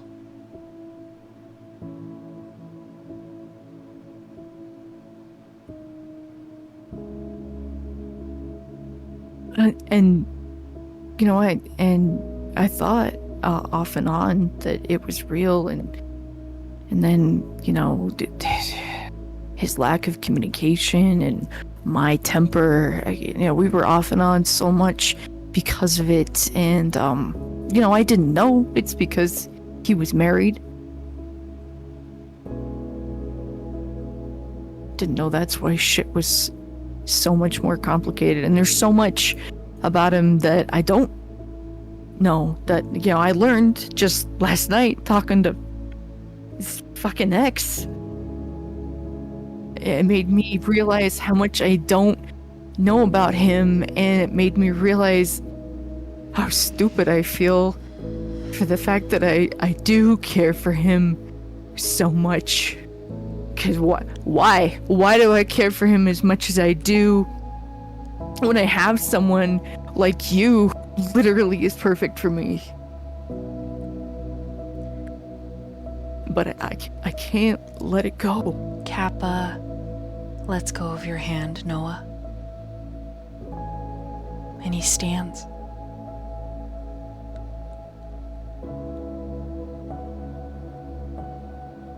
You're his. And his eyes are watering and he's blinking and he's... But I'm not... I can't just be his because you feel so right. Kappa gets a half smile. Yeah. Because I'm the closest thing to innocent when compared to the beast that lives inside of you. But you belong to him. I hate... No. Not me. I don't belong to anyone.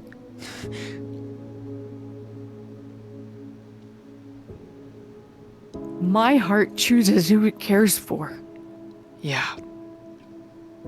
It does.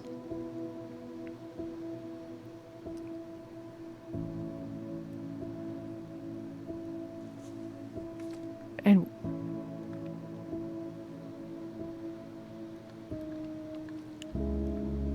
it's him. no. He I mean, yes, but it's also you. not in the same way, Noah. I stand up. Kappa, I've been trying to show you I get it. that it, I appreciate it.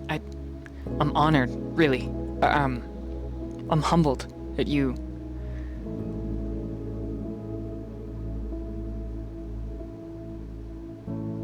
Thank you. I don't actually have a horse in this race. You see, but you, God, fuck. Yeah. But sometimes that's just how it is, right? Like, there's only one. There's only one. Who says? I mean, Is that some written rule? There's only one? it's just... Has no Garu in history ever had more than one mate? not in the same way. Or- There is a special kind of bond. Like it's stars that meet in the night. It's gravity. It is literal gravity. But what about the person that makes me... person that actually grounds me and keeps me from walking out into the sun? Because I thought about it several times, off and on, even when we were together, because it just was hard. It was beautiful, sure, sometimes. It's also so hard because I never knew what he was thinking, and there was so much I didn't know. But it didn't matter, right? He felt like home. He was the star that guided you. I mean, he's fucked up and he's broken, and his port and his dock are not up to code. And there's nobody manning it, so there's no way to moor your ship, but he's home. He's it for you. But I want Me. you to be Yeah. Because I my remind home you as well. I remind you of the good parts of him. Yeah? No, because you're you.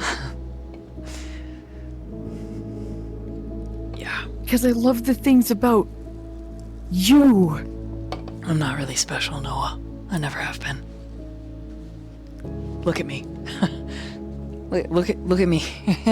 I'm just...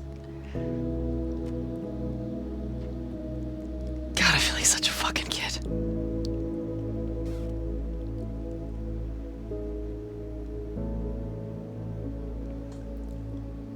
And then he sits back down all of a sudden. I'm so stupid. Noah sits back down with him. I'm sorry, if I had known, I wouldn't have cut my hair. That puts you in a terrible situation. No. Fuck. Yeah, but that... Noah, you... Why are you rejecting me like this? Because you gotta be with him. Why? Can't I be with both of you? Because he's your fated. You're fated to be with him. It is written. It is in your blood. It is in your bone marrow.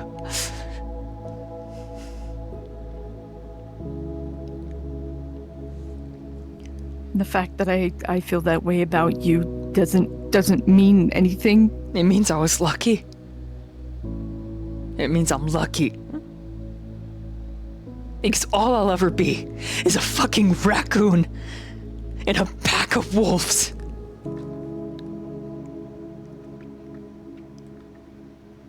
You're a man that I love and admire.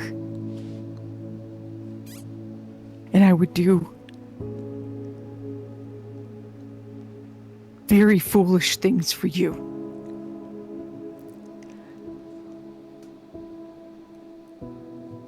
Puts his face in his hands and he starts to cry.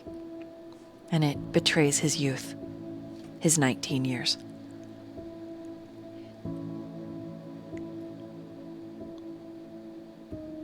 Noah's gonna risk scooting close enough that their knees are touching. And he's gonna put his hand on his back. He's trying not to cry because, I mean, he's been on the verge of crying the whole time. And he's just so lost and confused on how to make him understand. Roll an intelligence and insight, Noah.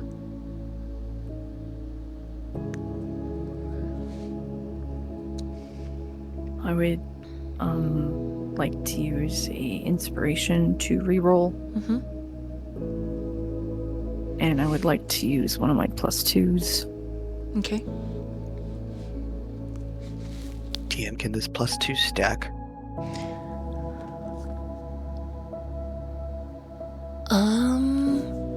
I think I'll allow it for this important moment. I'm gonna give Noah one of my +2s.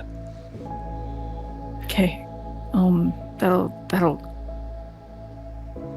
+4, give me basically. that'll give me a 10. I have +2 as well. And my Busted. sword.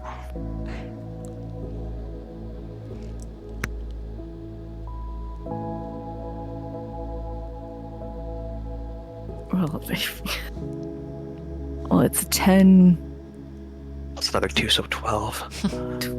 Okay. You can have my +2 as well. You can do it all, putting them on the table. I love you.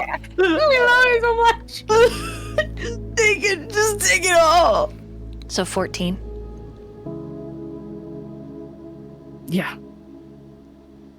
Through the confusion, through the upset and the heartache, I'm a raccoon in a pack of wolves. Who says a raccoon can't have a fated mate as well? Maybe it's just different.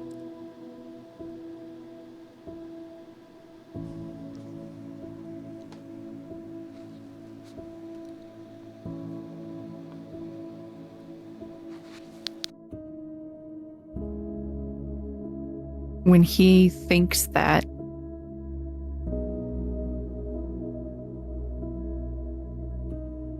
he's gonna take his hand from Kappa's back and he's gonna move it to Kappa's knee. Because he said his head's in his hands, right? He's crying and it's into his hands. Yes.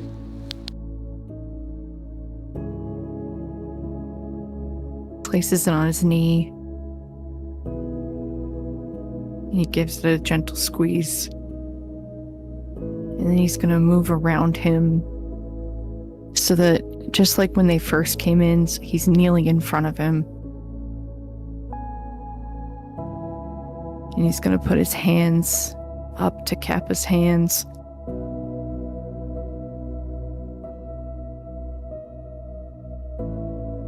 And he's gonna try and gently move them.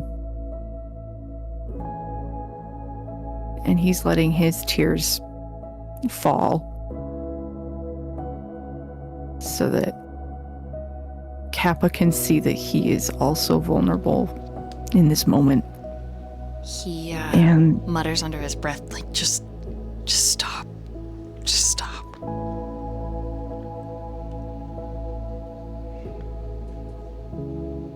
you said the key yourself.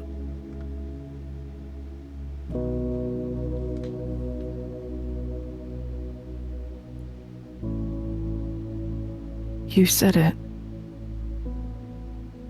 You're a raccoon in a pack of wolves. Yeah, I know. I'm No, weak and listen. No, I'm a listen. fucking rat. No. It means your rules are different.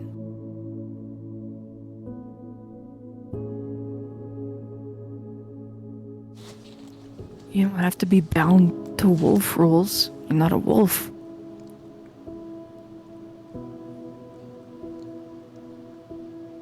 You set whatever rules you want. But I'm a part of the pack. Yeah, you're a part of the pack. But you are special. What?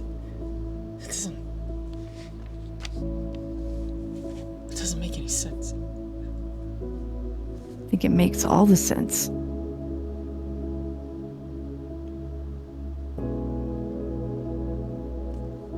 It's like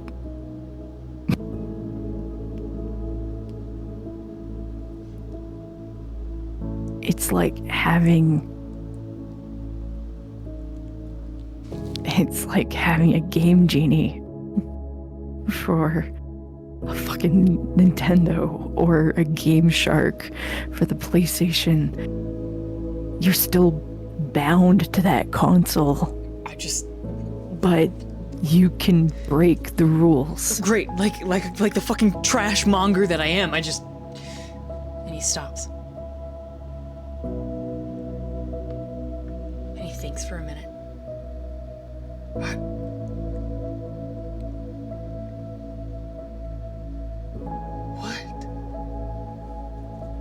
How is that even?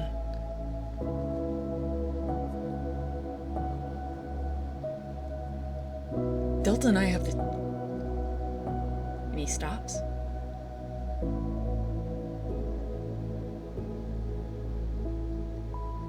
But our mom...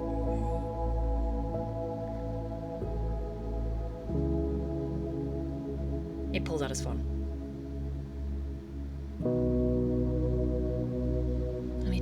his sister.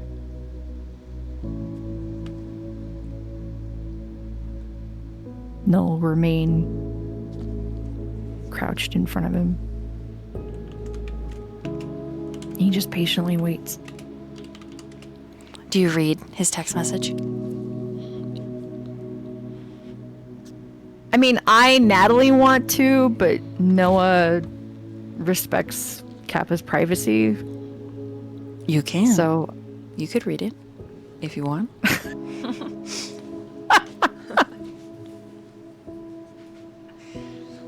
But if Noah wouldn't, then it's fine. I, Natalie, want to, but I think Noah is too busy looking at Kappa's eyes. They're thinking. The silver is gunmetal gray at this moment instead of the moonlight that it usually is. And he's very furious in whatever he's typing. His fingers flying. For the audience at home, his first question that he sends to her is, do we have the same father? His second question to her is, why am I a raccoon? His third question is, can raccoons have fated mates?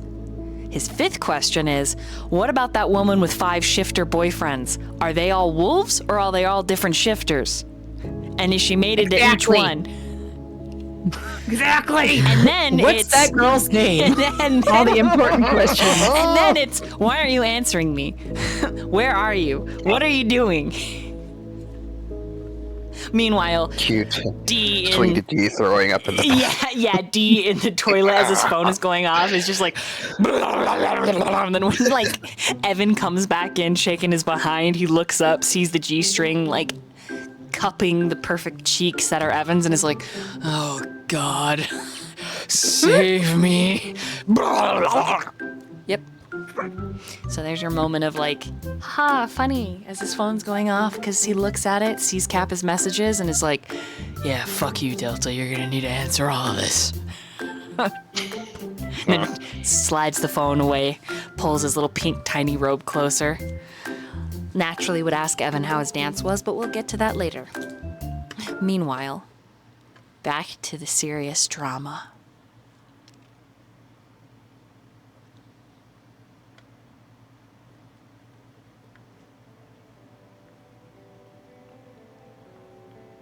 Might take a while for her to get back to you if you're texting your sister. What? Why? Because Evan's here and he's really distracting. Oh, God. Type. Beep, beep, beep, beep, beep, beep, beep, beep, beep, beep, beep, beep.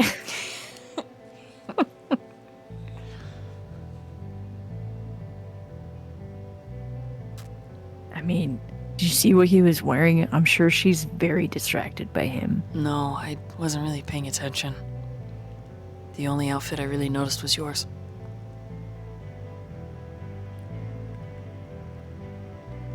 I'm sorry. I feel really emotional. Same. I've felt more emotions in the past 48 hours than I think. Well, okay, I can't really say it's been in the past 2 years because I'm a pretty emotional fucking person, and I always have been, and I've always been pro emotions. But point being is, it's been a very intense roller coaster of emotions. He nods.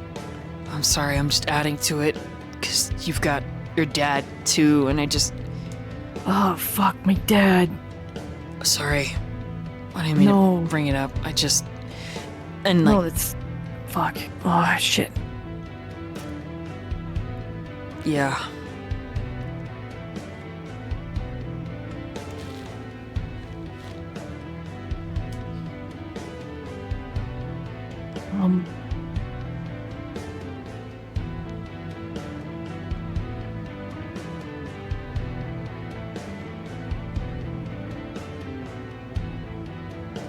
God, I don't even...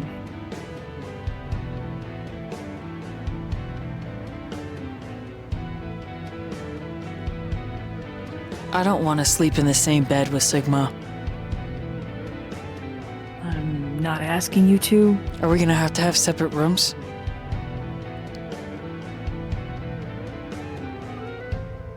I'm getting ahead of myself.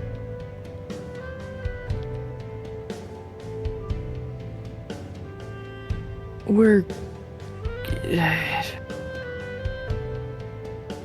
Yeah, I don't know. We're gonna have to... What if I have to fight him? What if you have to fight him? What if there's some raccoon rule? What if there can only be one? Are you worried? He looks down at his hands. I guess I'd have to stab him pretty fast, pretty hard. I don't know if I could do that. You literally almost killed him yesterday. I purposely missed. I was just mad. That's my point. You purposefully missed. Just because people underestimate me because I'm small. It's the only reason. And you can tell that he's literally, like, logically trying to think his way through these emotions. Like, he's already like, okay, well, if we build a house together, like, I need my own kitchen because Sigma makes shit. Like, you can see that he's literally like, yeah, I'm gonna need my own pantry too, because his diet is terrible. And when Daisy comes to visit, he's just gone. Just thinking all the thoughts. Literally, he's like clung. Maybe he's a little on the spectrum like Jihoon. Maybe you know. Maybe he's clung to the idea of I'm a raccoon and I have a fated mate. Like he's clung to that idea. He's holding on to it. And he's Are you suggesting that we're on the spectrum? How dare? Yes. And so he's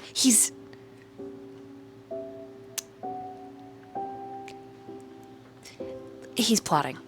He's taking notes on his phone. He's got the little stylus out. He's like, While he's doing this, I think Noah probably just watches him for a minute. Because he likes it when he does this. Means he's feeling a little bit more he should be the normal raccoon, himself. not me. That's he should be that. He eats trash. I don't.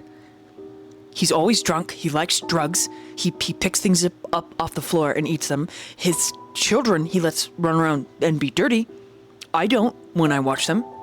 I braid her hair properly, unlike him. He doesn't even know where her hair clips are kept. He doesn't know. He's gonna learn. He's bad at everything he does. Everything he does, he's bad at it. Except for probably sex. He's probably built for it. He should be the raccoon. Raccoons are rotund and they're fluffy. They're good at one thing, eating. He's probably good at that too. I'm mad.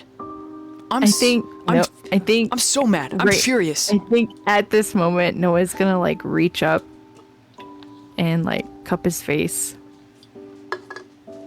He doesn't even like to change William's diapers. Did you know that? And bath time. Let's talk about bath time. He uses Axe. Who uses Axe on their children? Because he wants his son to smell baby shampoo. Let's stop talking about him. Okay. Can I kiss you? You still want to?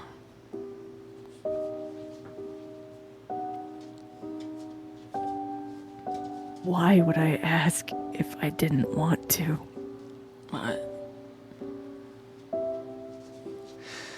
I'm sorry, I looked at Chad.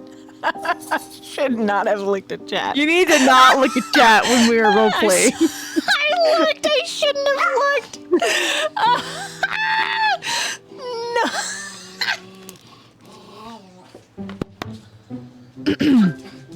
Okay, give me a second. I'm over here I know. trying to be sexy.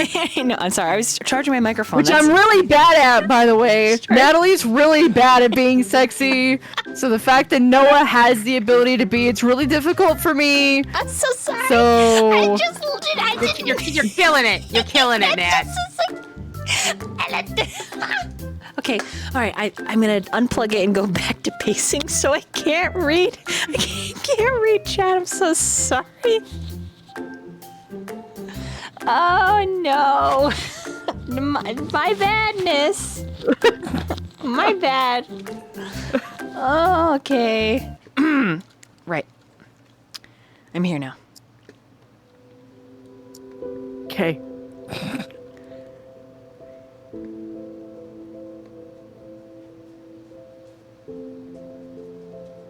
Why would I ask you if I didn't want to kiss you? I'm just trash, I guess. I don't know. I'm really angry. I'm so uncalibrated that You're pretty hot when you're angry. Actually.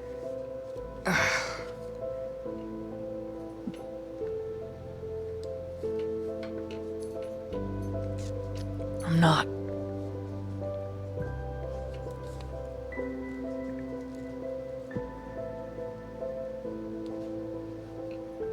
But you are. He just blushes and looks away.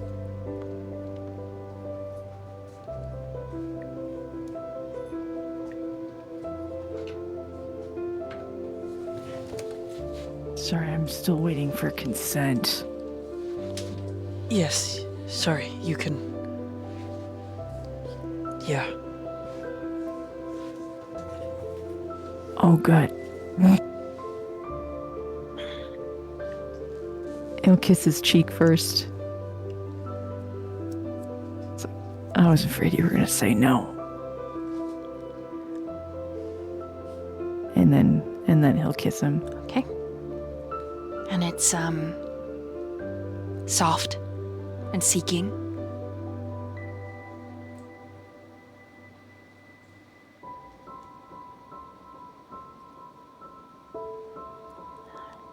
The next moment, you hear a gentle knock outside. Click, click.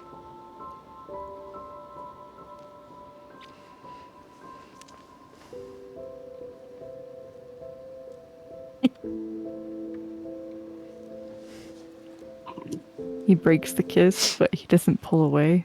Okay. Do you think if we don't answer, they'll go away? They knock again. Whoever it is. Click, click. God damn it. I hate it. Guess I'll go get that. Fuck.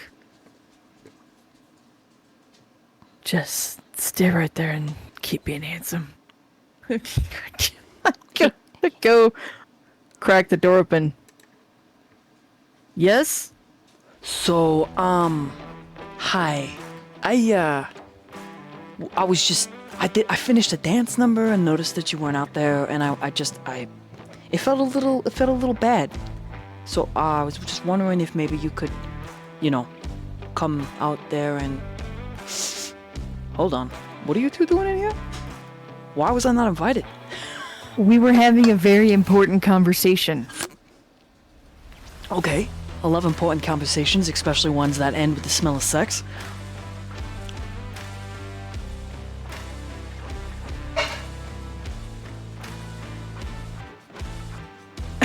He just doesn't even know what to say to that because he's like, God.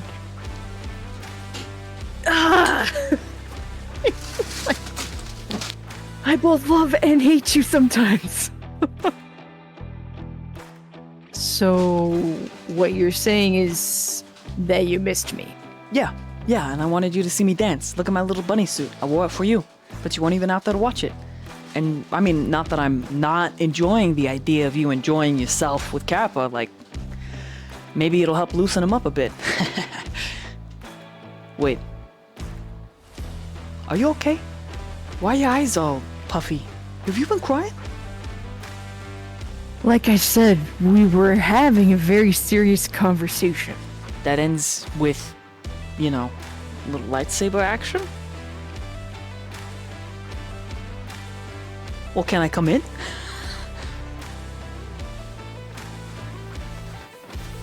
I don't know if that's safe for you right now. Well, why not? Because Kappa's still really mad at you. Okay, well, he's gonna have to get over it eventually. I mean, what's he gonna do? Stab me again? You also have to learn how. You also need to learn to respect his boundaries. If this is don't no whoa no don't don't do that. What? If you want this to work, you have to learn to respect his boundaries. Whoa, he's got to learn to open up his borders a little bit. Spread his legs every now and again. Until he's ready. How long is that going to be? Open. I don't know. You gotta give him time. It's literally been not even a day. Yeah, well, I'm ready. This idea became a thing. Okay, well, I am ready for it to continue. Hold on. I'm gonna put my hand over his mouth. Hold on. He starts licking your palm. I'm gonna poke my head. No, I'm gonna step back into the room. I need a second. Kappa just nods. Okay. Back. I'm gonna step all the way out and shut the door. He grabs your hand, your wrist, twisting it so that he can lick your pointer finger. And he's like, I'm ready. You need to stop. No, Do I? Stop. and he steps in your You space. Do I need to You stop? need to. Yes, I'm trying. Look at me. I'm to stay- already oiled. Stop. I was Stop. dancing. I'm ready. Your work. Shh. And he kind of walks you up so your back's against the wall and his arms are around you and he's feeling you up. You need to stop being distracting. I'm trying to talk to you right now. I'm listening. Keep talking. I'm a kinesthetic toucher learner. He needs time. He needs time. Yeah. Of course. I'll give him time. And he's kissing up your neck all the time he Because wants. he is. But he's gonna have to learn to share. He's It's just younger the way than it's us. gonna be. Oh, He's well. inexperienced. You know, when you bring up our age, I do feel a little weird. I didn't say our age. I just said he's younger than the both of us. Yeah, that's a little weird. Like, you are young for me? You mean? Okay, that's the other thing. You need to not. Noah. You make him uncomfortable. No, I don't. With I make him horny and he doesn't like it. yeah, because he's uncomfortable. Well, the because best way is he's exposure not- therapy. He liked it when I kissed him. He fucking kissed me back today. I mean, then he punched my fucking lights out. He gave me a real ringer, but it was good. It was progress. Look, I'm trying my best for us, okay? You what? Yeah. Tongue and everything. I made this proposition yesterday, and you're already making moves on him. I'm lonely. I'm ready for us to dig Fight Island. What can I say? But you need to do it at his pace, I hate not his your pace. It's stupid.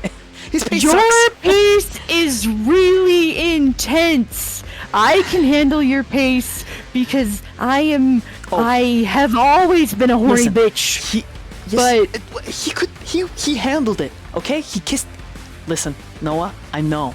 I've got a lot of experience. He liked it and he kissed me back. And then he punched my lights out. But he liked it. He likes freaky stuff. I'm telling you. I see it in him. Him and that little Chinese kid, Jaehoon.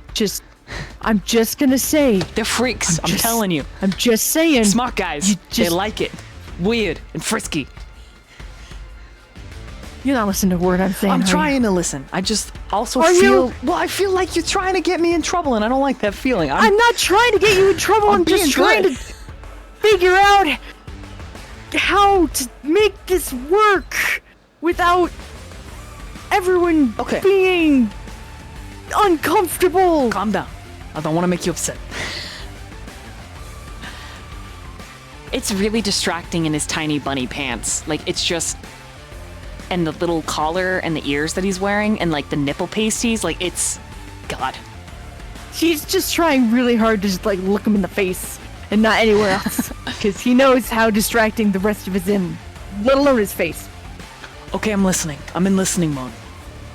I'm trying to do better. I'm listening. You want me to leave Kappa alone? Okay, well then I am not gonna leave you alone. I feel a little neglected and want you to come watch me dance and cheer for me. And maybe touch me a little while I'm dancing, okay? I'm very nice looking. I work really hard. I'm just trying to figure out Okay. We're supposed to be getting drunk. Everybody's like off doing their own thing. Like freaking Gamma and O just had a huge fucking blowout fight, and Jihoon's out there with Gamma right now, and I don't even want to touch that with a 10-foot pole. I mean, I almost went out there and was like, hey, what's going on? But then I decided not to, and then freaking Alpha's here holding Quinn's hand. I don't know what that's about. That's crazy. Man, that's a three-way that's gonna end with Alpha getting pegged if he keeps that up, which is not terrible, but you know what I'm saying? I mean, he might like it. Who knows? I don't even know. I didn't even know the guy was capable of having, like, I'm gonna hold your hand. The dude looks like a cheese grater on the outside. Not that he's not attractive, right? Like, don't get me wrong, but like he's alpha. A cheese grater? He's a lot more handsome than a cheese grater. I love cheese. What do you mean? Don't misinterpret what I'm saying. I love cheese. Okay. Okay, look, I'm just saying everybody... I'm sorry that you feel neglected. No, I actually said that to manipulate you. That wasn't my intention. I'm gonna be honest now. You need to not do that. I can't That's help rude. it. It's in my fucking nature. Listen, no, I wanted everybody to have a good time. I know you did. And he cups your face. I want you to have a good time. I want you and Kappa, even the little shit who's lying to himself. He likes it freaky. I promise, baby. He likes it freaky. Regardless, I'll be slow. I just wanted everybody to get a little drunk. And I wanted everybody to have a little bit of fun because there's really serious shit happening. The gauntlet, we could be dead. We could die. Right? I know that. Which is why I wanted us to Which party. is why I was things hoping got serious. we could get drunk enough that me, you, and Kappa could try it out. And then Kappa and tomorrow would be like, wow, maybe I kind of like this. Or at least he would have the taste of it lingering on his tongue. And he would think about it. Okay? I was trying to manifest it into reality. And you thought here was the best place to do that, not like in the safety of, I of a home? I had to go to work, and I was hoping that seeing me dance would be like, oh, I kind of like that. And then I was hoping that everybody would have a good time, but it's just like, I don't know. Look, your intentions were great. I appreciate what you're trying to do. But everything I do always ends in failure. I know. No, that's not what I'm saying. Whatever's happening with everyone else, because honestly, I've been so fucking stuck in my own brain and the people who are important to me the last couple of nights that I'm whatever everyone else is doing, I'm not 100% sure. I'm not even 30% sure. All I know is that because of what is about to happen, that's probably why things are serious. Because if there's honestly a chance of me losing either of you, I'm just trying to make him understand that he's not. I'm just trying to make him understand, Sigma, that he's important. Got it. I get it. I do. And he pulls you up against him and kisses your forehead. Take all the time you need, baby.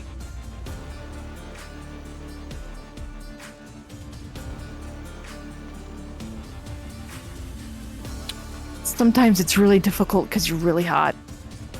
I work really hard at it. So thank you. I know I eat like shit, but I try to hit the calories and gym every day. And it fucking sucks. But I kind of like it at the same time. Anyways, what do you want me to do? What can I do? God, I don't know. I've never done this.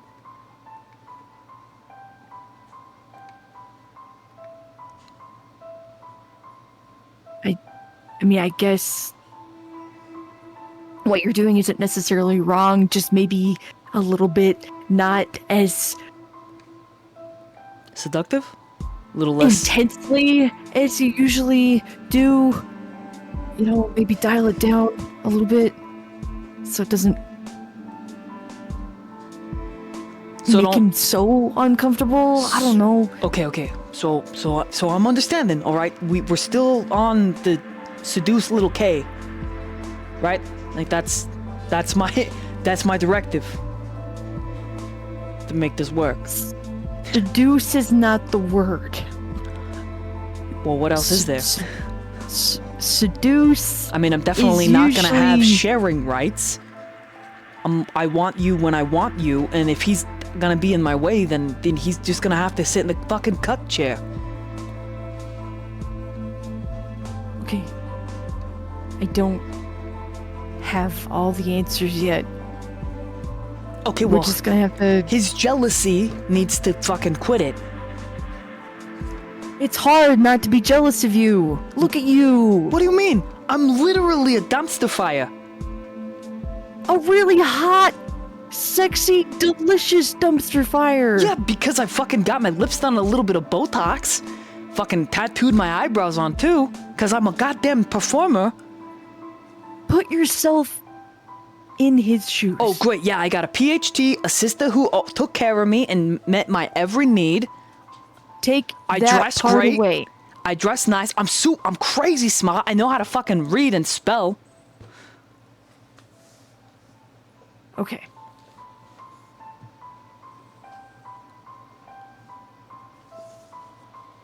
I mean, that's what I try to tell him, too. He's great. He graduated smart school at fucking like 13 years old. I didn't even get my GED. The kid's got a lot going for him. Like the whole world is at his goddamn fingertips, and I'm just, I don't know. I'm just struggling, I guess.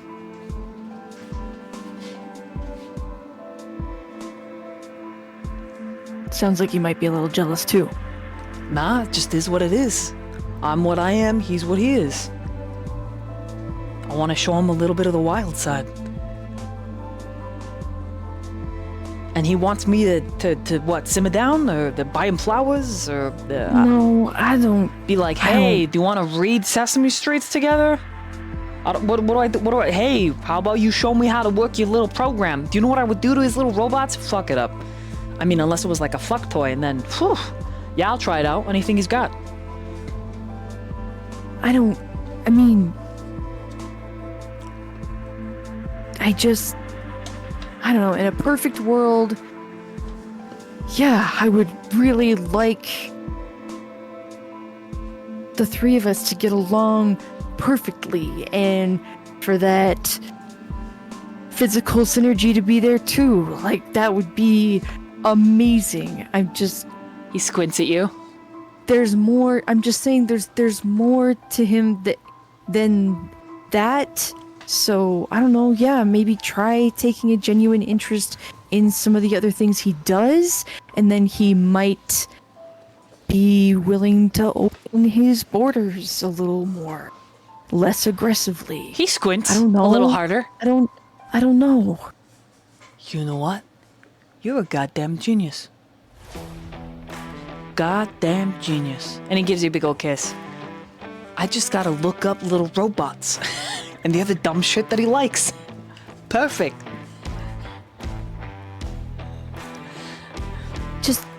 Just be. I mean, you're always your genuine self, but Yeah, I mean, what else would I be?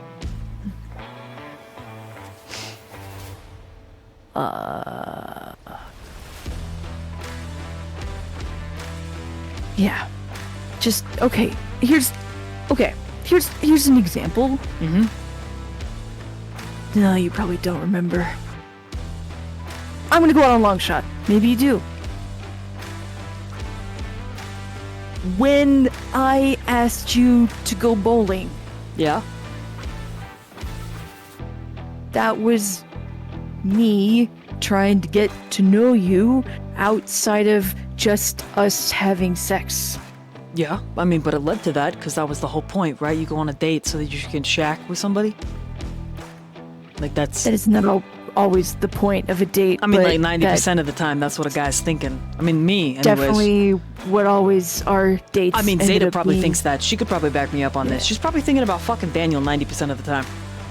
Look, I am aware of. I also think I think these things. Mm. But what I'm saying is the physicality can always be a goal, but you gotta take him on the bowling date first. Yeah, all right.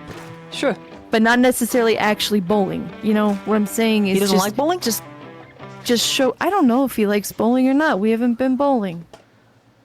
I haven't taken him bowling yet. All right. We usually just hang out at the arcade or we go to my place and watch movies. God, I can't, barely can stay awake during movies.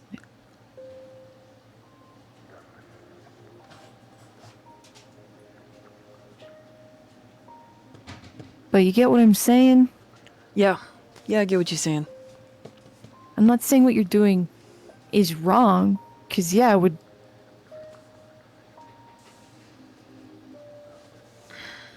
All right. I would love the three of us to be able to work that way, but we can't force it. Dial up the romance, I got it.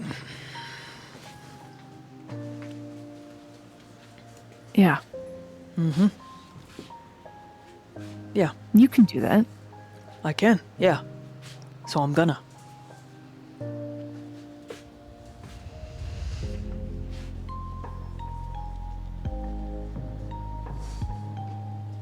I'm sorry I missed your dance. It's alright, I got another one. I just thought you would have liked the bunny one. Because my short's a little. I mean, you could just wear that for me at home, right? Nah, it's not the same. It's a little uncomfortable.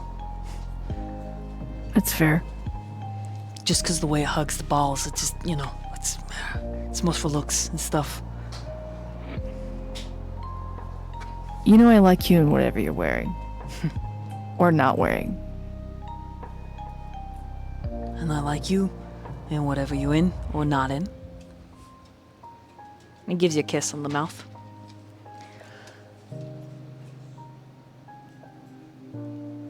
And you're the best dancer out there. I know. I'm really fucking good. I mean, Evan's good, but Evan's just got height on me. That's it. That's all he has on me, alright?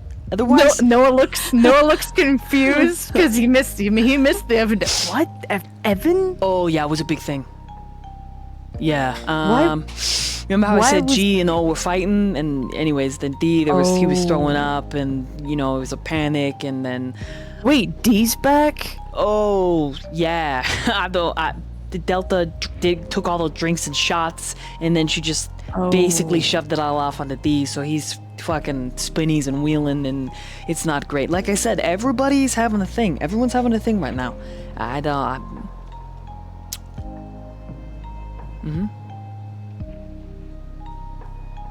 I missed you, so I came to find you, and...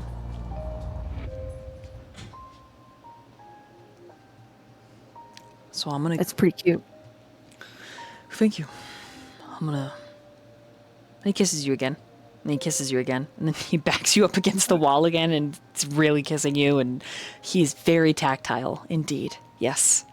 Great. Yeah. And you can feel that he's the way they ready usually are. to throw away the rest of his work night. He is ready, but he does just extract himself from you eventually. He's like, all right, I gotta... yeah. I gotta go to work. I gotta go back to work. You gotta work. You're still at work, yeah. Yeah. I like this chapstick flavor, whatever you're wearing. It's Kappa's. Oh. And you see for a flash of a moment, there's just like evil machinations in his expression. Like, and then it's gone, and he's back to like little halo in place, like, yeah, okay. Uh-huh. Yeah. Okay. When's your number? I don't know. But they just kind of call it at random. Really. Oh. Yeah, they're some of the girls, there's some fighting. Like I said, everybody, like, they're fighting back there as well. So, I just... Oh. Yeah. Jeez. It's alright. Only an That's extension got pulled out. So, you know. And an eyelash got ripped out, but it... Oh, apparently God. it was, like, only magneted, so it wasn't actually... Oh, so not too bad. No glue. No glue. Yeah. And he kisses you again, and he's like, okay, I'm gonna... Good luck. Yeah, go to work.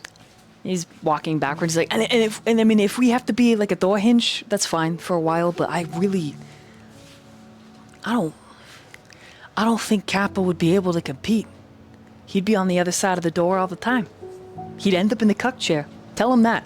He's not gonna like the cuck chair. Actually, you know what? He might love the cuck chair.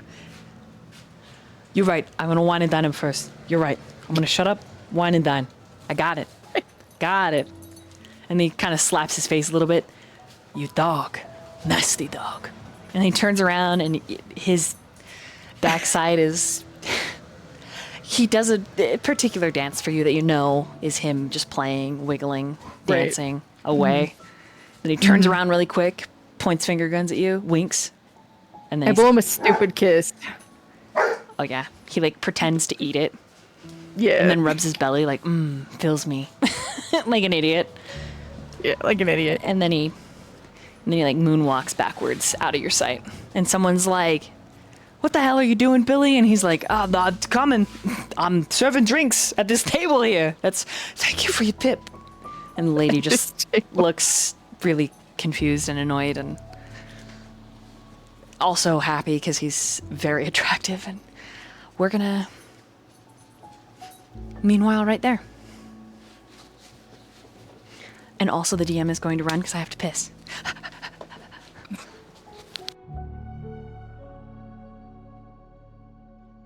Wait, it's the DM just going to the... Yep. We're just Straight up gonna... just pieced. Hey, everybody, how's it going? No BRV, alright, cool. Yeah, we got it. Yeah, Noah, Cap, and Sigma. There's a lot of pieces, but they're starting to move together.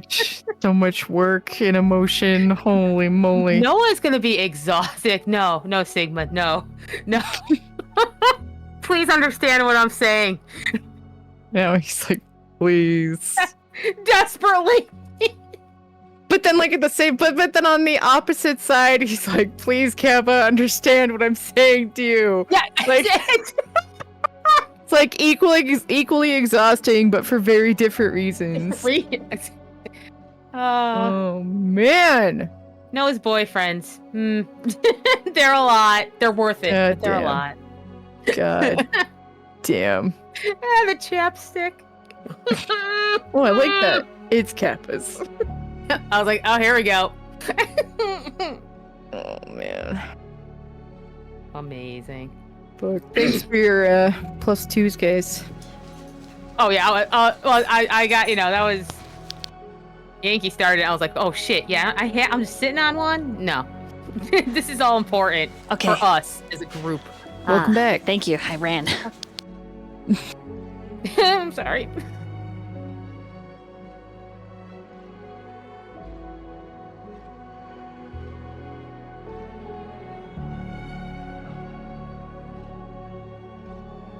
I was trying to also find water just now, but I have no idea where my water is. Did you check your backpack? I'm looking in my backpack actually. So yeah, we're gonna meanwhile back over to Jihoon and Gamma, and then I'm gonna say a little blurb of maybe a couple little things. Blurb of a couple little things. Potentially, yeah. Hell yeah. If there's space, I might do that. But all right. What kind of music should I be playing, Miss Sly? Hey Murph, what kind of music should they play? The sad music. Like The saddest shit you've got, maybe? like this one. Yeah. It's pretty No, sad. that's got too much of a joyful tone to it. That's too happy. Worse. You need like devastating. This one. This is pretty. This is. No, this is too major in its major tone versus minor. This has got too much of a hopeful vibe to it. You need like soul crushing, like empty, hollow. So You know what I mean? when like this one.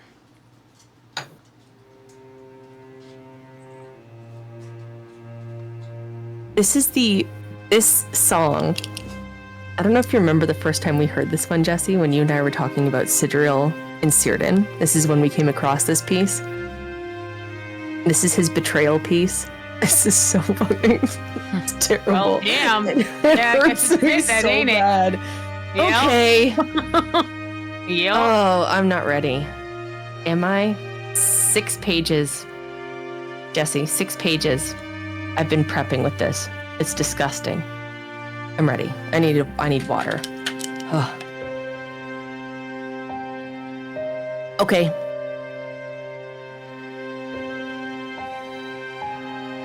Sure. Ready.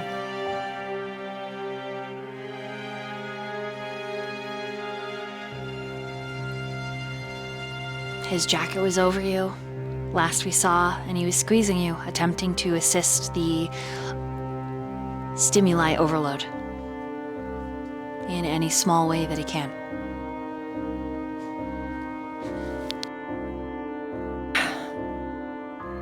Ji-hoon pulls his hands from his ears. He can barely breathe, everything feeling too loud, too bright, like the world is just screaming inside of his skull.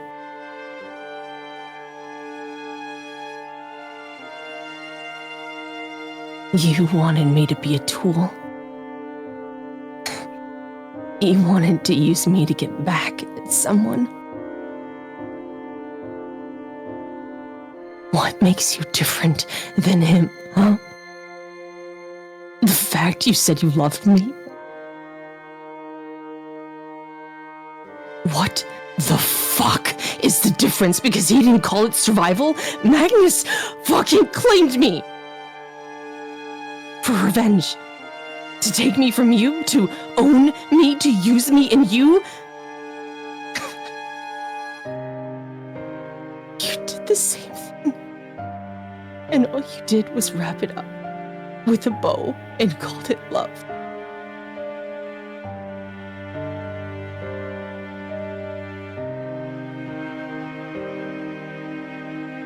He curls into the coat, breathing in that scent, that familiar grounding scent, that sense of safety. It is ebbing away because there is a part of him that is shattering.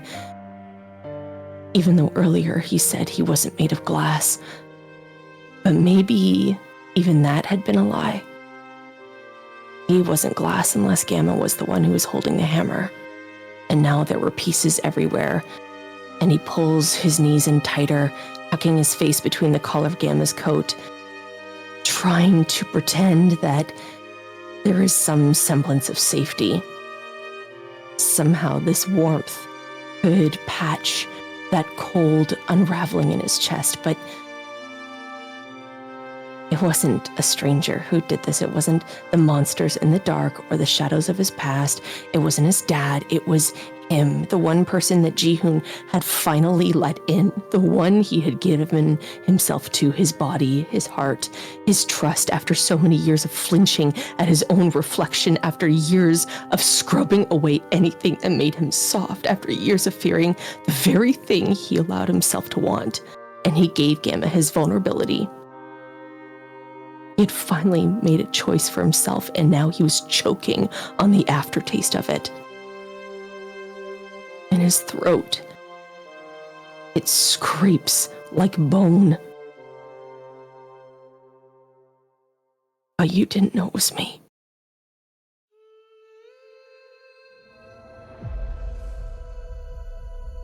Didn't. He wants to shove Gam. Oh, he wants to shove him away. He wants to say something cruel. He wants to say he hates him. He wants to take the pain he's feeling and throw it back at his face. Wound for wound.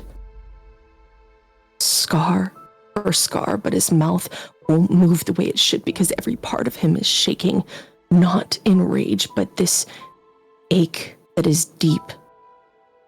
It's as if his tendons are snapping inside of his skin, and his arms tighten around himself, and his nails start to dig into the fabric of his coat like it's the only thing anchoring him, and his lips part, and there is breath. You say you love me, but you let me be turned. You let them take me. You didn't have a name or a face, just I was a weakness. I was a transaction. And now what? I'm your tool for revenge, right? You fell in love with the one thing you wanted to use to kill your father. What kind of bullshit is that? I didn't even get to die on my own terms. I didn't get to choose anything. Not when I was alive, and not when I was dying, and not even now. Not with this fucking bond burning the back of my goddamn neck. Do I get to be anything but something for someone else to use? To break? To own? I am so fucking tired of being everyone's fucking consequence.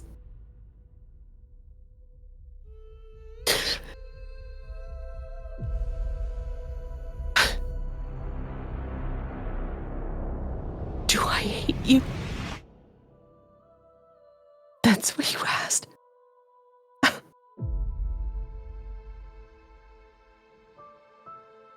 don't. I don't hate you, and that's so fucked up. I wish I did. I so fucking wish I hated you so that this pain wouldn't be real.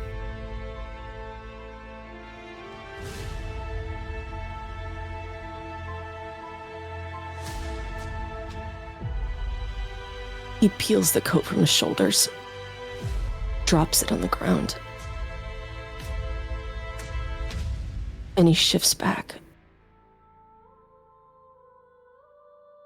I think I need to not be near you right now.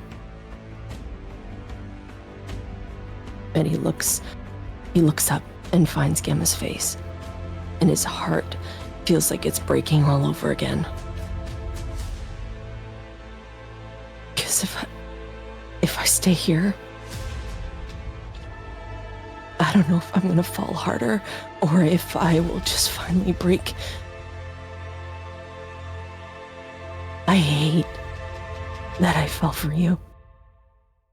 I hate it so fucking much because it hurts. Because you...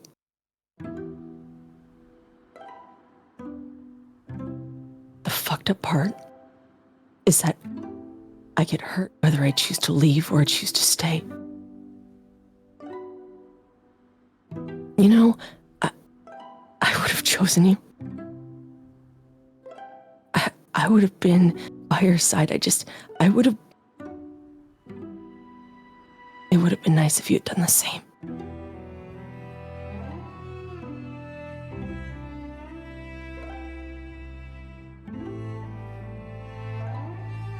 There is so much happening in Jihoon's mind. It is overwhelming. It is a collapse of a Jenga tower.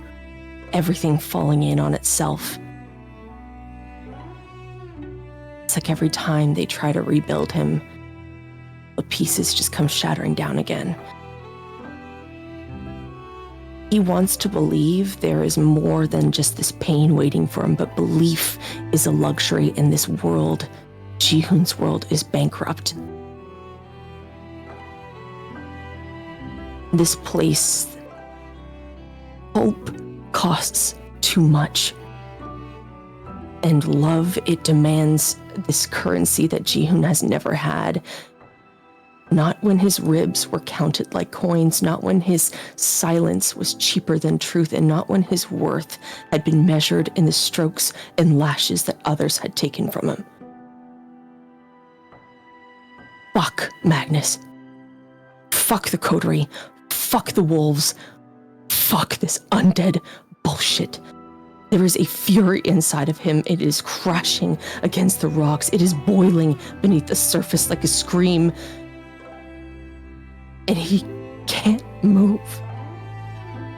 His body won't move. His soul is frozen because anger for all of that fire, it needs something to burn. And Ji-hoon is nothing but ash. And his heart splinters and the night is cold against his path. Because even running isn't going to fix this. And staying is going to destroy him, but he doesn't know how to leave. Because he remembers that silence. He remembers when he thought the tether was gone for good, when the pain made this feel like mercy. But there is a resolve. Like his body is waiting for orders, like a soldier with nothing left to fight for, like a weak little boy beaten into submission, like a slave with no choices, no free will, and no purpose. It's exactly like it was when he was a kid. And that silence, it stretches. And he turns away and doesn't look at Gamma anymore because he can't. He can't.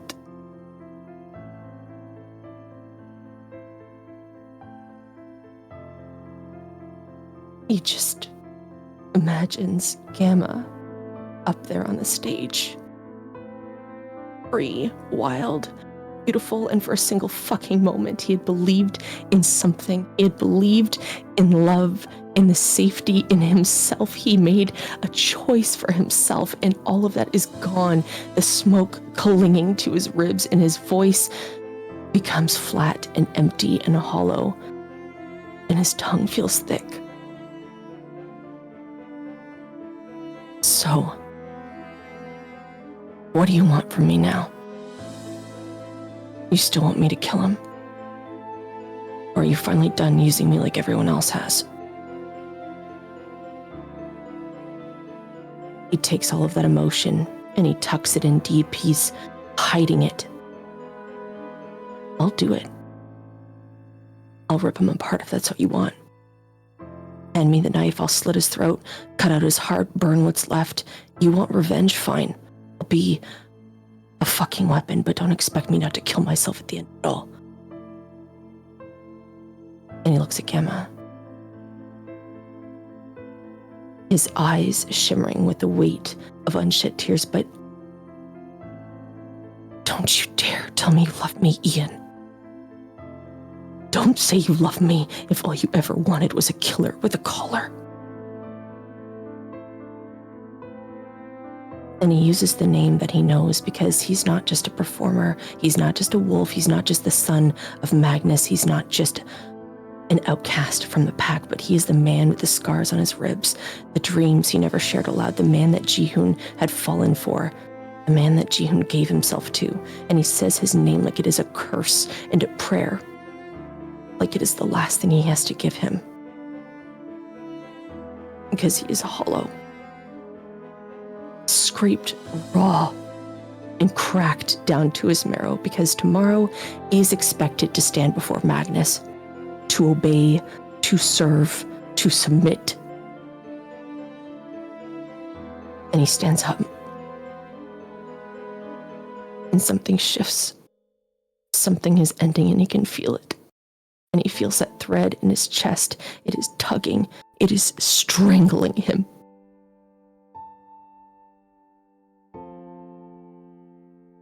The worst part of all of this is I think I loved you too.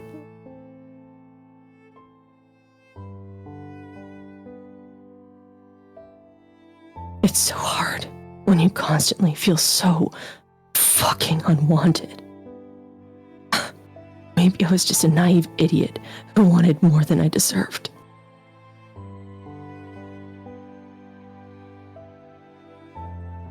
Magnus's message echoes in his head. You owe me, Ji-hoon. You said you'd give me anything. You will meet me so we can talk tomorrow.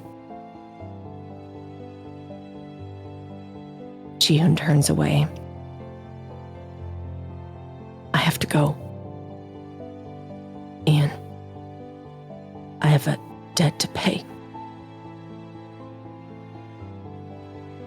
Good luck. I'm sorry. And he takes a step towards the door, one foot in front of the other. And before he crosses that threshold, that pull in his chest, it stops him. And his voice, barely a whisper,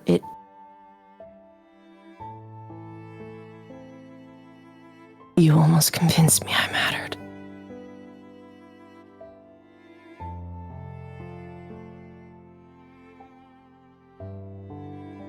And he goes to open the door.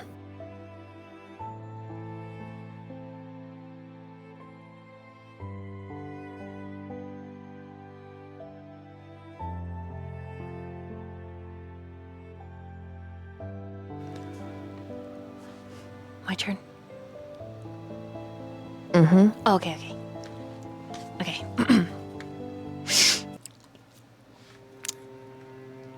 The door is pressed closed. But his hand doesn't stay there. In fact, the moment he lets go, he steps back.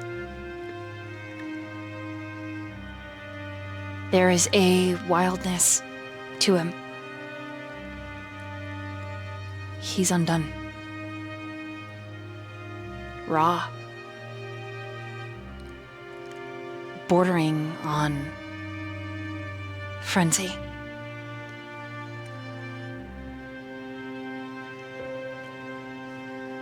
You're right. You're absolutely right. You didn't get to choose. And I can't undo that. I can't rewrite how it started. I can't take away what it cost you. I hate that I hurt you.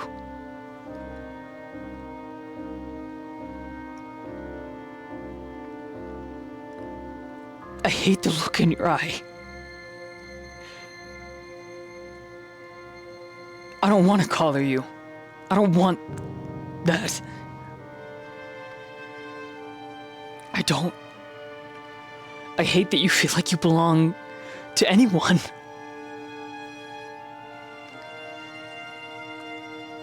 In the way that you described it, that was never what I wanted.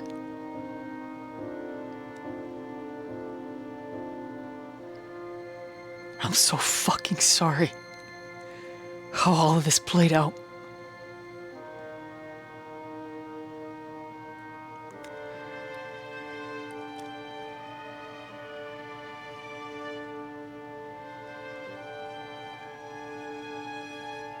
I'm sorry that you feel the way you do, but I can't regret what we shared. And he takes a step back, giving you more space.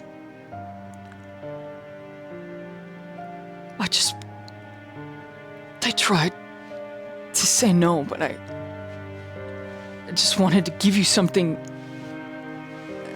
even if it was me, and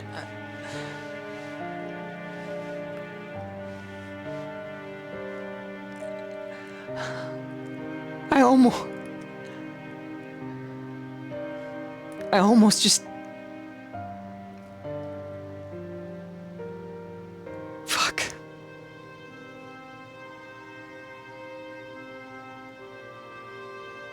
I almost died. And I was gonna let it. I was just gonna be done. But my mom, she told me to get up. She told me to get up. And your face is all I could imagine when I stood. What I did.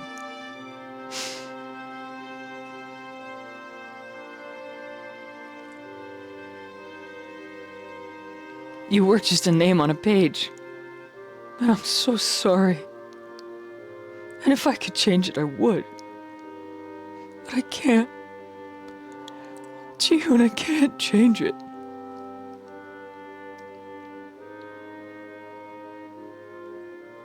And when I held you, it wasn't about control.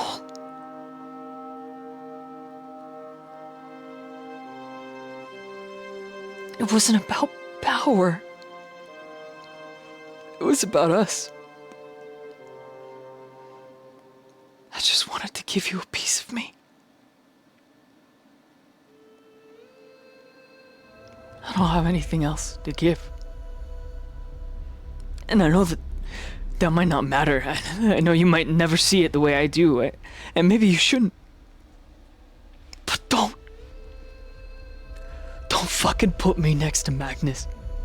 Don't say I'm like him. It's because I love you that it's different.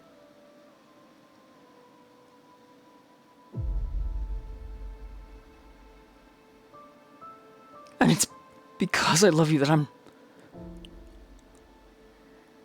And his expression grows a little remote. And he swallows his Adam's apple, bobbing. And it's because I love you that I'm not gonna ask you to stay right now.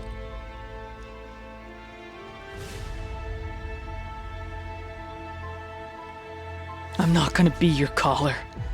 I'm not gonna ask you to be a knife.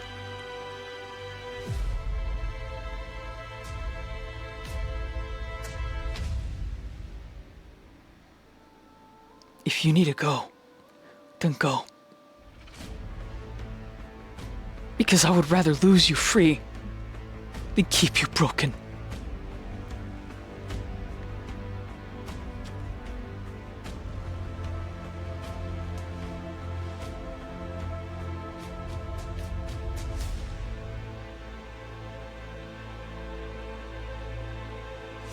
And you can see Jihoon that he's shivering.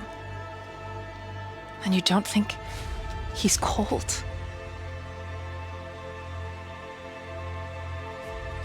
You think it is simply the weight of him letting go of all of these feelings.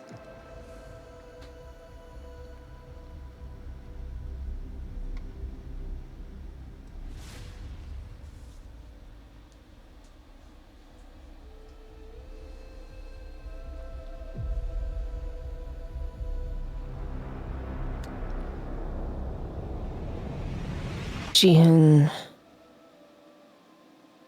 turns slightly.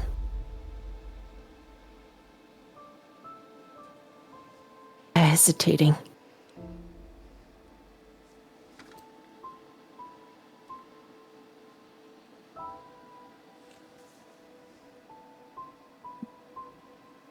He doesn't say anything at first, he just kind of stares, and he's trying to process.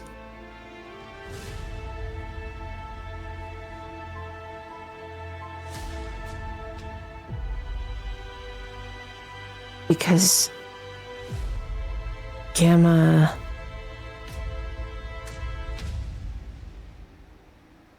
no one has ever been willing to let him go unless it meant throwing him away. But he's offering Jihoon freedom.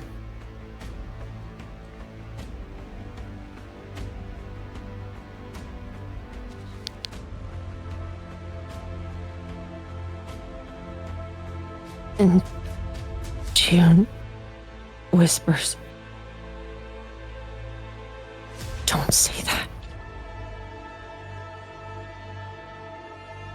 Don't say that like you're doing something noble. Like letting me walk away isn't killing you." He takes a step forward. Because if it is, if it's killing you, like it's killing me, then why the fuck does it have to end like this? Why couldn't you have just chosen me before when it mattered?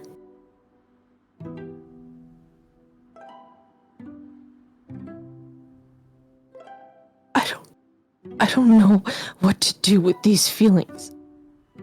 I don't want to be a weapon.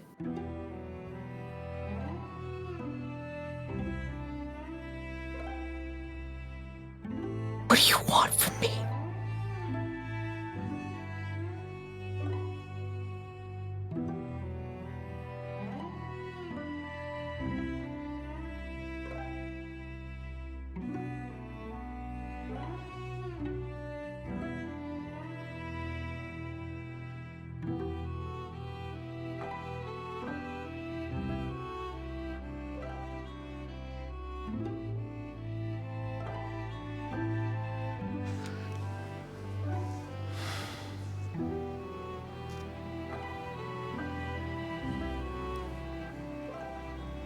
Jihun has fully turned towards him now. His hands are at his side and he's just looking at him.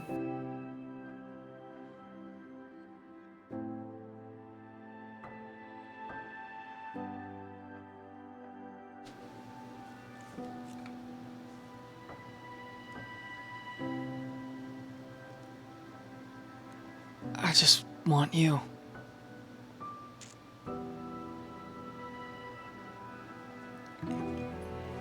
I don't...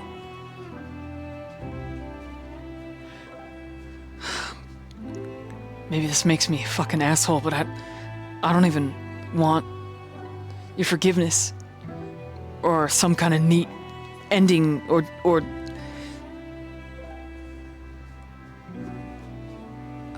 just you. Alive, angry, confused, lost. I just want you, even if it's without me. Fuck, it kills me. If I could go back and meet you before all of this, I would. But I can't. If I could be the one who actually protected you, I would. But I wasn't. And he lifts his shoulders, and they drop like they weigh 1,000 pounds. All I can do is stand here with blood on my hands and sin in my heart and tell you the truth. I love you. I love you even though I shouldn't. I love you even though it's too late to save you.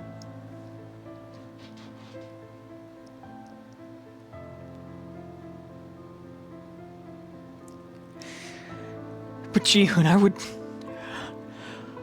I would rather go back in that fucking cell and burn in this mess I've made than lie to you one more time.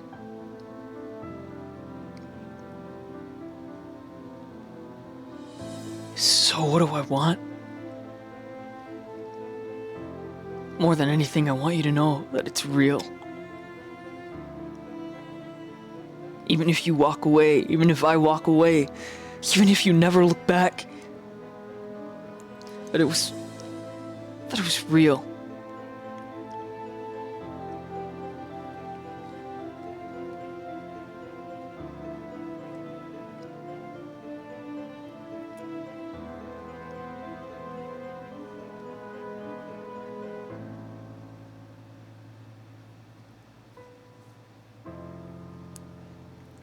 I just want you whole.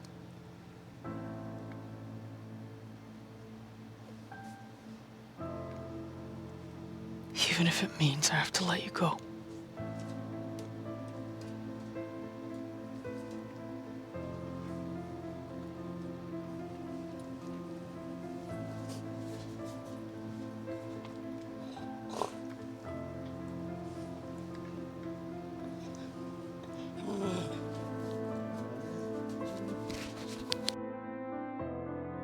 Jihun.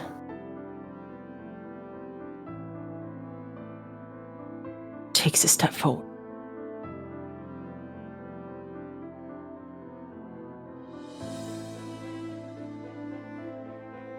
As you step forward, he says, I know you didn't know me back then. I know that.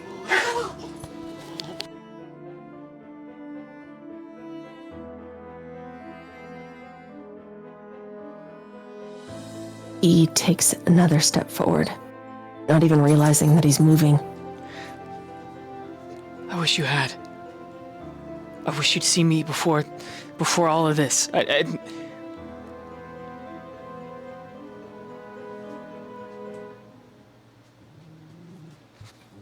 Jihun steps until he's right in front of Gamma. And his fists punch into the fabric of Gamma's shirt. I never wanted to use you. But I did, and I can't change it. I'm so sorry. He pulls him down. I hate you. hate you because I don't hate you at all. And his fingers curl tighter and he's clinging to him. I hate everything about you. I hate that I don't want to regret you. I hate that I don't want to leave. I hate that you make me feel alive. And I hate that I don't want to be alone anymore. And that's your fault. And I hate that I want you.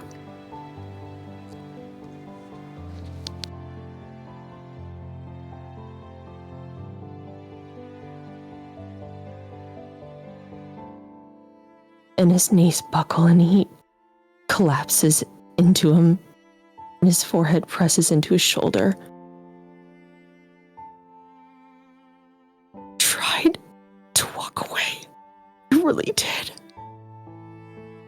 But it hurts so much more than staying.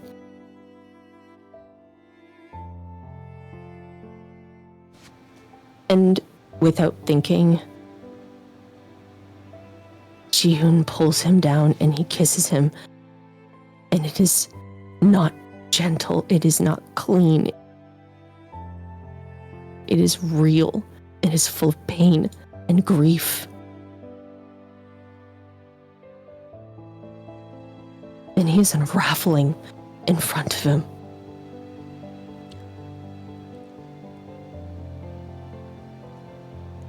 Gamma's arms. No.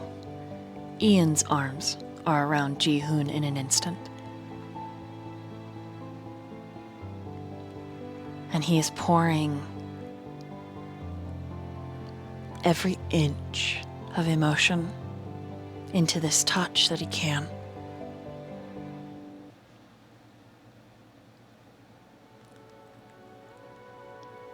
And when at last the furious kiss is broken apart for air, he moves to whisper in the shell of your ear, kissing you there. I never wanted to be the reason you feel this way, but I'll carry it. Every time you hate me, every time you look at me and you remember what I took, I'll fucking carry it. Because I love you.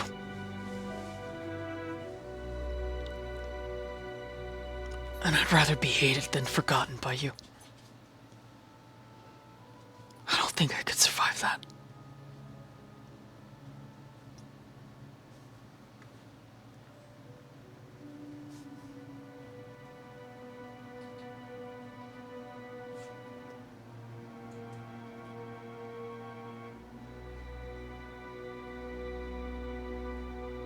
And I think that's where we're gonna wrap up the scene for now. Unless there is anything immediately that Ji-hoon would like to say before I jump over to Zeta and Daniel for a moment. Ji-hoon just... His body is trembling in his arms and he chokes on the words and kind of bashes the side of his fist against Ian's chest. You idiot. You think I could forget you after all of this? After...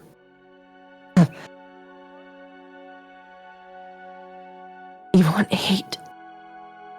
And I will hate you so deeply that it looks like love, and I will hate you so hard it tastes like devotion.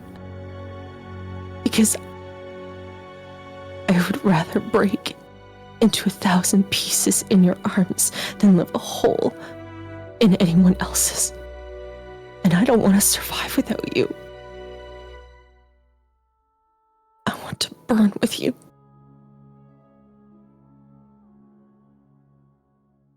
And he leans in. And his tears are slipping from his eyes.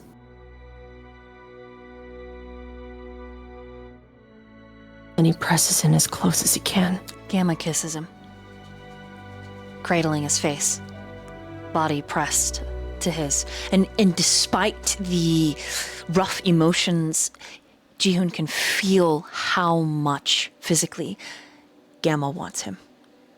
It's impossible to deny.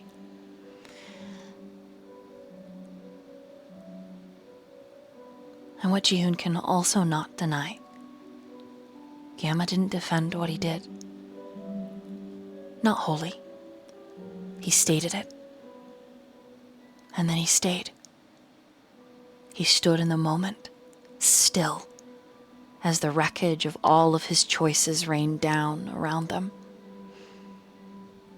And Ji-hoon also realizes in this moment, though it is distant, that he didn't run. He didn't walk away, disappear. He broke down right here. Just a man and his love.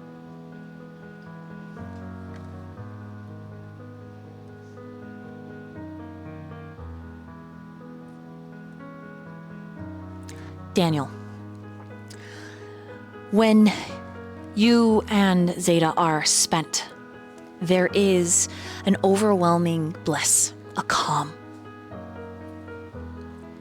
a raptured moment filled, dare you say, happiness or joy.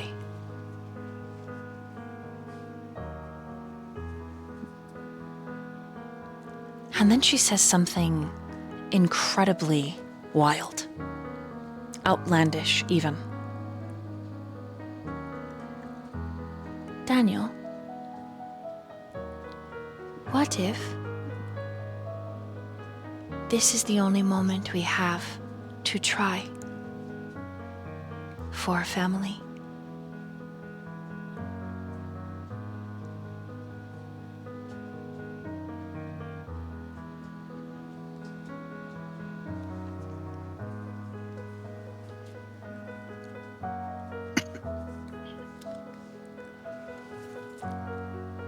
Okay, wow. Oh, fuck. Oh, God, player was not expecting that. Oh, God. It's okay. You don't have to respond. That is something that she says in the final moments of that.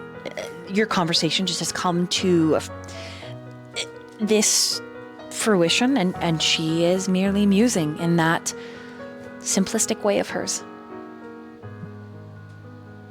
It actually almost makes Daniel double take and blink. Like, oh, huh, what if? That is... goddamn. What a monumental purpose wrapped up in a simple sentence. What if?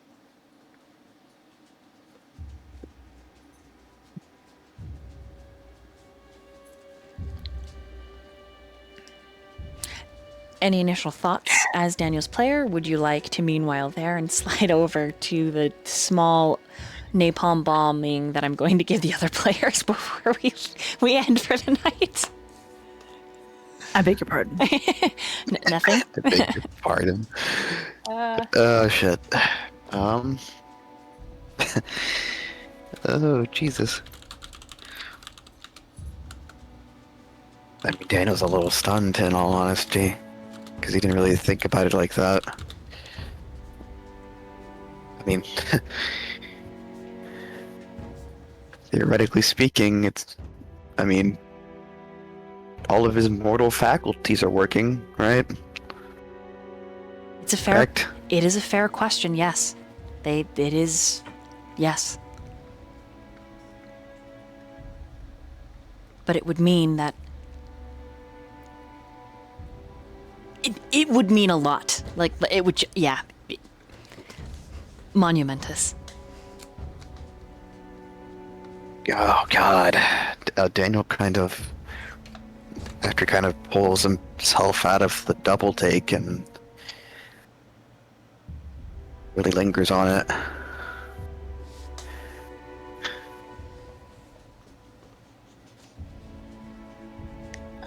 this.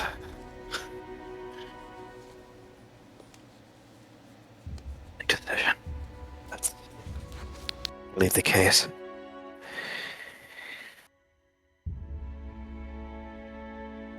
And he kind of pulls her hand to his mouth as he kisses the palm and says,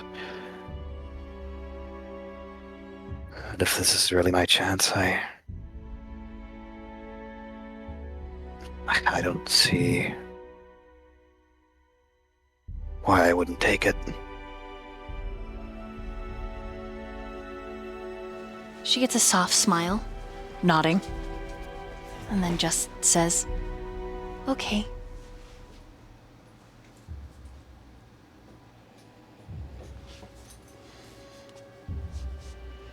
Well, meanwhile, there.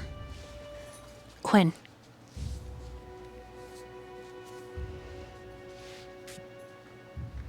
Yeah. I'm so sorry it's 4 a.m. for you and Sly right now. My apologies. Oh no, I'm in the zone. You are and have been sitting with Alpha this whole time.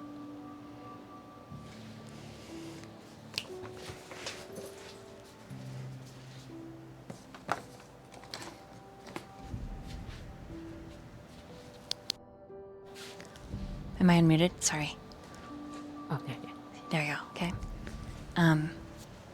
Watching performances. I mean, Sigma comes on and does a really cheeky number that involves him setting eggs down on people's tables that explode into tiny gummy genitalia. It's a little uncomfortable. It's even more uncomfortable when Alpha reaches for one, looks at it, realizes what it is, and then drops it. And the two of you are just staring at them for a moment in this combined, awkward, new, whatever it is that you are.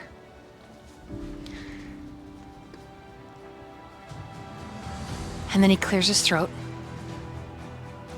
a blush stained on his cheeks.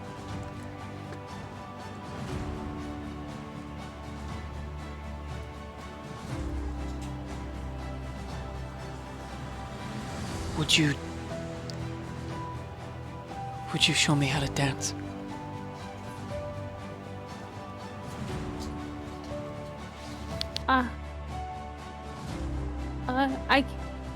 I can try.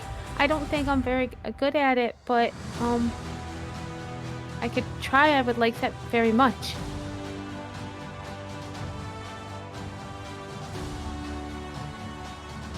He stands. Okay, oh. You stand. You don't think he's ever danced in his life.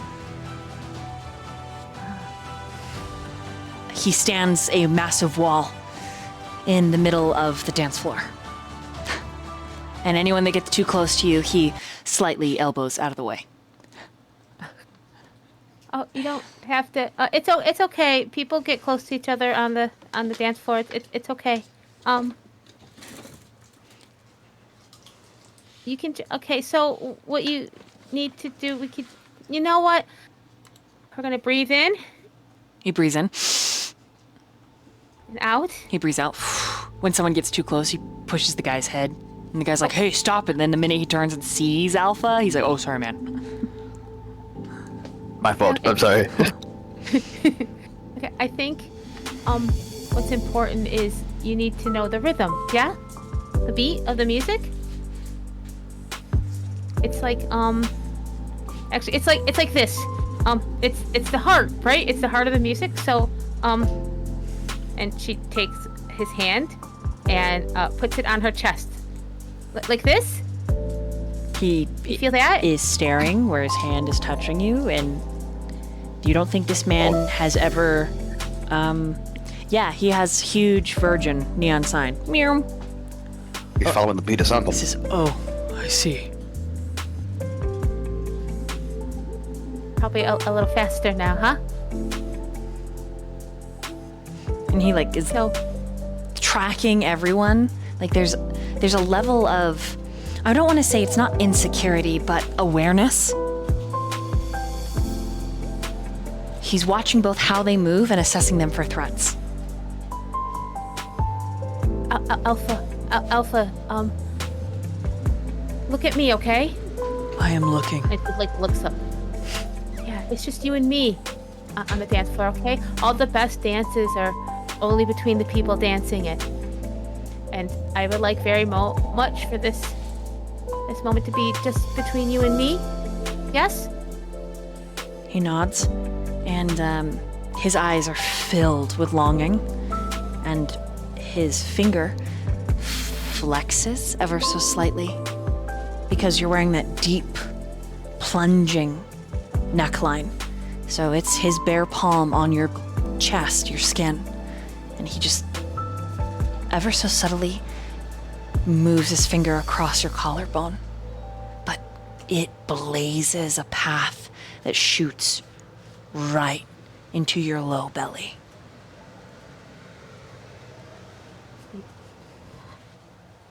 Smiles a little and is like, okay, yeah, I mean, it's like that, but not quite that. Hey, and she knows it's not quite ballroom style at the club, but she'll still take his one hand and kind of hold it out, Okay. and she'll put his other hand around her waist.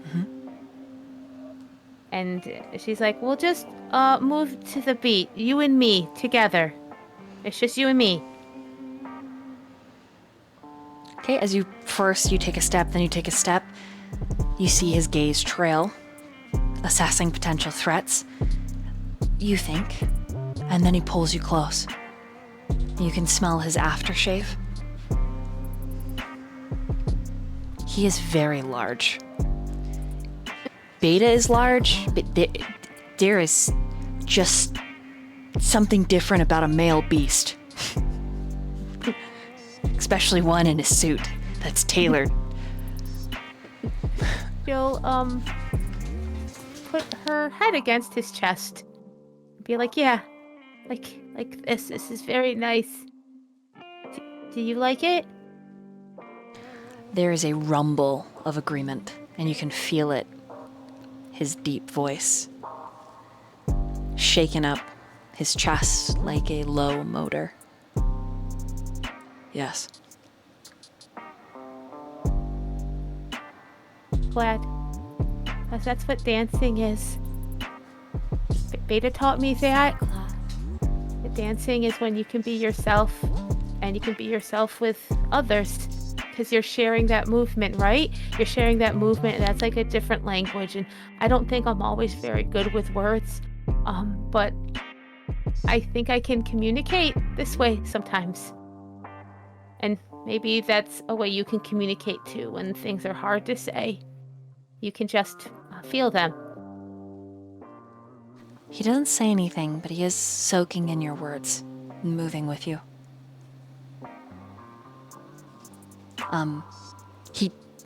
Anytime someone gets too close, he does still push them, even though he's supposed to be focused on just the two of you.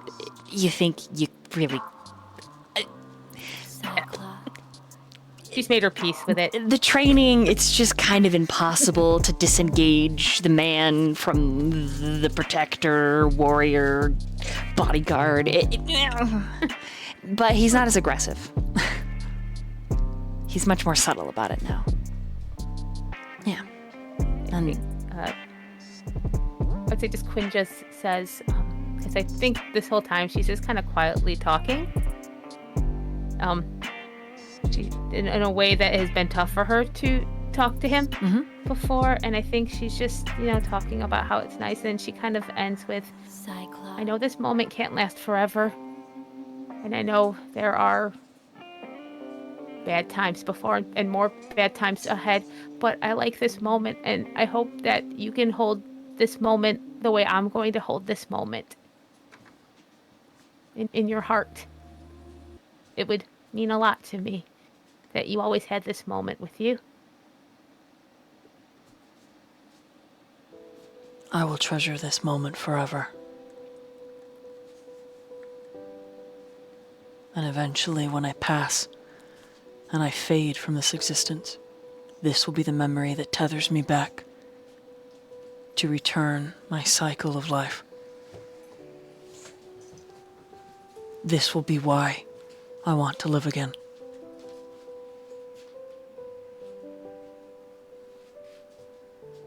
That's very poetic.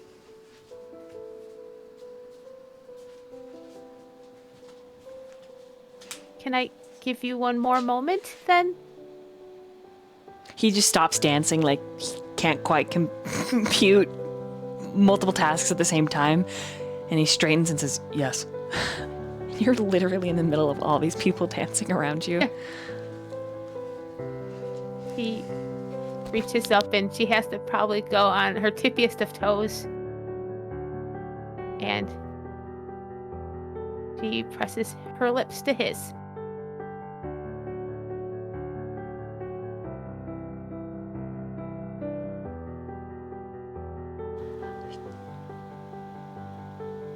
He dies.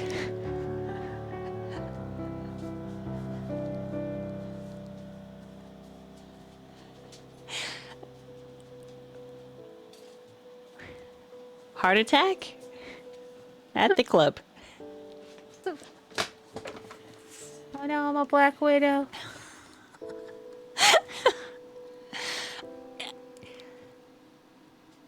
Wow, I was not expecting that.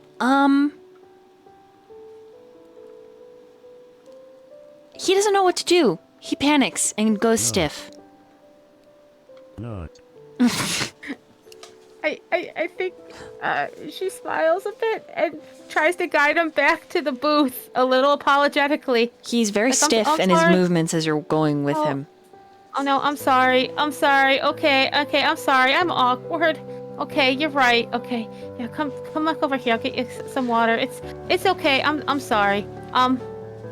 It's okay. It's okay. I was too fast. Not. Okay, he sits at the booth. Go back to hold. He Yeah. he awkwardly sits, first of all. Like, he's just moving really stiffly. You're not entirely sure, like EXE alpha broken. He sits, you get him water, he sips, he actually, he doesn't even sip it, he just holds it. And the glass is, like, comically little in his big fucking hand, and he just...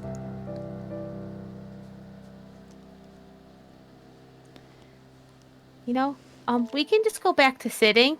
I think that works really well. I'm just gonna sit next to you, okay?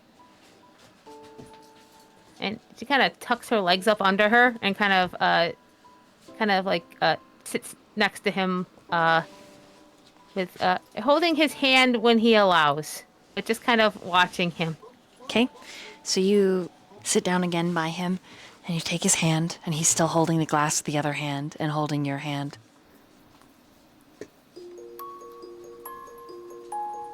And he's just clearly maybe having a religious experience.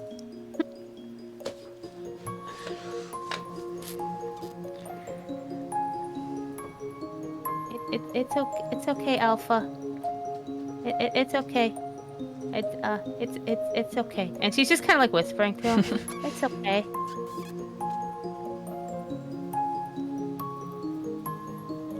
I liked it though. Am I allowed? What?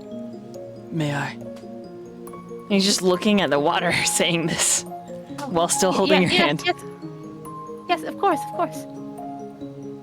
He lets go of the water, he turns to you, and he's still moving almost robotically. I do not know how to be gentle,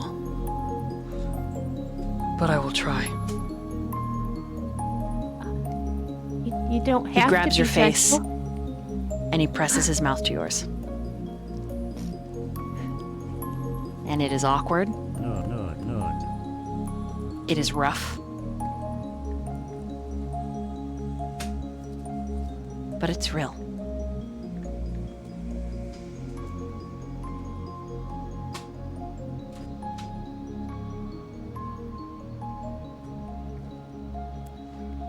The other awkward thing, really, though, Quinn, is that he leaves his eyes open the whole time, and you're just gonna have to teach him things. And we're gonna meanwhile there.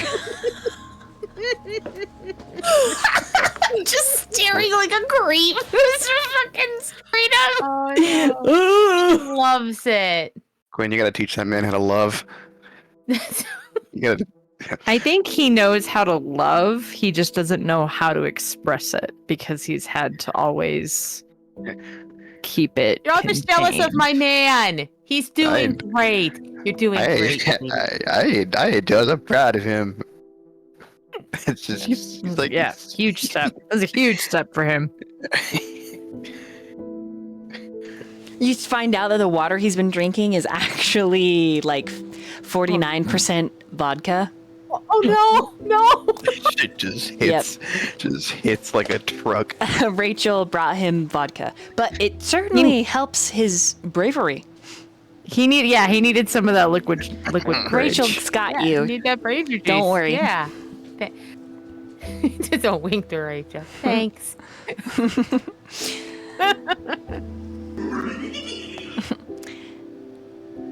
And with that, one last thing for Noah. When you step back into the private room, holding in his little hands a cell phone that's almost as large as him, with his glasses on, is Raccoon Kappa. And a little raccoon face, angry, turns to look at you, and he flips his phone around, and you see that it's Dee. Sorry, Delta's not in right now, and she's gonna answer all your questions, not me. Good luck. Shh, SOL. Sad Kappa. God, I knew she was probably busy, but I didn't realize. I'm sorry, Kappa. Go sit by Raccoon Kappa. I pat his head. He sits next to you, his little round belly holding his phone. His glasses still on. Just kind of makes a sound. The two of you wait out until he shifts back into his regular form. Yeah, no, I'm here for it. I think he'll even say, "Hey, at least as a raccoon, you can still you can still use your phone." He looks at you with a little bit of a hiss. And The then wolves can't do that. he types out and says, "Yeah, Malcolm's siblings called me Steve." Do I look like a Steve? He's even more angry now. I don't look like a Steve. He'll say, "Nah, you don't look like a Steve, but if you ever decide I'm worthy, I'd like to know your real name." He types But out, only when you're ready. "Why?" I don't know. It just feels like something that would be cool to know, unless you prefer Kappa. I mean, if you prefer Kappa, that's what I'll fucking call you, but... Do you hate your real name?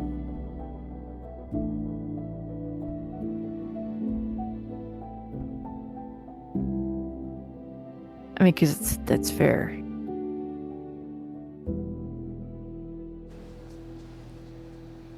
He,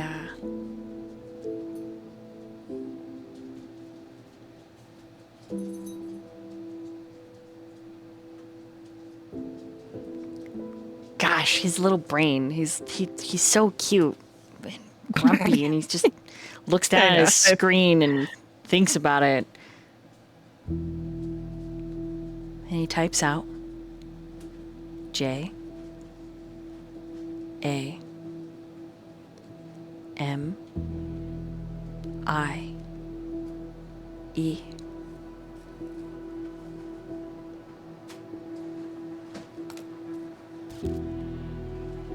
Noah smiles.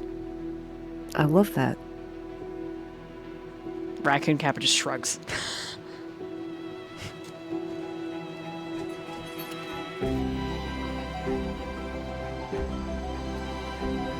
I mean, I'd tell you mine, but you already know mine. Still Noah. Not any different. He nods. And then he like holds your hand as a raccoon and just sits there. Oh yeah, I hold. Yeah. On his phone, he turns on Tetris and starts playing it as a raccoon. Hell yeah.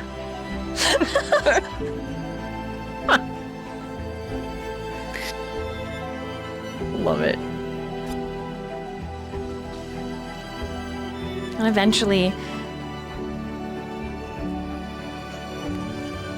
there's that same like rush of wind and static feeling, and Cap is back himself, naked.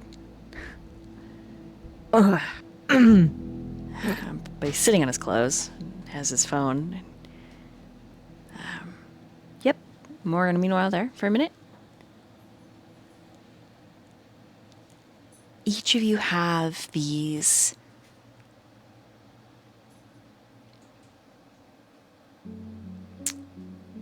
profound moments in different ways.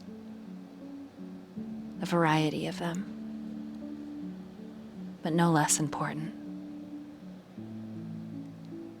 These feelings, these complications, these threads that tie you to these messy other individuals.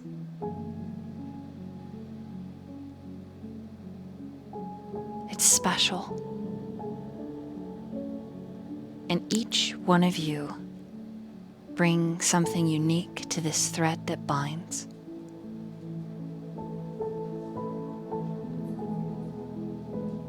And though the day is not for you any longer, your nights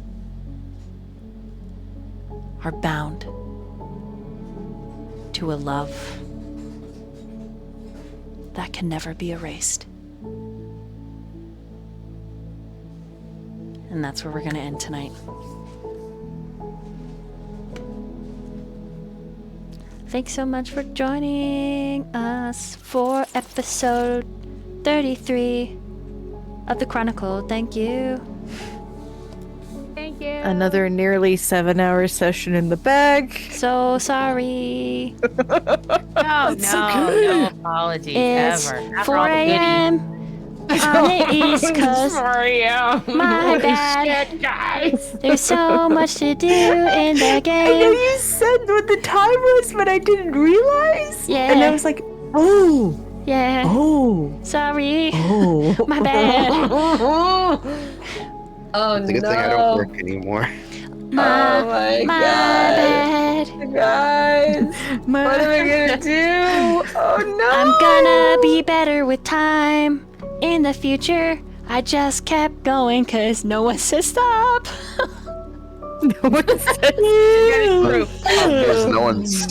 Problem is nobody here is gonna ever tell you to stop. Unfortunately, I'm we so just accept sorry. that right now. I will just You end cannot next count time. on us. That, yeah. I will just end next time. Oh I'm God. not complaining. I got to kiss Alpha, and Daniel's gonna be a dad. That thought random. How many rounds did me and Zeta go? I was like, I think we've Too many.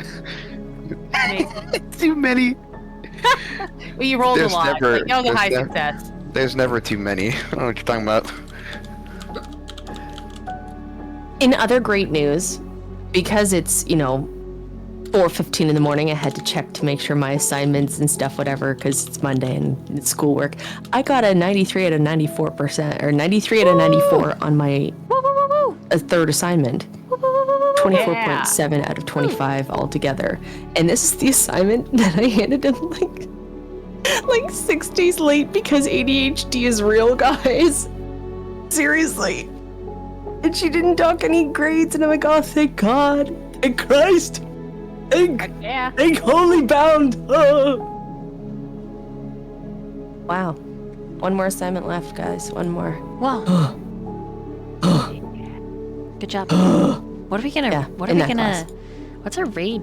Like, just bound by? No, you're gonna do. Our nights are bound to a love that can never be erased. That's too long. I don't know. I have no fucking idea. Bound. I don't know. I can't think. Our nights are bound to love. Yeah, good idea. Yeah. I don't know, but I need I'm gonna have to make a sticker of a raccoon Kappa with his glasses on, holding his phone, playing Angry Tetris. Angry Tetris. He's having so many emotions now. I can just see him, his little belly with the phone on it. Just, Yes, like